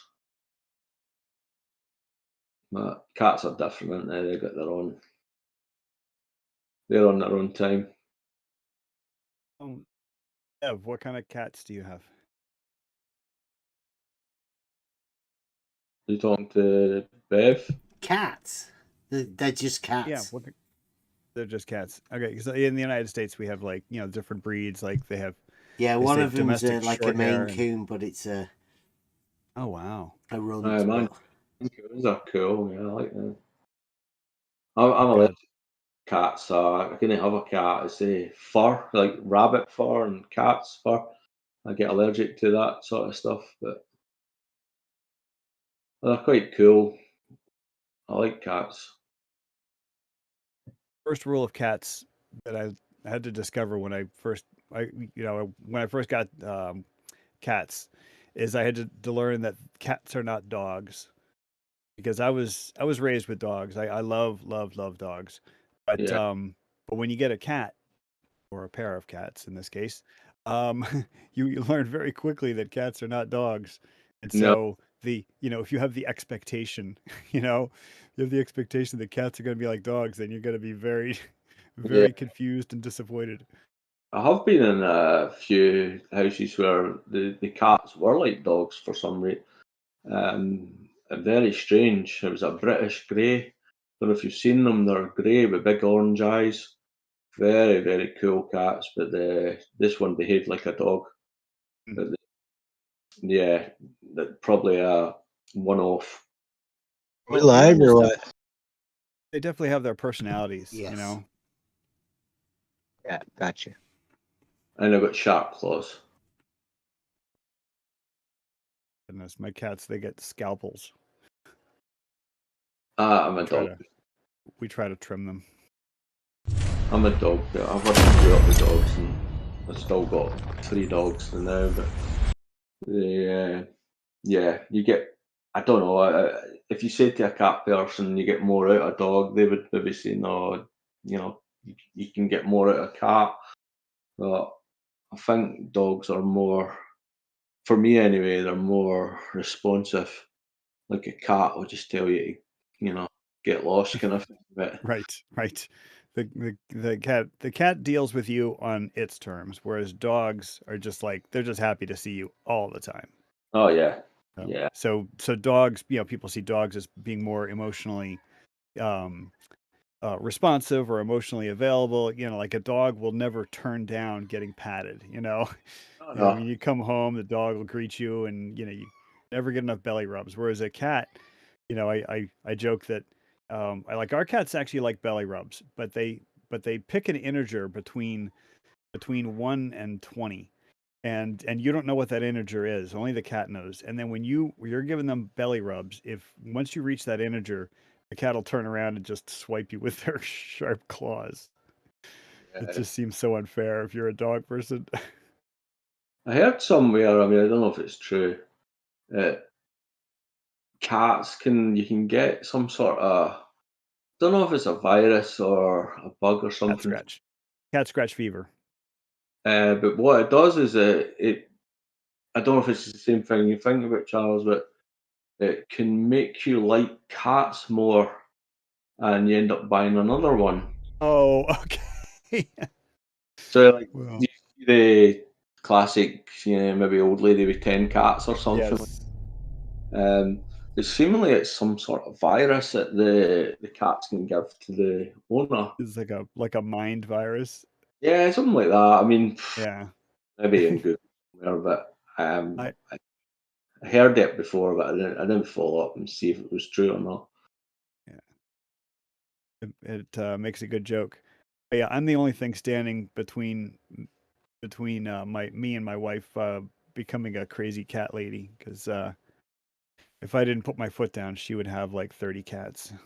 Yeah, you could do the same with dogs. Uh, was our two dogs had pups, and I wanted to keep one, but then that would be four dogs. Um, my wife says no, we're not having four dogs. So, but when it's your own dogs and they have pups, then you feel a wee bit more attached to them. Yeah. But sense prevailed, and they all went quite local to us. One of them went across the road, one of them went along the street, and the other two went very local to our village as well. So that was a good thing.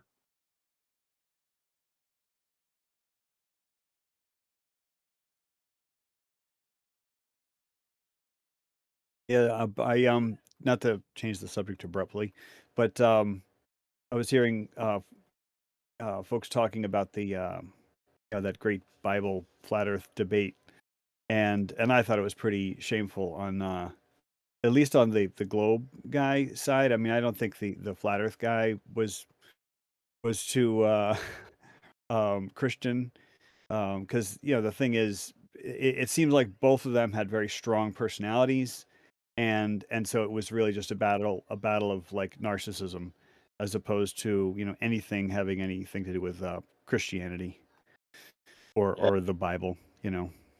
I didn't They see were it a just, lot, but I did get the kind of undertones of that. But yeah. yeah, I mean, you'll probably see it different, Charles. I mean, they were using scripture to just bludgeon each other. You You know, kind it's of like, got that. no, you translated it. You translated it incorrectly. No, you did. I mean, it's like, where are you going to go from there? Um, and it was just so unchristian to my view. Because Yeah, Would that's not you how be people are able supposed to to treat help each him? other. Because he, like, No. at least the flat Earth guy seemed prepared, didn't he? The other guy just seemed Oh like well, completely unprepared for anything within what yeah, to well, expect or anything. It was yeah, pretty well, sad, the really. globe guy has a pretty famous reputation for being just a massive hothead. Hmm. And so he's just like, very combative Like QE. regardless. So, yes. So, it's kind of like, yes, he's a pastor, and yes, he knows the earth is a globe, but like, that's all you need to know. So he's just going to put the boxing gloves on and try to bludgeon the other guy.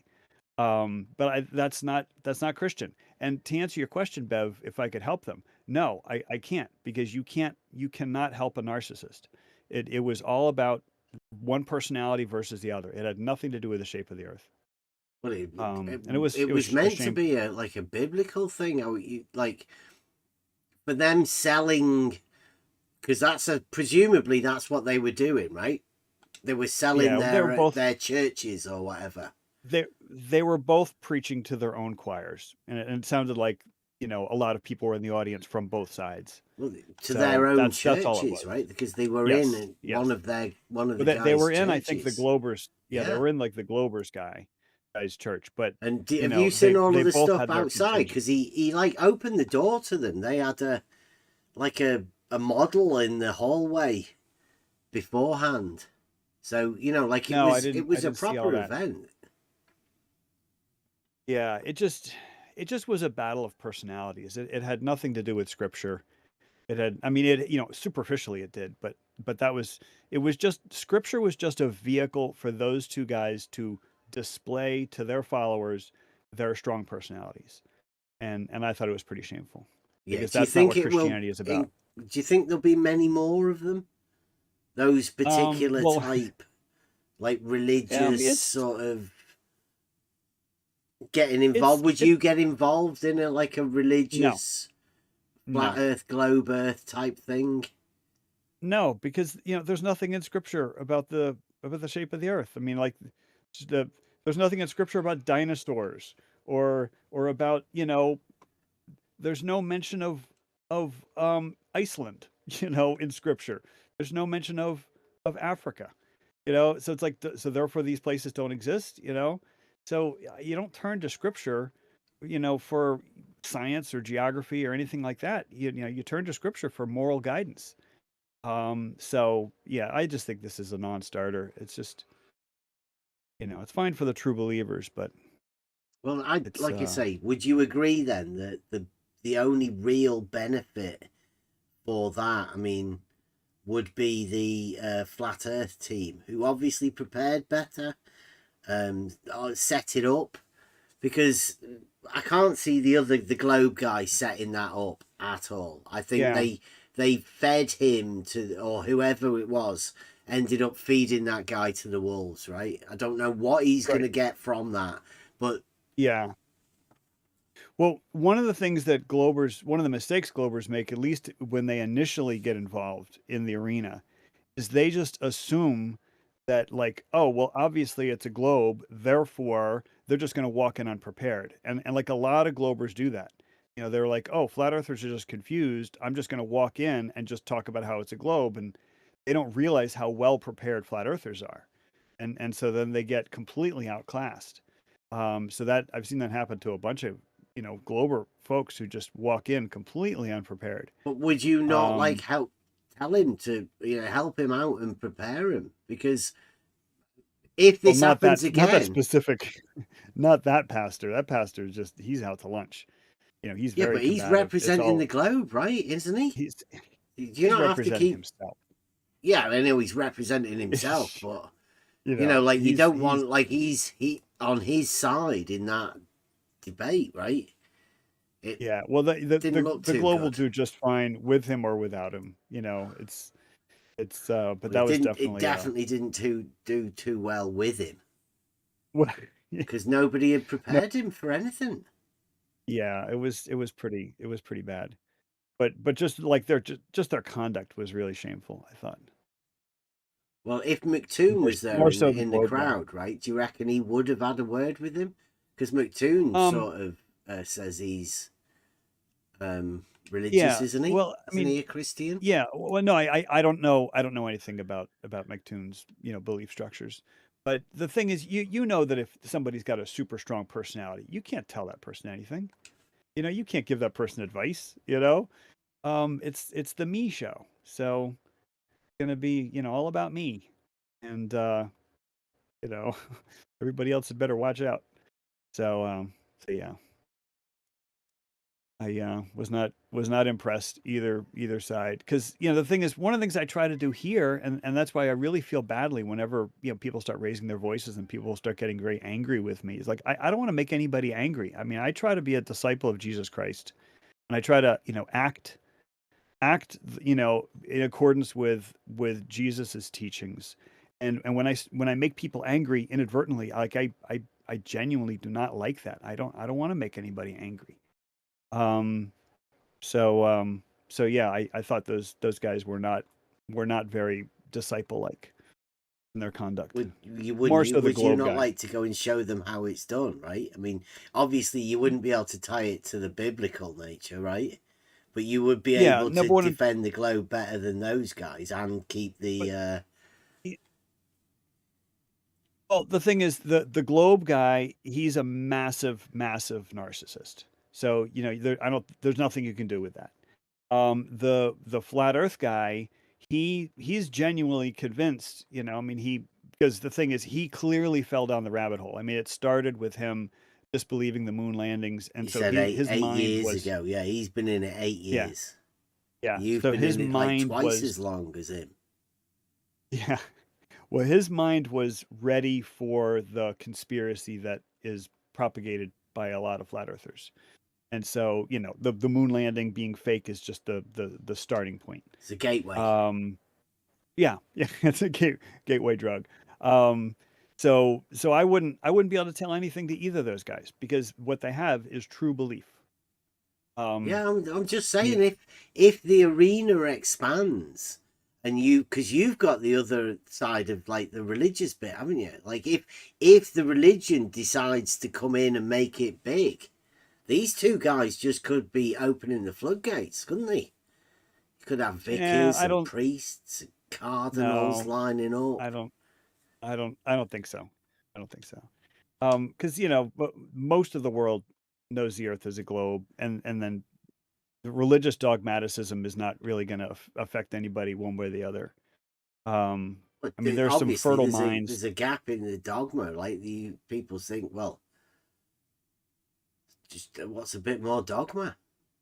Yeah, yeah. This is true. I mean, the thing is, there's some minds that are fertile ground for being influenced, one way or the other. Um, like there's charismatic preachers. I don't know if you have any charismatic preachers in the UK, but in the I United don't think States, so. there's No. like a whole, Well, I'm not. yeah. I'm I not mean, in there. I don't go in those circles.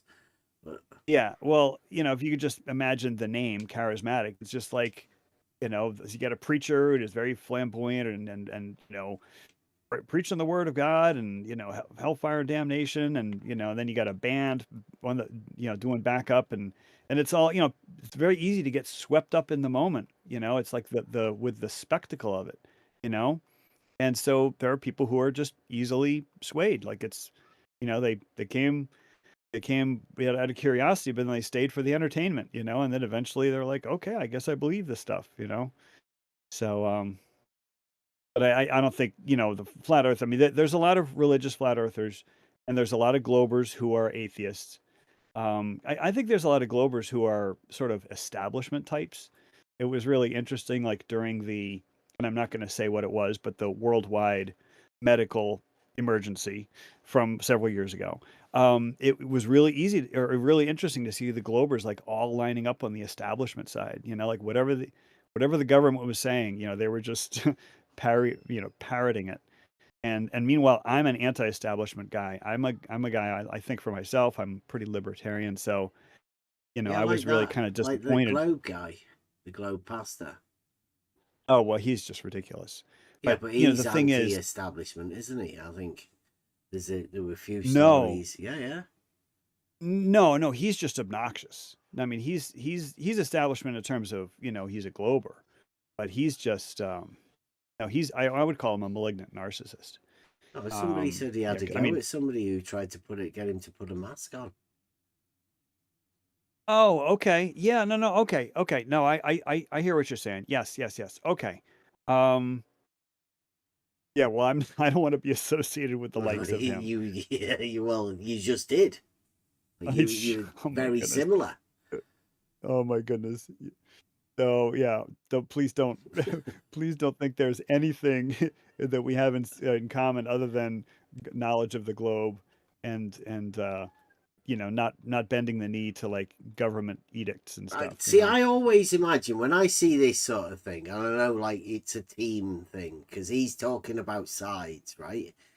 Now, I'd say you're on the side that he imagines he's on. When they were talking about having these different sides, right? You're I can on his imagine that, yeah. side, right? Whether you like it or Or- not. But that's only within Yeah, the false dichotomy. Like, you could say there is another side and jump out of that, but within the false dichotomy that these debates set up, you are on his side. Well, only because we both know it's a globe. That's where the similarity. Well, we both know it's a globe, and we both kind of distrust, you know, the narrative, the mainstream narrative. Right. But, Well, I would be on the side that does not know it's a globe, and knows for certain it's not flat. It's not a mirror-like polished surface. Well, no, I'd just say that, you know, for proof and proof-giving system, that proof would therefore be gained by the people that you get it, right? And I have no knowledge. There's no proof that it's a globe. You'd have to admit that too. No. It's a core tenet of that there is no proof. Lowercase p. There are infinite lowercase p proofs that the Earth is a globe. What's a lowercase p proof? What's that? Meaning informal. When people are talking about, you know, you have evidence. You have evidence that you can bring to the table, and this evidence, you put all the evidence together, and it indicates a conclusion. And then if you have a preponderance of evidence, if that pile of evidence becomes mountain-like, then you could say, you know, we are sure beyond a shadow of a doubt that this thing is true. Still not a proof. Not lowercase. I'm sorry, not uppercase proof. Uppercase proof is reserved for mathematics. Lowercase p proof. Informal. The word proof, the way human beings use it when talking to each other. That's the proof they're talking about. No, well, that's they're not talking about redefinition of proof. Mathematical capital P proof. So it's not a capital P proof. It's just proof. So that's one of the things that people fall into the trap of, is like the word proof. It's spelled the same way, but you know, on the one hand, on the one context, the only proof that exists is mathematical. That's capital P proof. Logical, and on the other hand, right? You could have a logical lowercase proof, p. You? It's not. It doesn't have to be. Well, I mean, you could. What you meant by that was conclusions. logical. No, I didn't. I meant absolutely mathematical. No, logical. You could talk about, you know, Socrates was a man, and all men are mortal, therefore Socrates is mortal. Like that's a lowercase p proof. It's a proof, right? Yeah. But you don't have any of that either. You don't be trying to fool people that you do have. There's proof. There's infinite informal proofs of the globe. When I say informal, Go meaning, on, then. You know, lowercase p. Give us one, like this Socrates. the one that you guys were laughing at me about was when I made my prediction that didn't make logical sense. Yeah. And I was hoping that somebody would ask me, what was the prediction, and did it come true? You know, so what the prediction was that on the date of the equinox, a shadow, the gnomon of the shadow of a gnomon on a sundial, would trace a ruler straight path. Now, common sense is that the shadow path would be a curve, because we've all seen the time-lapse videos. We all see the sun traveling a curving path in the sky. You know, it rises in the east, and then it goes, at least for us in the northern hemisphere, it rises in the east, it goes south of us, and then sets in the west. I mean, that's clearly a curved path. So common sense says that the shadow on a sundial would be a curve as well. Like, that was what common sense told me. But I did the geometry. I did the Euclidean geometric analysis of what the shadow path would be like on the date of the equinox if the Earth were a globe. And the prediction, which didn't make sense to me, the prediction was that the shadow path would be straight. In fact, I was so perplexed at this that I threw out my notes, and I started with a clean sheet of paper, and I started back from square one. I was like, of course, I must have made a mistake somewhere. So I started back at the beginning, and I did the analysis again, and I came to the same geometric conclusion, was that the shadow path would be straight. And so I was like, all right, well, this doesn't make sense. If the sun moves in a straight line, then the shadow would be straight. Is that what? But I mean, we see the sun moving in a curve, right? So what was the prediction rate? So if the sun, you said, if the sun is moving in a curve, then the shadow path will be straight. Is that what you did? No. What I said is if the sun is moving in a straight line, then the shadow path would be straight. No, that's not what I said at all. Okay. What I said was common sense tells us that the sun is moving in a curve and that shadow paths will be curving. That's just common sense. There's no geometric analysis there. But on the date of the equinox, the shadow path will be straight. Now, it turns out that the path of the sun in the sky is straight because we're looking at a circle from edge on. But the thing is, and this is what I really wanted you guys to get, is that the prediction clearly didn't make sense to me. It violated common sense. So the next step is to test it in the real world. So the very next equinox, I went out and I had like a little piece of cardboard and I put a little paper clip, a little bent a paper clip to serve as the gnomon, and I marked the shadows all day. And it traced a ruler straight path. So my prediction, which didn't make sense, came true. And the thing is, what made the prediction was the globe geometry, whereas the flat Earth geometry, or the level equals horizontal geometry, I apologize, says that the path of the shadows would be a semicircle. It's just Euclidean geometry, you mean? Yes, it's Euclidean geometry. Absolutely. Euclidean so that's geometry. Got nothing to do with anything level or horizontal or anything, has it? Well, no, I'm just saying the shape of the Earth, right? If one considers the shape of the Earth, and if one considers the shape of the Earth nothing to do with the shape to be level equals horizontal, right? If level equals horizontal, it's just about the path of the sun and the shadow. Yeah, but how's that got anything to do with the shape of the Earth? Because the globe geometry predicted a straight line. Whereas if level equals horizontal across the face of the Earth, like what was the shadow on? The base of the sundial. Okay, so not the shape of the Earth. No, it's a geometry problem. Okay, it's what the light in the sky is. The light in the sky. Like the thing is, I would love for you to take up astronomy. I mean, it's one of the quadrivium, right? It was such an important study that they included it in the quadrivium. So the 7 liberal arts, the trivium and the quadrivium, astronomy was considered so important. It's one of those 7 subjects, and I would love for you to study it. Not to believe what some guy tells you, but to literally go outside and study the heavens just like the ancients studied the heavens. I would love for you to do that. Because you would learn a whole lot, and don't believe what anybody tells you. Just observe carefully. Make just careful observations, like the ancients did. Are you telling me not to believe anything that anybody tells me? I didn't say don't believe anything anybody said. I said don't. When I say study astronomy, what I don't mean is study an astronomy textbook and just believe what the astronomy textbook says. So I just want to clarify that when I say study astronomy, I don't mean what about Google? Study astronomers. Google, all right. You could throw out Google as well. A lot of people have been telling us to use Google recently. Yeah. Well, they're not too keen on books, modern day people. What I mean by study astronomy is to actually go outside and study it yourself. Make your own careful observations, and that really is the main purpose of my channel. I mean, my channel is kind of migrated is to make careful observations of heavenly objects, because that will indicate the shape of the Earth. What do you mean by careful observations? That's exactly that. Careful observations. Like looking at the lights in the sky. No, that's not a careful. That's just looking isn't careful. Making calibrated observations. How would we do that? Would we set up our tool on the azimuthal plane?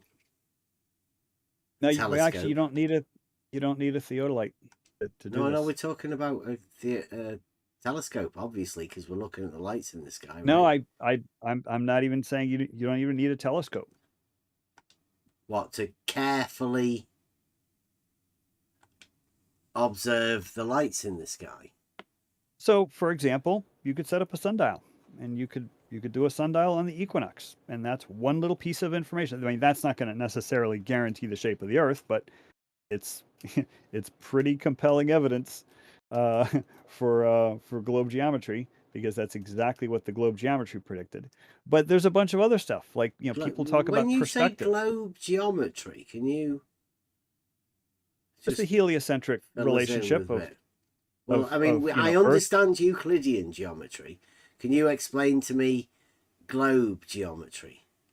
Well, it's Euclidean geometry, but it's applied to the scenario of a sphere that has a 23.5 degree tilt, rotating on its axis, but then it's also orbiting the sun, and then the moon is orbiting the Earth, and the moon is also a sphere. So all these things are Euclidean shapes and Euclidean paths, and you could perform a Euclidean analysis of all this stuff. And then you just go outside and compare. Is that tilt like compare the your tilt observations. of the vertical? No. No. No, there's nothing to do with it. It's not even similar to the tilt of the vertical. No. In fact, the December December solstice How do you know is it's coming up. 23 degrees? Tilt from because you can measure it on the December solstice. From what? Literally, you personally, Bev, can measure the tilt of the Earth. If you go out on the December solstice and you measure the angle of elevation of the sun at solar noon, and you repeat the process on the equinox, and you repeat the process in the June solstice, you can literally measure with these three observations the 23.5 degree tilt of the Earth. And this works anywhere on Earth. Well, measuring these three observations. An angle to the light in the sky. To the big light in the sky. The big light, the brightest light in the sky. Yes. And that tells you a tilt of what? Yes. Of 23.5 degrees. The Earth's axis. The Earth's rotational axis with respect to the orbital plane. The angular height. The angle of elevation. So the angle, the vertical plane. Yeah, the sort of the height. Yes. The difference between. I'm not going to use the word height, but angle of elevation is the proper term. Yeah, elevation is a height, right?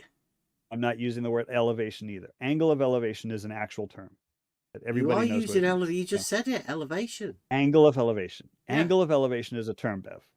Yeah, so an angle. Please stop saying an angle on the vertical. Bev. Oh my goodness. Is it an angle on the vertical?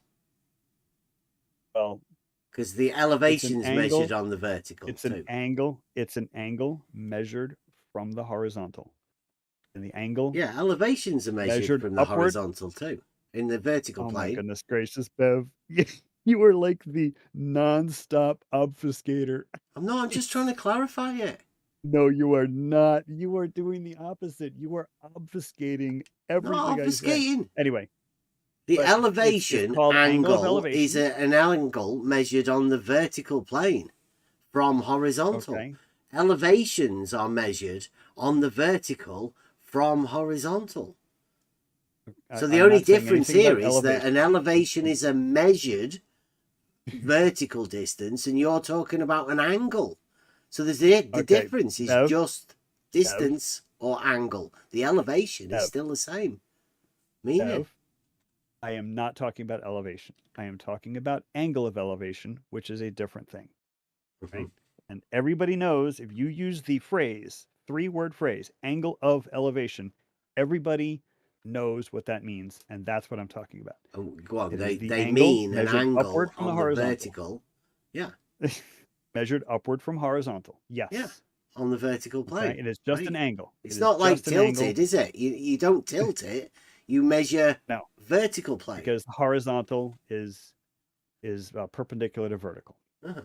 Yeah. Can I ask Charles a quick question, Bev? Yeah, well. You go on about the globe predictions and the globe model, and when you do your observations, Charles, it matches what the globe says. Yes. Is there a world where you could imagine it? There was no globe predictions, was nothing. Because you seem to be obsessed with matching up your predictions to what, other people say the globe's supposed to, how it's supposed to work. What I'm trying to say is, I mean, you're talking about the guys in the ancient times doing studies of the sky, but they had nothing else to do. They didn't have tellies or computers or anything like that, Charles. So I mean, all they could do is look and wonder at the stars. But obviously they've came up with cycles and predictions and that. But I don't know how to say it, Charles. But could you just look at these observations without having to fit them into a prediction? Does that make sense to you? I mean, could you Yes. look at something without having to make it fit or work or fall in line with a model? Yeah, no, that's a fair question. What I would say is that over time, the people in the ancients, they made observations, and they didn't know what they were looking at. I mean, initial thoughts were obviously that the Earth was stationary and non-moving, and that everything moved around it in the heavens. So, that's a very natural conclusion, because the Earth doesn't feel like it's moving, and the heavens do appear to be circling overhead. But with more and more observations, like for example, if there was a non-seafaring ancient peoples, they definitely might have a flat Earth cosmology. But then when people started to be seafaring, and they noticed that as they traveled further south, they started seeing new stars that had never been seen before. Furthermore, the angle to the North Celestial Pole, dropped down further as the further south you went. So it's like they started putting these things together. They started, putting the clues together. So easily by about 2,500 years ago, they realized, just by putting the clues together, these observational clues, they put together that the Earth was a globe, and they made extensive studies. Yeah, it is a globe. So it's not that I'm trying to, like, oh, I believe it's a globe, and I really am forcing all these observations into my globe model. It's actually the opposite. I like to try to have fun with the geometry of it. Like for example, I did a whole geometric study over the quarter moon. You're Like, working on what would the quarter moon do? you're working Right? on conceived conceptions, though, Charles. You're basing them on, um, you know, knowledge that supposed to come from the ancients, or even modern science. I mean, the thing you're saying, when you move away, you got to take perspective into view as well. Um, if you if an airplane flies over a boat, then that airplane is going to disappear at some point. If it's flying in the opposite direction, or even if it's flying in the same direction as the boat, that airplane is going to look very, very different, depending how far it's travelled. Sure. So like, if it's a star, then it's going to look different. If you further you sort of sail away from the northern star, then it's going to look very different. There's going to be a point where visually or perspective wise, you're not going to see it. Sure. I see That where you're going with that, but there are certain things. There's certain parts of perspective, like literally the first law of perspective. If you were to write down the laws of perspective, is that things get smaller when they get further away. Unfortunately, these laws don't appear to apply to anything that we see in the sky, the sun, moon, or stars, constellations. They don't appear to apply, or at least this first law of perspective doesn't appear to apply to anything we see in the sky, which is a bit troublesome. I totally get that, like, see a plane going overhead, that it appears to, drop in the sky or whatever, but it's also getting smaller. We could literally see the plane getting smaller, but that doesn't happen with the sun, moon, and stars. But But what I'm saying, Charles, is and I see it. I was listening to a conversation Bev having with some guys. There was just this complete necessity to go to the sphere or the curve math, or it was like they had, obviously, you know, it's their belief, they're locked into it, but they don't have any other, you know, it's straight to the curve. And you're the same, you're straight to the stars, straight to the observation. Okay. I first off, I 100% agree with your line of thinking.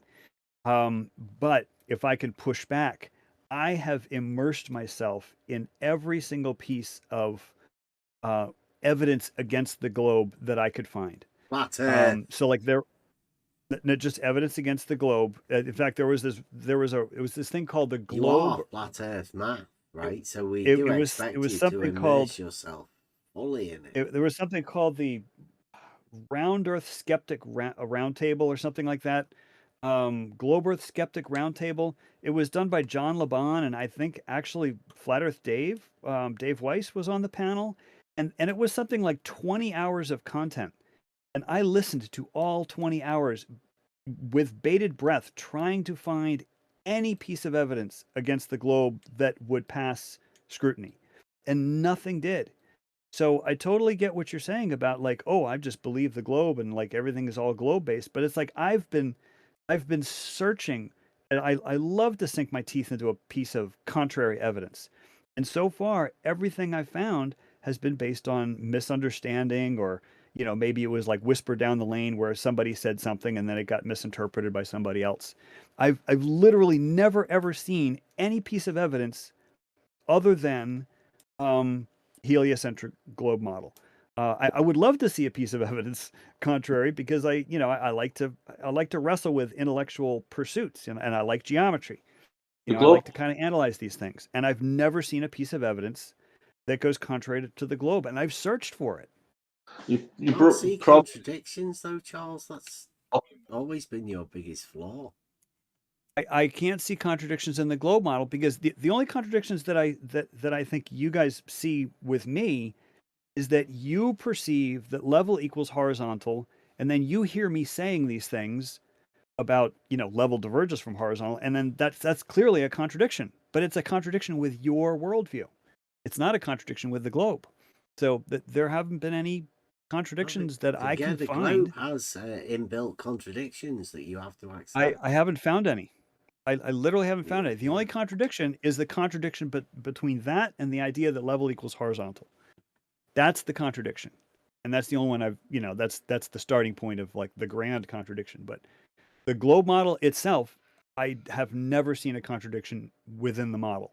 the globe model probably, and the scholars and whatnot, Charles, will probably got a 2,000-year, start on everybody, where it's all been honed in, and this is how we teach people to understand it. This is, when they go to university and work out this equation and that equation, they're going to say, "Oh yeah, that works." But do you not think it's a little bit unfair that, why? I mean, I don't know the shape, Charles, right? But why? Do you not think it's a little bit unfair? Like say NASA or whatever don't fund anything to do with the flat Earth community or anything like that. I mean, all the money goes into obviously the globe model and reconfirming it, and all the rest of it. Do you not think it's a little bit unfair if they don't give it? No, because the knowledge, the shape of the Earth, the knowledge of the shape of the Earth is known, and Well, so NASA's budget goes towards putting things in space, or supporting space programs. Science is all So evolving, though, Charles. I, It's like they're closed off to it. It's they don't. Well, If they, but I come from an engineering background, and engineers are really they're really difficult people, because it's all about math and physics, and the math and physics has to work out. Like, they don't care, black, white, male, female, Hindu, Muslim, Christian, atheist. They just care if the math and physics works. but a So from lot the engineering perspective, it all works. You They're had putting Jews stuff in in there space. or not? It doesn't matter. Religion doesn't matter to engineers. The only thing that matters is the math and the physics. a lot of And these guys so, need to work for them to survive, though, Charles. Like money wise, if they were to, and you come up Well, with? the thing is, I trained, I did my initial training as an engineer. I did not end up getting an engineering degree, but my first 2 years in college was spent studying engineering. My father was an engineer. My father worked on space programs.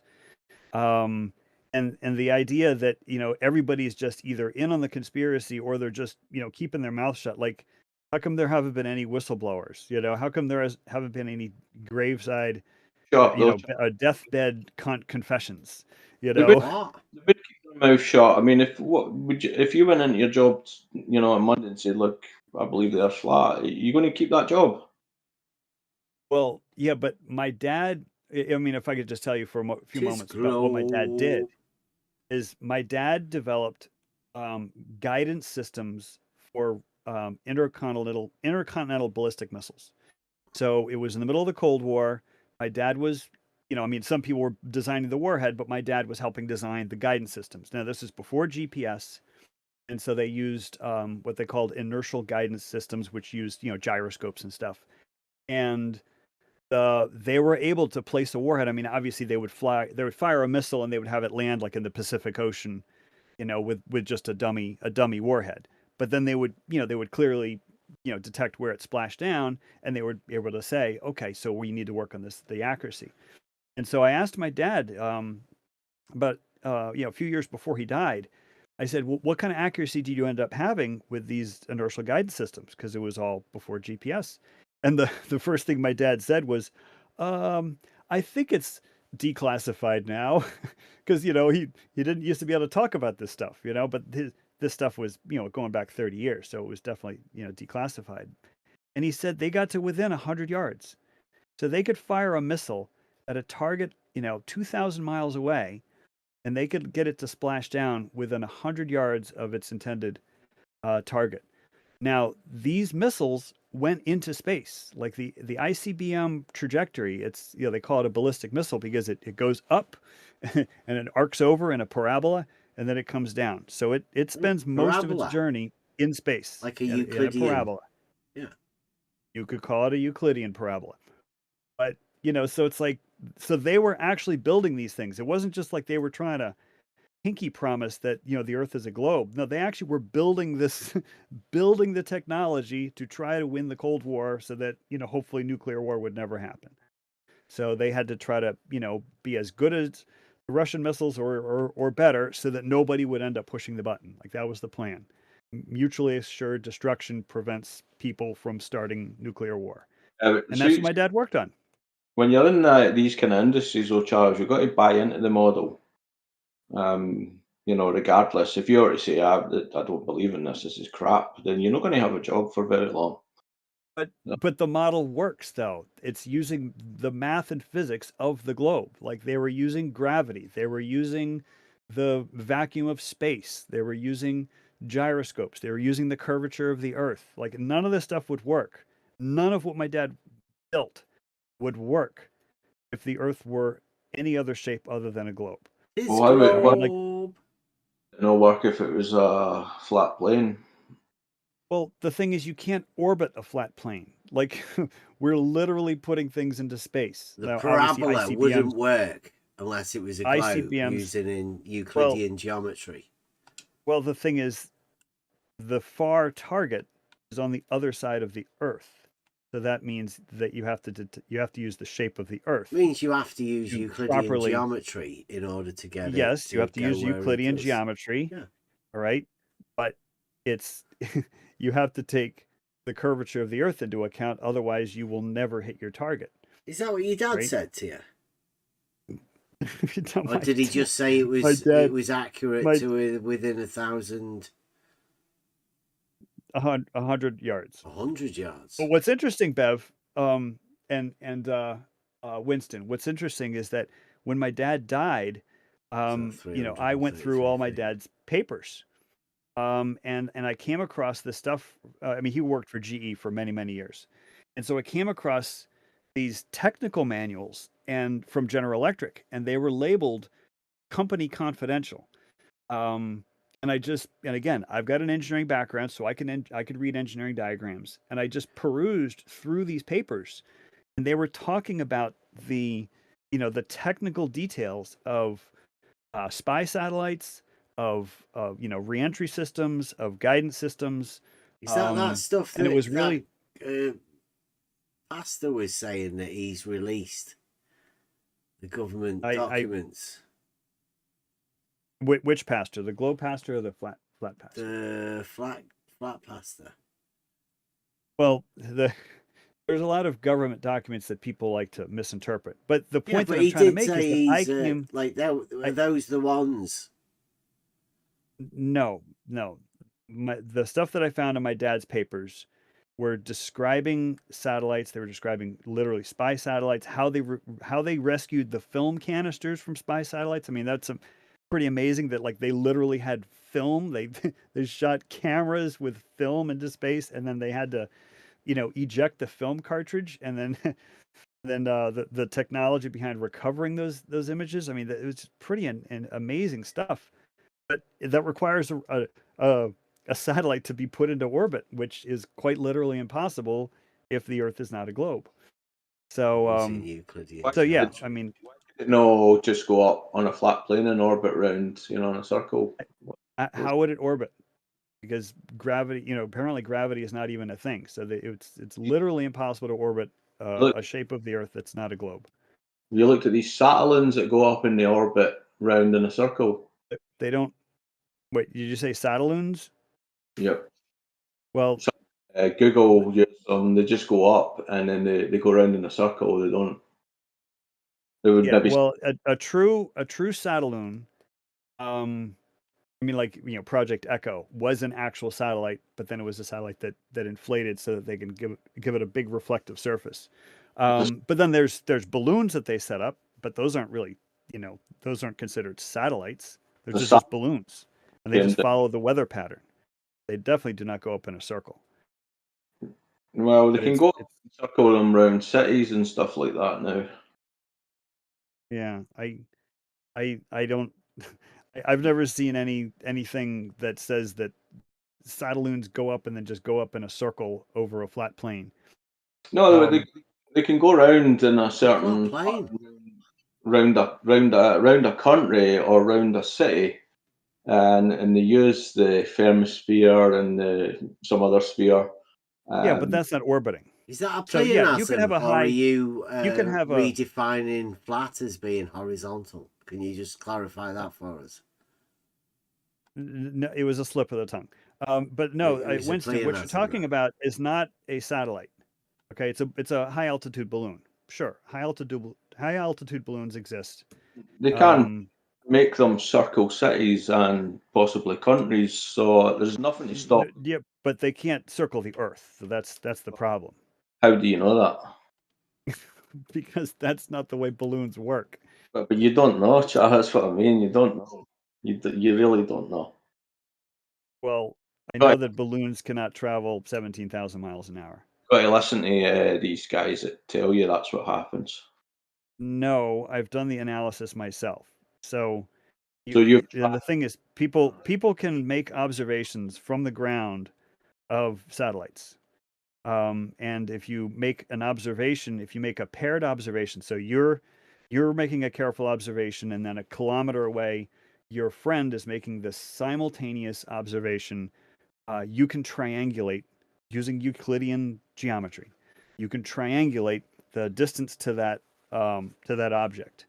Also, once you've triangulated the distance to the object, you can also then calibrate its speed and calibrate its size. And so I've done all this. I've done all the math. How big is it?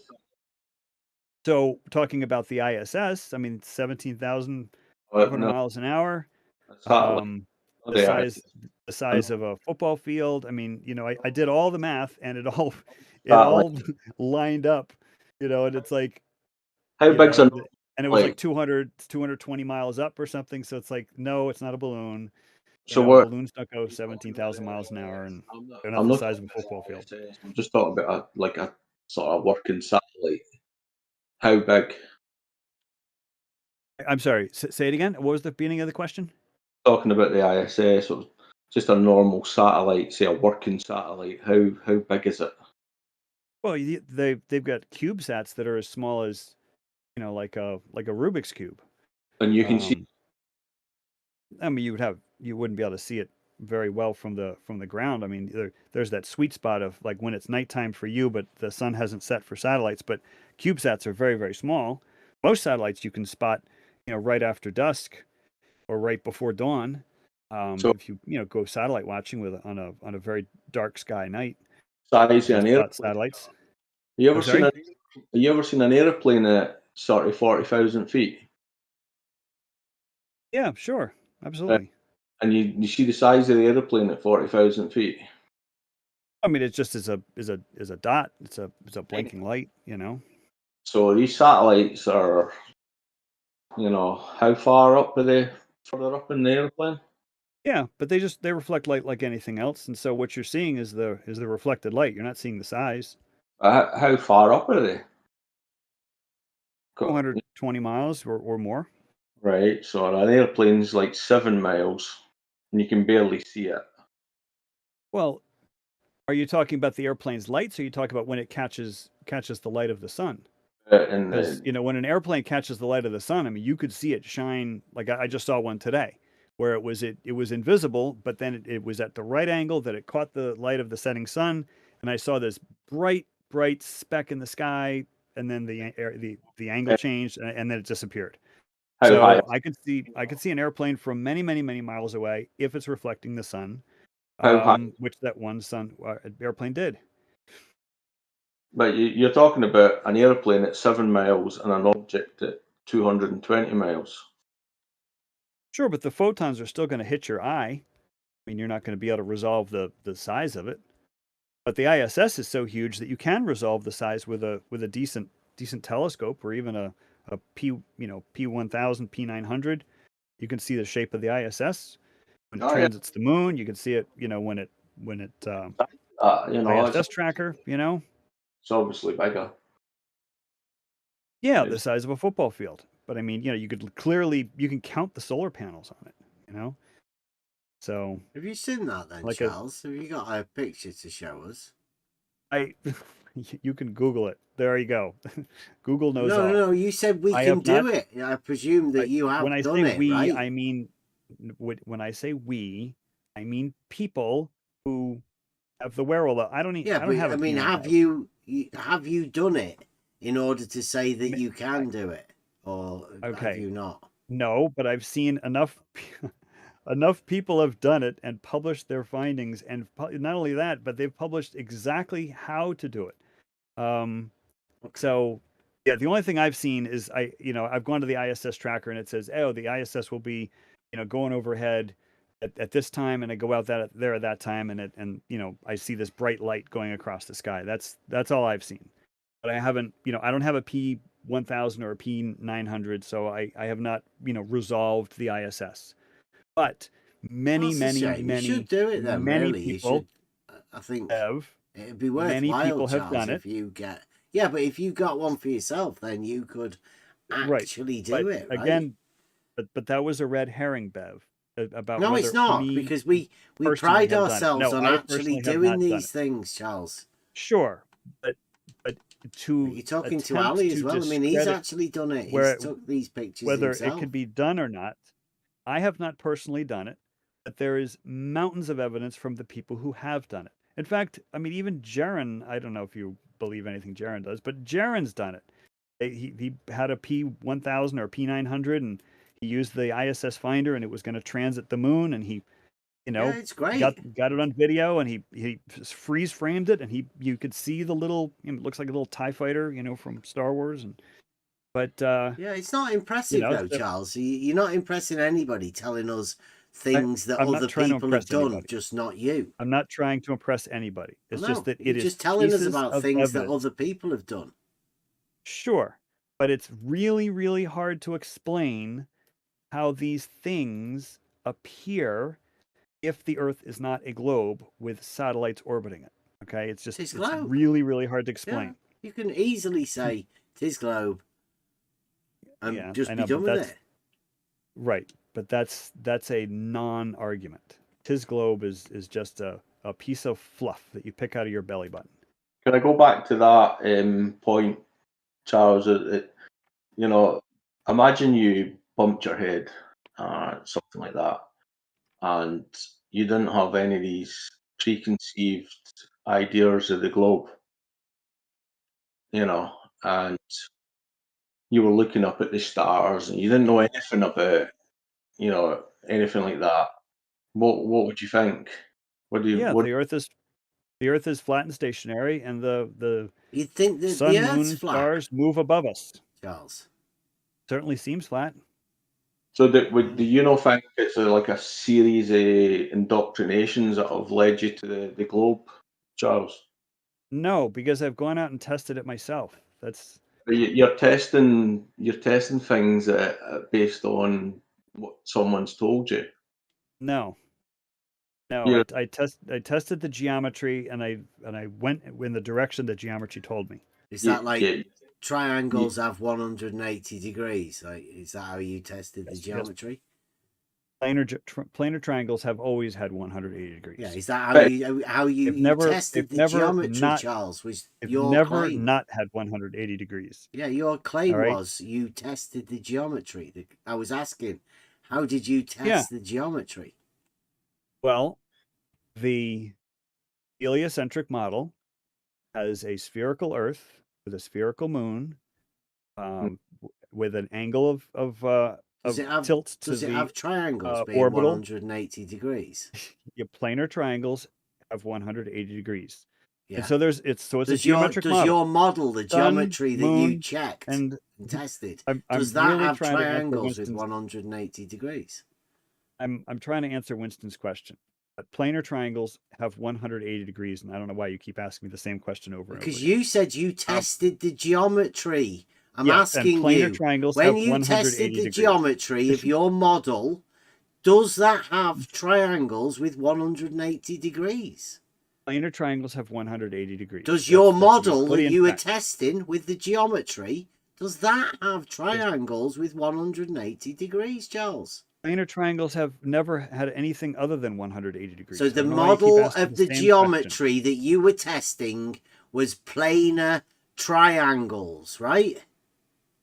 Sure, you can make a triangle between the sun, the moon, and the earth, and you can actually predict the phases of the moon based on that triangle. Okay, so that's the geometry that you were testing. With 180 degrees. That's one of the pieces of geometry. I've done 20 other pieces of geometry. All right, you can analyze it many, many, many ways, and I've described it all sorts of ways on my channel. But that's just so everybody's clear. Charles tested the geometry, and it was indeed Euclidean geometry that he was testing. Of course, Euclidean geometry has never been disproven to my knowledge, and I've said this repeatedly. Well, why were you testing it then? I was testing the heliocentric model. All right, the heliocentric model is a geometric, not the model, the geometry. Oh my goodness gracious. The heliocentric model is a geometric model, and I was testing it. Okay? Using the rules of Euclidean geometry, I was testing to see if my observations would match up to... Actually, I tested it against both models. Both models in question, you call it a false dichotomy, but the model where level equals horizontal versus the model where the Earth is a I was just curious on how you tested the geometry, Charles. Go to my channel, open up any of my flat Earth experiments videos, or any of my equinox observation videos, or any of my solstice observation videos, and you will see the Euclidean analysis that I apply in every single case, where planar triangles have 180 degrees. And you class that as you testing the geometry. Oh my goodness gracious, Bev. How would you fit these the data you've gathered, Charles, if you didn't have any other model? How would you do that? So, for example, I have a question. My question is the moon near or far? That's my question. So I make very careful observations of the moon when it's on the horizon, when it's rising, when it's at its zenith, or not zenith, when it's at its meridian, What was the closest and what was the furthest? Well, I know. I was just measuring the angular size. I can't measure its distance. I can only measure its angular size. Using the laws. What was the nearest and what was the furthest? In angular distance. Well, angular so size. if the moon were near, then it would change in angular size according to the laws of perspective. And because the moon didn't change in angular size in all my observations, in one night, I mean, it does change angular size, day to day, month to month because of the orbit, but in one day's observation, or one 12-hour period, the moon did not change in angular size, which indicates to me that the moon is either close and maintaining its same distance from me personally, or the moon is very, very far. Now, I happen to know that other people make observations of the moon from elsewhere on Earth, and they happen to notice the same thing. They happen to notice the moon being exactly the same size for them. And so then I have to scratch my head and I'm like, well, it can't be maintaining the same distance from me personally, because then the moon is just orbiting me near Philadelphia. But obviously it would be getting nearer or further from the UK or from Australia or whatever. But it turns out that all of our observations record the moon to be the same angular size, no matter where the person is on Earth, for the whole duration of day or night, which, if you just put the pieces together, you have to conclude that the moon has to be far. The moon cannot be a local object. Well, I mean, it's breaking the laws of. I mean, that's totally perspective. Globe. It's breaking the laws of perspective if it's a nearby object, and I don't know anything that can break the laws of perspective. Do you have any examples of something that can break the laws of perspective? I bet. You can say this globe all you want, but do you have any examples of something that breaks the laws of perspective? Well, do you have anything that breaks the law of contradiction? That would be a no, right? No. To my knowledge, there is nothing that breaks the laws of perspective. Right? So you can't name anything. I can't name anything. I don't know. Winston, do you know of anything that breaks the laws of perspective? So being that we've made these observations, go ahead. If you're basing it on, your globe model, then, you could base it on a flat plane, and, the geometry of the countries might not be that far off than what you would see on a globe model. No, I've done the Euclidean analysis, and the moon gets 3 times closer to some observers, and 3 times further away, all in the course of one night. 3 times. And so me here in Philadelphia, it gets at least twice as near or twice as far. Twice as near at the meridian, or twice as far if the Earth were the shape of level equals horizontal. So that isn't a shape, though, Charles. Doubling its distance, or having level its equaling horizontal is like more of a synonym thing. It's not a shape. I was trying to answer Winston's question, but still doesn't answer a question by stating a nonsense, Charles. That's not how it works. I'm just trying to indicate the shape that is not globe. Okay. Well, level, equal, and horizontal is not a shape. Yes. Don't. That's correct. But what shape can you imagine where level equals horizontal across the whole Earth? You can imagine any shape, can't you? If you can imagine it. No, you can't.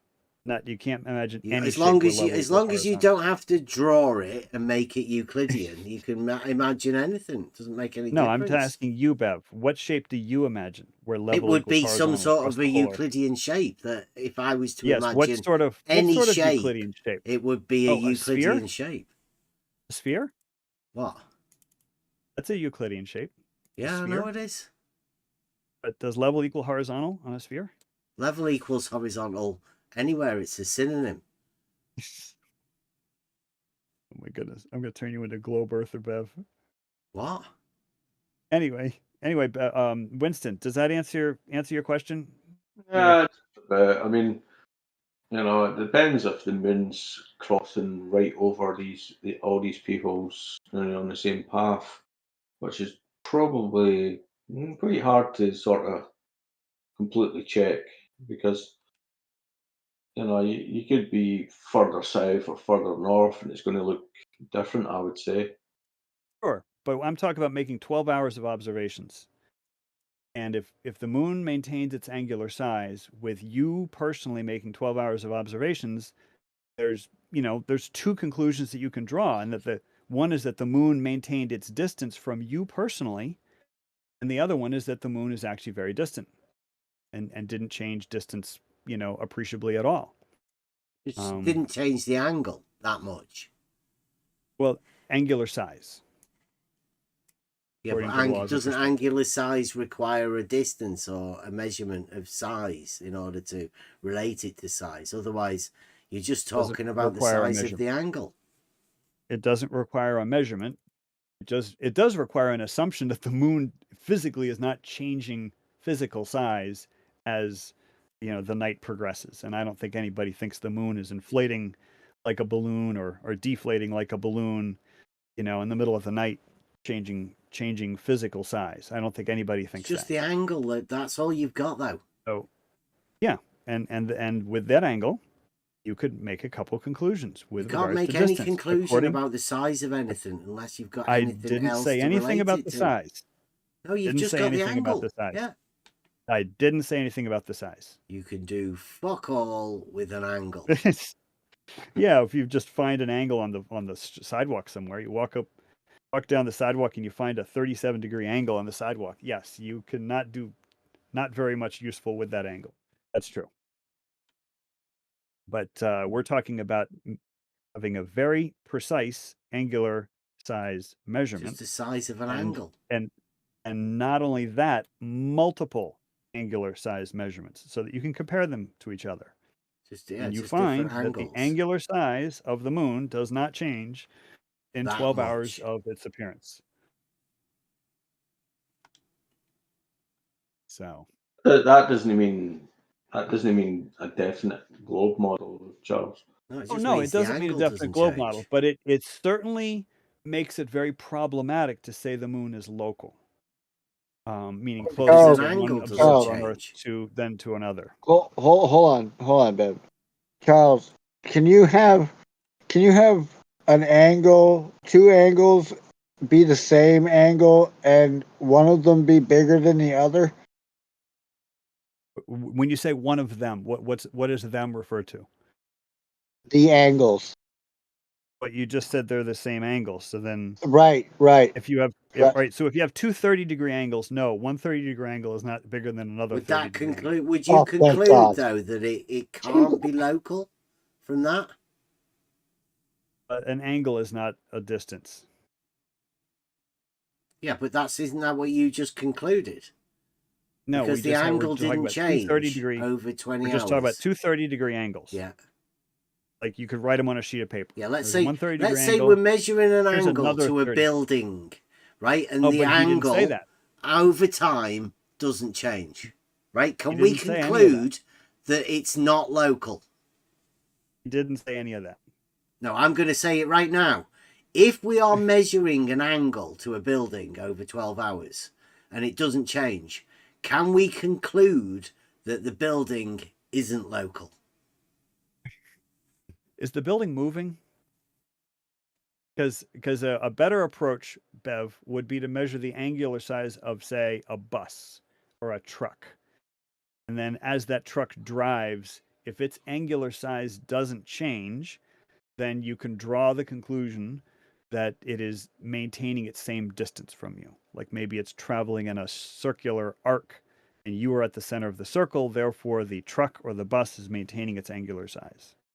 But a building does not move. So if you measure a building and you measure the building... You could assume that you're moving, right? No. And the angle's not changing. You're not moving. So there you could You're not moving. What do you mean no, you're you not can't moving? assume you're moving. Your feet are planted firmly on the ground. Okay. You are not moving. No motion. Right? Measuring the same angle. Yes. Okay. So could we conclude that then it's not local? Well, what are we talking about? Are we talking about a bus, a building, or the moon? Talking about measuring the same angle.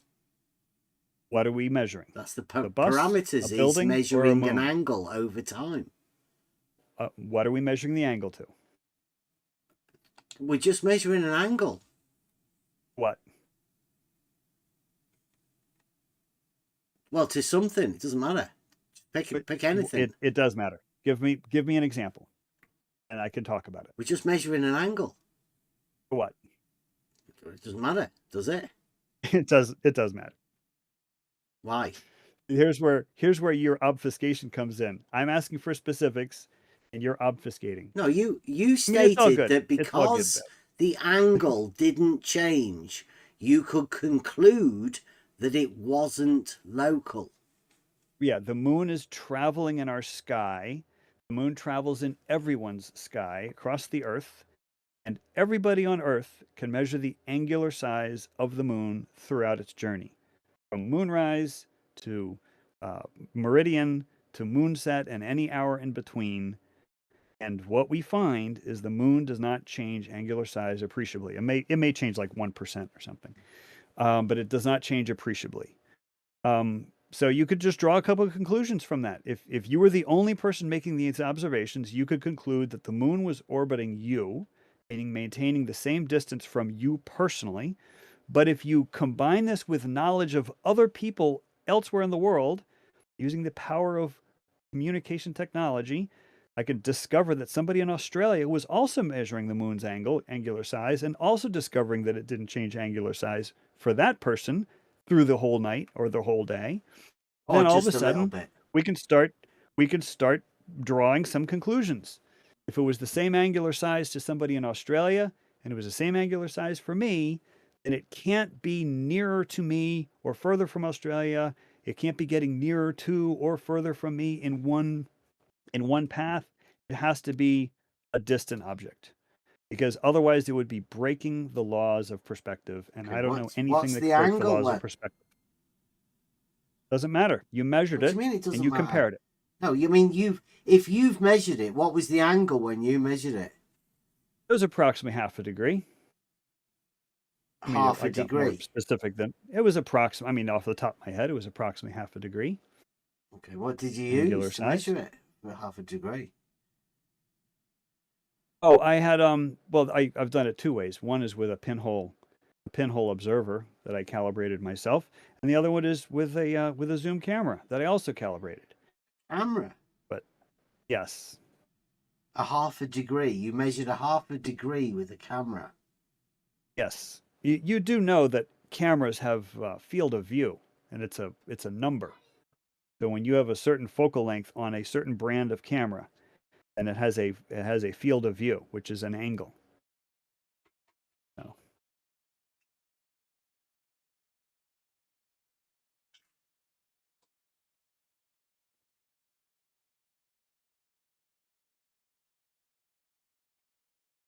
Well, I am learning so much right now. It's just great. But anyway, Bev, I didn't want to derail the conversation. I did want to jump in and just give you my 2 cents on that religious debate, because you did express an interest in hearing my thoughts on that. So I did. That really is why I came in. So I didn't want to derail the conversation. But I do appreciate your hospitality, Bev, as always. But I'm gonna push off now. Thank you so much for hosting, and it was a pleasure talking with you, Winston, and the other guy. It's over 9,000. Yeah, That's thank a you very funny. much, Charles. Yeah, I always appreciate the conversation. So I hope you guys have a great night and a great weekend. All right, Take care. thank you. See you. Thank you. Goodbye. Wow, late show. Yeah, It's, it's a good one. yeah. Thank you very much for watching. Come on into the Discord. I mean, wow. A turkey event on Ark as well. Let me get Buster sorted out. Right. Yeah, Nice go talking ahead. to you. Final words. I'm hopeless at games, so we playing Ark. Say wow. Just say wow. That's my final. Right, we're going. I don't know whether we're going to be live over the weekend. We might, if we do a boss thing, we might come live on the level gaming. Thanks for watching. See you Monday, possibly. I've been doing this for 4 fucking years. You didn't fucking get it by now. Get the fuck out of here. Off to the rest of your spastics and tell them you can do nothing. Yeah, with an you angle. can, you stuttery. Yes, spastic. Fuck off. Go away. Tell people you can't do anything. Your stupid globe, and I know you never back your claims. Fuck off. Back to your spastic retard. Yeah, whatever, Nathan. You're a genius. That's my fucking argument and demonstration of being a spastic. Demeaning our argument with statements like, you can do fuck all with an angle.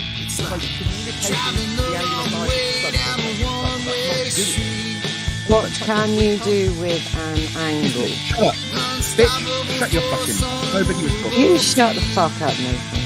I'll remove you if you don't shut up while I talk to Beth. I will do what the fuck I like. Dad, you've been told. Can you say to an audience, fuck all with an angle, and then mention me in that? You are personally insulted. Therefore, I'm going to take a strip on you based on your ignorance of that.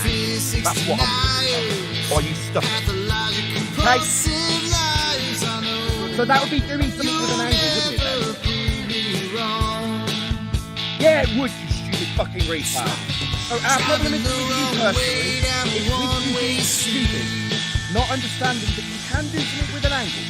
An elevation angle measures combine your position on the flat plane. But 6, you don't understand this and you're attempting to demean our argument. Statements of stupidity, like you can do fuck all with an angle. You can do lots with an angle unless you're a fucking retard, like you. You can measure your position on Earth by way of elevation angles. That is doing something with an angle. Zero comprehension of the argument that we put across. Our responses to his mate. Right, Bev, you can measure and find your position on the flat plane with an elevation angle.